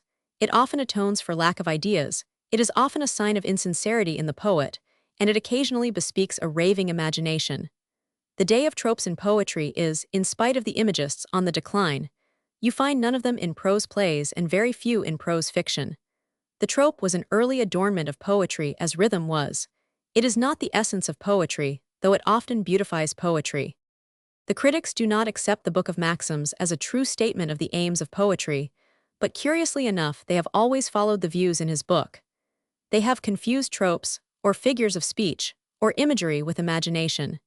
In the past, the older critics fell into this error, and when they spoke of imagination, they were really expatiating on imagery. One of the best English critics on poetry, Leigh Hunt, sinned in this direction. Like Wordsworth and Coleridge, he made much of the distinction between imagination and fancy. Wordsworth arranged his poems in an edition of his works according to this distinction. Leigh Hunt got up an anthology called Imagination and Fancy, in which he italicized the imaginative and the fanciful passages, and to which he prefixed his famous essay on what is poetry. Here he gave his definitions of and distinctions between imagination and fancy. Half the essay is devoted really to identifying them with figures of speech. The only difference between the two faculties was that fancy was a lighter play of the imagination, a distinction really utterly trivial. His work was needed at a time when the influence of Pope still ruled, and PG 235 people could not appreciate the rich figures in Shelley and Keats. Pater called attention to the real distinction between imagination and fancy, which is between higher and lower degrees of intensity in the poet's perception of his work, and in his concentration of himself upon his work. For all purposes, however, fancy may be included under imagination. Imagery is not always imaginative, for many figures of speech have no ecstatic quality. The English poets who were regarded as most gifted with the faculty of imagination under the old definition were Milton and Spenser, chiefly for their bold use of supernatural imagery. Homer and Dante were always noted for their beautiful and effective similes, and they were also the poets of the imagination par excellence. The confusion of imagery with imagination resulted in giving figures of speech a significance in determining the nature of poetry that it did not merit. Putnam's book in the Elizabethan age, The Art of English Poesy, was half employed with ornament or various figures. Oriental poetry was especially figurative. All Oriental books on rhetoric deal extensively with figures of speech. In short, it was taken for granted by all critics that poetry was imagery or figures of speech, because poetry was a product of the imagination, and imagination was confused with imagery. It is true that it is the function of the imagination to compare, but that does not mean that it is nothing more than metaphor or simile. The tropes were more natural to early man, who personified inanimate things, and always saw resemblances to draw from in nature. Today, the novelist or dramatist introduces his metaphor or simile occasionally, or naturally, as an ornamental touch to convey his meaning better. Many modern versifiers identify poetry with ornament and figures, and it is impossible for PG 236 them to write a poem without a succession of figures. The trope, like the rhythm, is supposed to be poetry. Hunt's essay defines poetry as imaginative passion in versification. He can conceive of no passion being poetry unless presented in meter with figures of speech. His essay is divided into two parts, the one dealing with imagination, or rather imagery, the other with versification.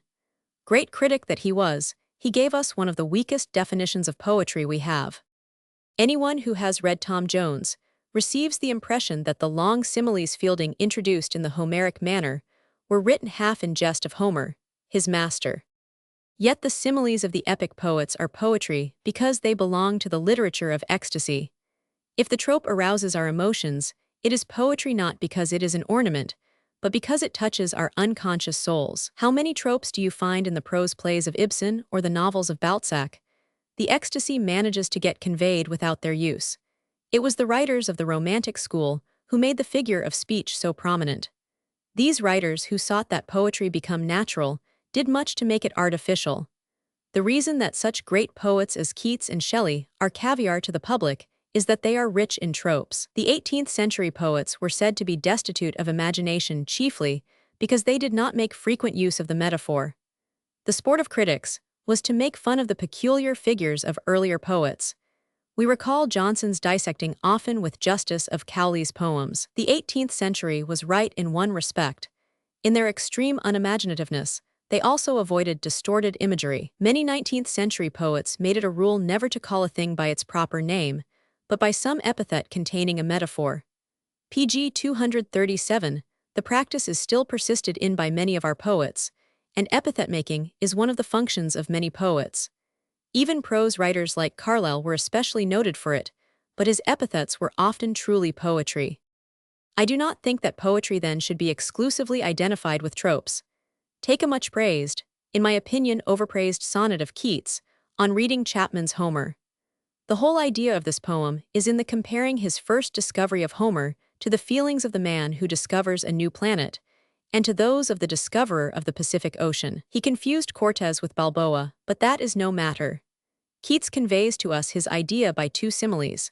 But can this poem compare with such other sonnets of his, where he lays bare his inmost emotions, where the figures of speech are not the poems as here, but merely come in incidentally, where he has a profound idea, emerging as the result of a great passion?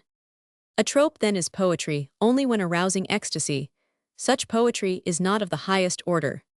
For many centuries also, that alone was considered imaginative literature, which introduced the supernatural or the allegory.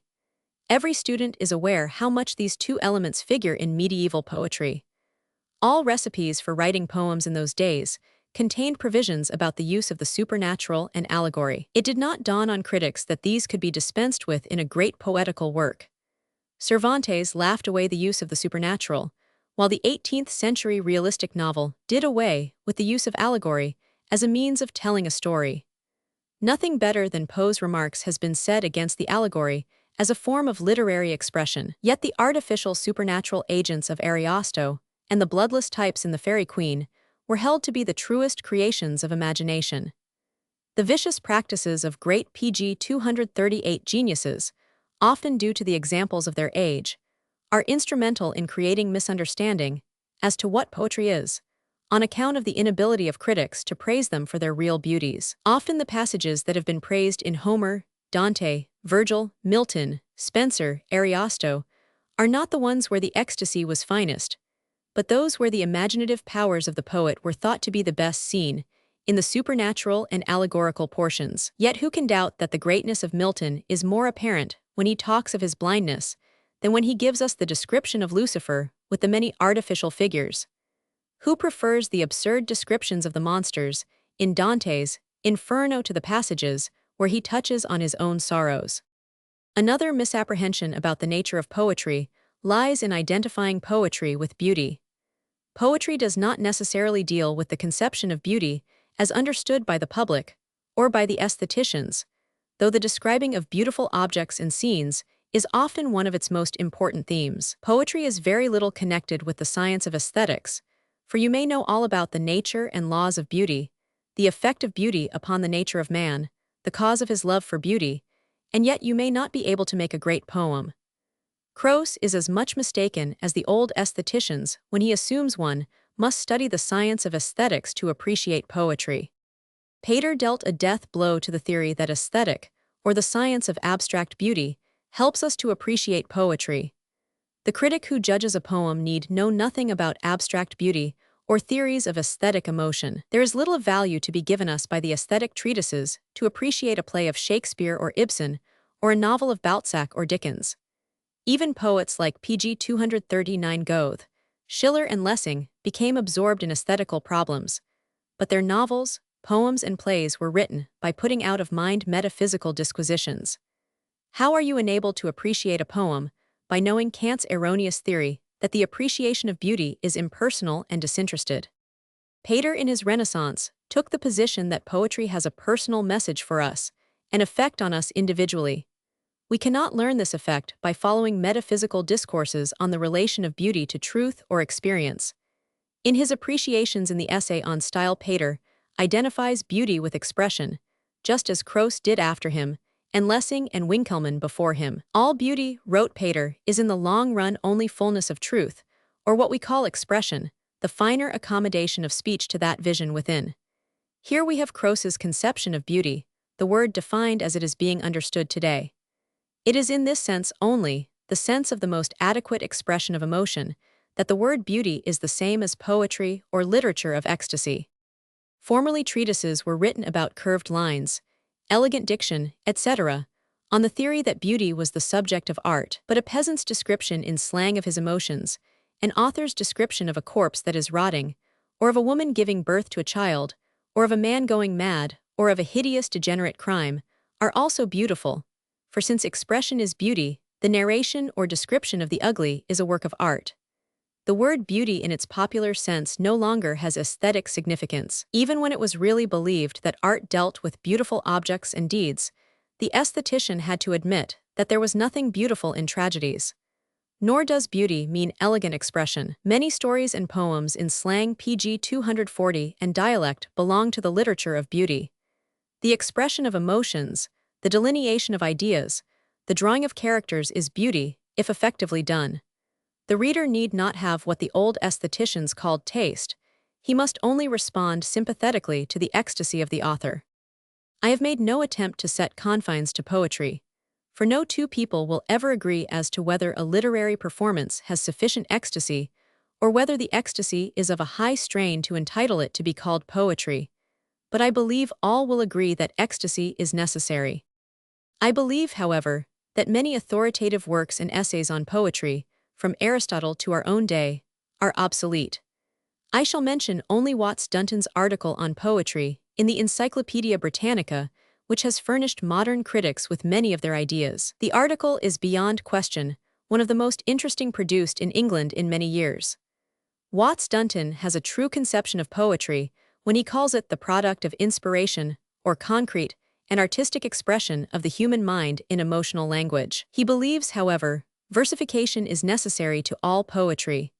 He also makes too much of the divisions of poetry into the various orders, like epic, lyric, drama, an artificial division adopted by all critics from Aristotle. Watts Dunton's divisions of poets into those with an absolute or personal vision and those with a relative vision is arbitrary and confused. All poets are personal, and even when they depict other people's emotions objectively, the product is personal because touched with the creator's personality. He is also too much under the influence of Hegel's aesthetics. Watts Dunton could not understand the value of impassioned prose, or its right to be called poetry. He once, pg 241, said to William Michael Rossetti that the latter's reputation as a critic would soon vanish because of his admiration for Whitman, whom he himself detested. He is blamed with having done much to quench the poetic fire of Swinburne's muse, for whose changed attitude towards Whitman he also was responsible. He had no sympathy with the poetry that had a social message, and he did not understand its effect as a catharsis. Watts Dunton cannot remain our leading authority on poetry. His essay belongs to the extinct class of ars poetica, with Boileau and Opitz. Ecstasy is then the substance of poetry, and there are all kinds of ecstasy, from a very exalted to a primitive order. It includes the scientist's or philosopher's passion for knowledge, the idealist's devotion to a cause. It comprehends the warrior's madness for battle, the patriot's ardor to die for his country, and man's submission to his God. Ecstasy holds in its sway the man who is moved by reading a great work of art. It sweeps everyone who is in the throes of ambition. Those who enjoy nature, athletics, and games are in the throes of ecstasy. Those who are bemoaning the death of one they love, or rejoicing in the emergence of dear ones from illness or danger, those who take pride in watching their children grow up, those who exult in the pleasure of friendship, are all in ecstasy. Everyone who builds dreams and sees visions of better things, Everyone who fulminates against ugliness and wrong is possessed by ecstasy. Are you in a state of rapture because your love is returned, or in one of despair because it is denied? You are in ecstasy. Are you brooding over a sense of wrong or injustice? Are you moved by the spectacle of grief? You are in ecstasy. Ecstasy is intoxication, in a good and in a bad sense. pg 242, the origin of the drinking song was due to the pleasant emotions and dreams which the indulgence in alcohol aroused. The mystic who thinks he is in personal communion with God, the lunatic who thinks demons are prodding him, the spiritualist who imagines he talks to his dead son, the child who is in communication with animals and supernatural creatures, are all victims of some form of ecstasy. It is the great poet who knows which is a high order of ecstasy to choose, what attitude to take towards it, and in what words and form to convey it. The people do like poetry and read it, but are unaware of the fact. For the great bulk of the poetry read by the people is the prose fiction that they find exciting and stimulating. This fiction is usually of a very low order. Nevertheless, good poetry is to be found in the simple and emotional prose of the world, in the dramatic situations in novels, in the best passages of short stories. Prose poetry is the most democratic and natural poetry, at least in form, and you can rely on the public to appreciate some of it. The poetry in Dickens is democratic poetry. The drawing of such characters as the elder Peggotty and Joe Gargery, wherein he shows the noble virtues residing in common people, is poetry that the public can appreciate. Poetry cannot, however, always be democratic, for when it deals with ideas beyond the people, such as you find in Nietzsche and Ibsen, it does not succeed in evoking the intended response and sympathy from the public, which rejects such ideas. So when we hear people say that they do not care for poetry, we see that they mean they have an aversion to verse in meter or rhyme or rhythm. But they will weep pg 243 as they read of the death of Little Nell, and be moved by the sorrows of Anna Karenina, and be stirred by the tragedy of Tess of the D'Urbervilles. Like the gentleman in Molière's play who spoke prose all his life without knowing it, these readers are fond of poetry without being aware of the fact. Every lover of good literature appreciates poetry though he reads no verse.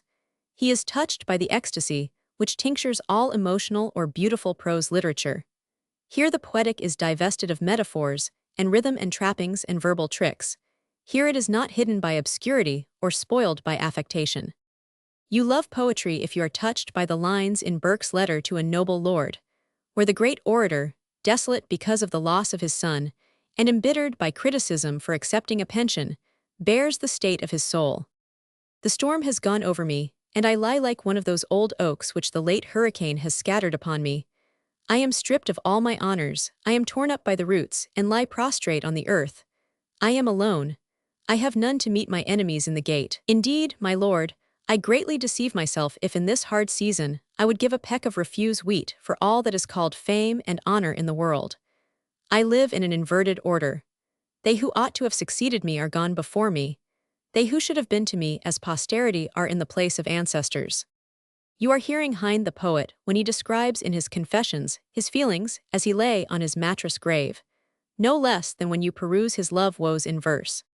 What does it avail me that at banquets my health is pledged in the choicest wines, and drunk from golden goblets, when I myself, severed from all that makes life pg 244 pleasant, may only wet my lips with an insipid emotion? What does it avail me that enthusiastic youths and maidens crown my marble bust with laurel wreaths, if meanwhile the shriveled fingers of an aged nurse press a blister of Spanish flies behind the ears of my actual body? What does it avail me that all the roses of Shiraz so tenderly glow and bloom for me? Alas! Shiraz is 2,000 miles away from the Rue d'Amsterdam, where, in the dreary solitude of my sick-room, I have nothing to smell, unless it be the perfume of warmed napkins. When you read Hardy's Return of the Native, and reach the part where Yeobright reproaches his wife Eustacia for causing the death of his mother, by closing the door on her so as not to be detected with a lover, you are in the midst of poetry. Call her to mind, think of her what goodness there was in her. It showed in every line of her face. Oh, could not you see what was best for you, but you must bring a curse upon me, and agony and death upon her, by doing that cruel deed. Eustacia, did not any tender thought of your own mother lead you to think of being gentle to mine at such a time of weariness? Did not one grain of pity enter your heart as she turned away? If you are awakened by the beauty and profundity of the following passage from Lafcadio Hearns of Moondesire, from the volume Exotics and Retrospectives, you delight in poetry. And meantime those old savage sympathies with savage nature that spring from the deepest sources of our being would seem destined to sublime at last into forms of cosmical emotion, expanding and responding to infinitude. Have you never thought about those immemorial feelings? Have you never, when looking at some great burning, PG 245, found yourself exulting without remorse in the triumph and glory of fire?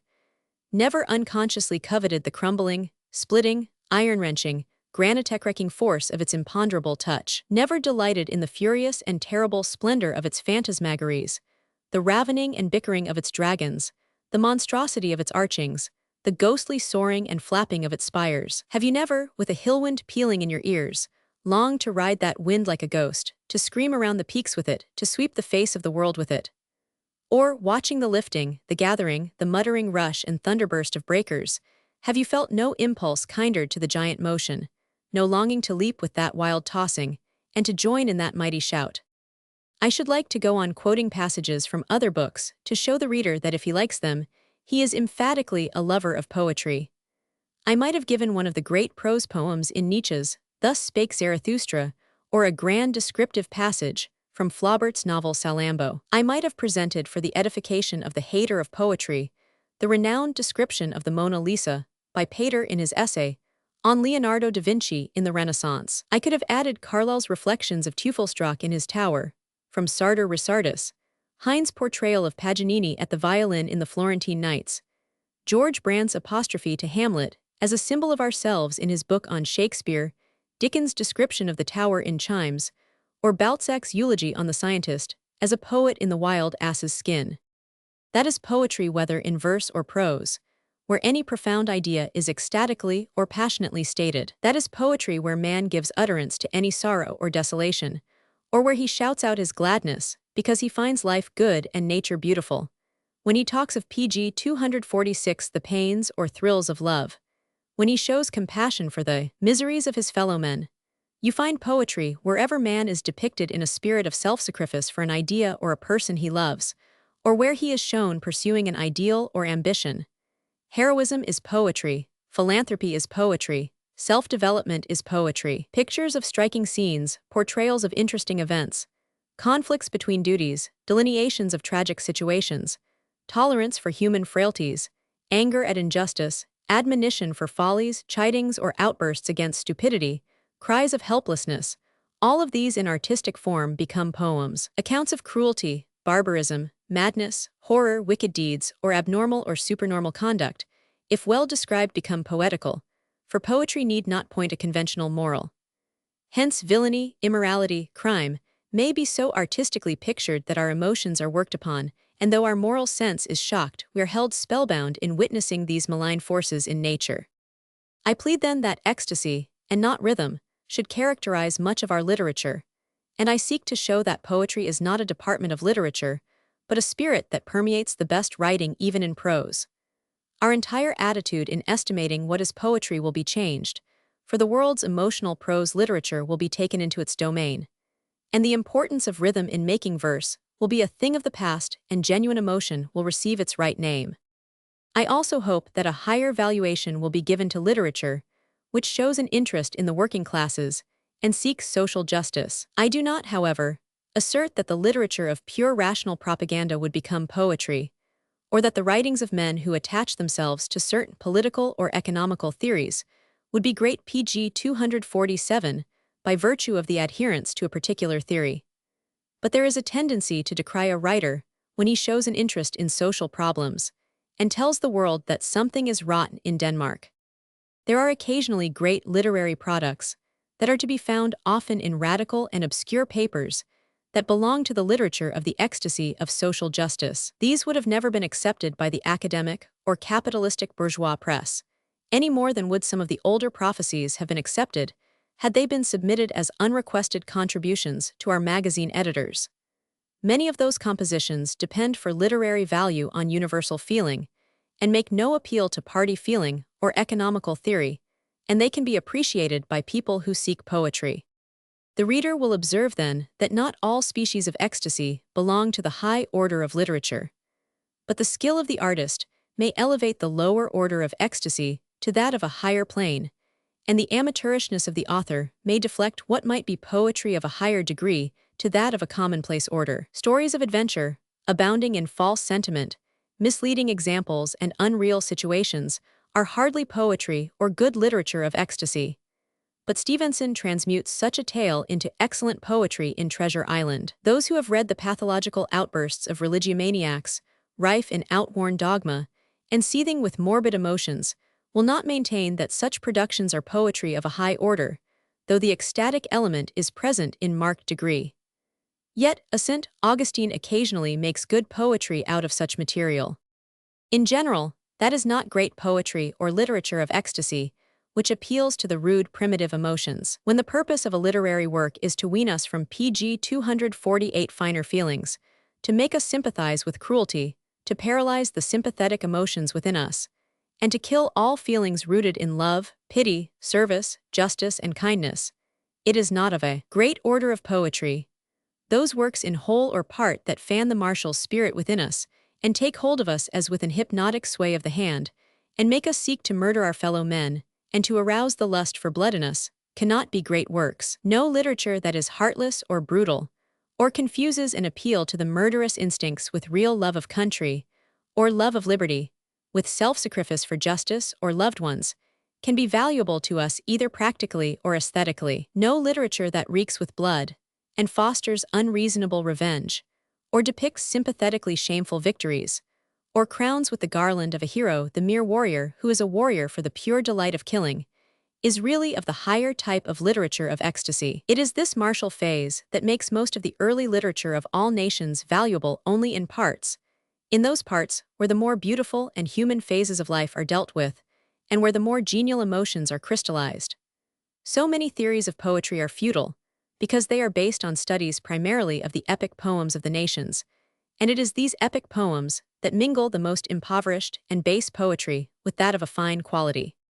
Nor is that great poetry or literature of ecstasy of a high order which is purely tribal or clannish in feeling, nor when chauvinistic and full of hatred for all other peoples. This does not mean that poetry must not smack of the soil, and that it cannot preserve a sane patriotic and national feeling, and worship a culture inherent in a people.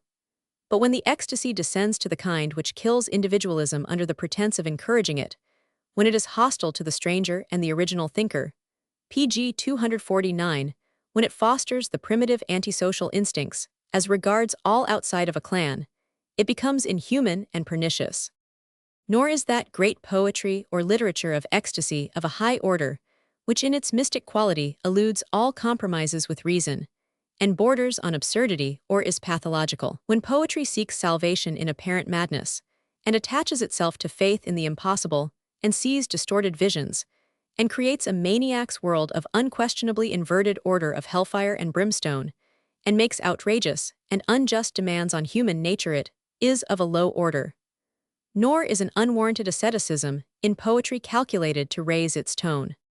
It is vain to enumerate the various ecstasies of a low order, that of the literature which upholds different forms of wrong, as well as that which is too much attached to the commonplace. Nor is it necessary to show that that poetry is not of a high order whose author goes into ecstasies about nuances, indulges in inappropriate imagery, piles up trite ideas in flowery diction, or gives continual iteration to the least important of commonplace emotions. What then is literature of a high order? What is this great form of art that takes us out of ourselves, because it has in it so much of ourselves? What is this magical arrangement of words enshrining what ideas and emotions that gives us a zest for life, that makes us drunk with aesthetic pleasure?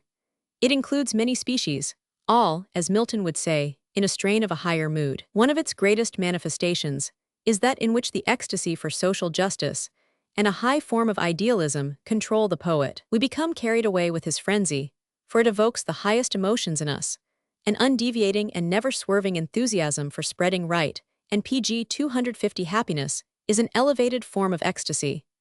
The grief of the oppressed and the poor goes to our own hearts, and the calamities of the woebegone become our own.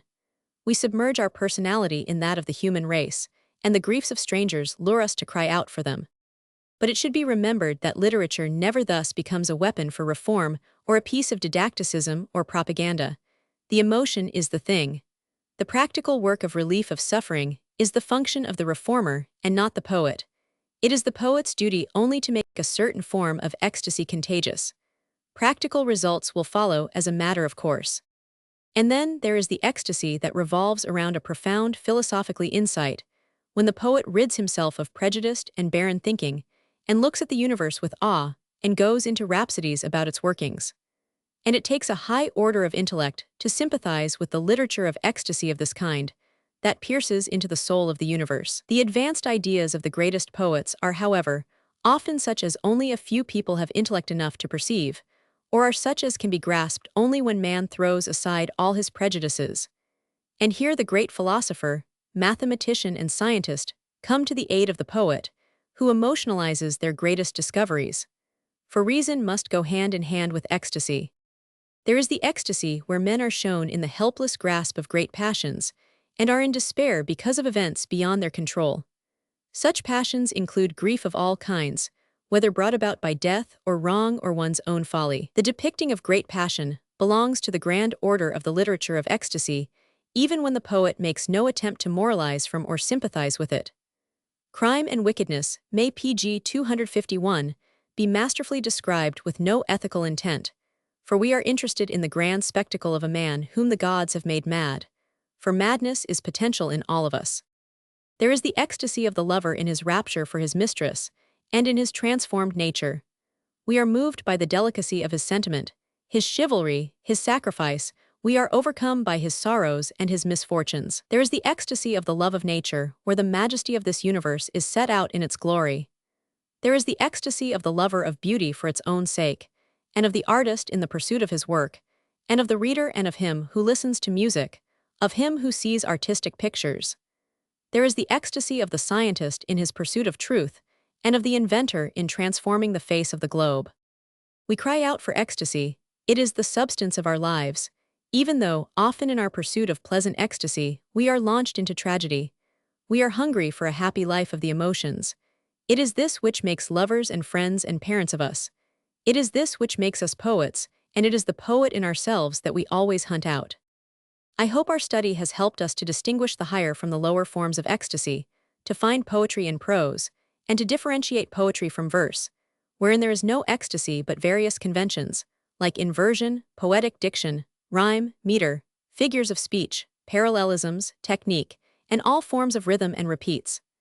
That much of the best of the world's poetry has made abundant use of these mechanisms has led the critics to confuse poetry with its conventions. But the ecstasy was forgotten, and the emotional and intellectual value of the poem was overlooked. It was thought because the masters subscribed slavishly to the conventions that they pg 252 became poets because of them, whereas they were poets first and last because of the ecstasy, sometimes with the aid of the conventions, and sometimes despite them. That these mechanisms will always be used in some degree is certain, but the most natural poetry will be that which uses them moderately, irregularly, and only when the emotions and the ideas naturally clothe themselves in them. Poetry and prose then are not contradictory, but prose becomes poetry when the element of ecstasy is present. We use the word prosaic in a sense. It is true, which means destitute of imagination or emotion. We even call verse of this kind prosaic. But a work in prose may be poetical, and one in verse be prosaic. And science, philosophy, and morality become poetry, though in the form of prose, when bathed in the spirit of ecstasy. And the highest form of poetry is that wherein the ecstasy springs from our nature's most human and most admirable side. After having learned that poetry is more natural without meter or a pattern, that it may be in prose with or without rhythm, that it may have a social message, that it is the product of the unconscious, that it is related to dreams in being an imaginary fulfilled wish of the poet, that it acts as a relief to the writer and the reader, that it is always personal and lyric, that it is synonymous with expression in the poet's mind, that its chief characteristic is passion, imagination, or ecstasy, that its qualities are often enhanced rather than destroyed by the presence of intellect or morality, that it is an emotional spirit holding literature in suffusion instead of being a branch of literature. We shall find that most of the old definitions of poetry exclude a great deal of the world's best poetry, and include much that is not poetry.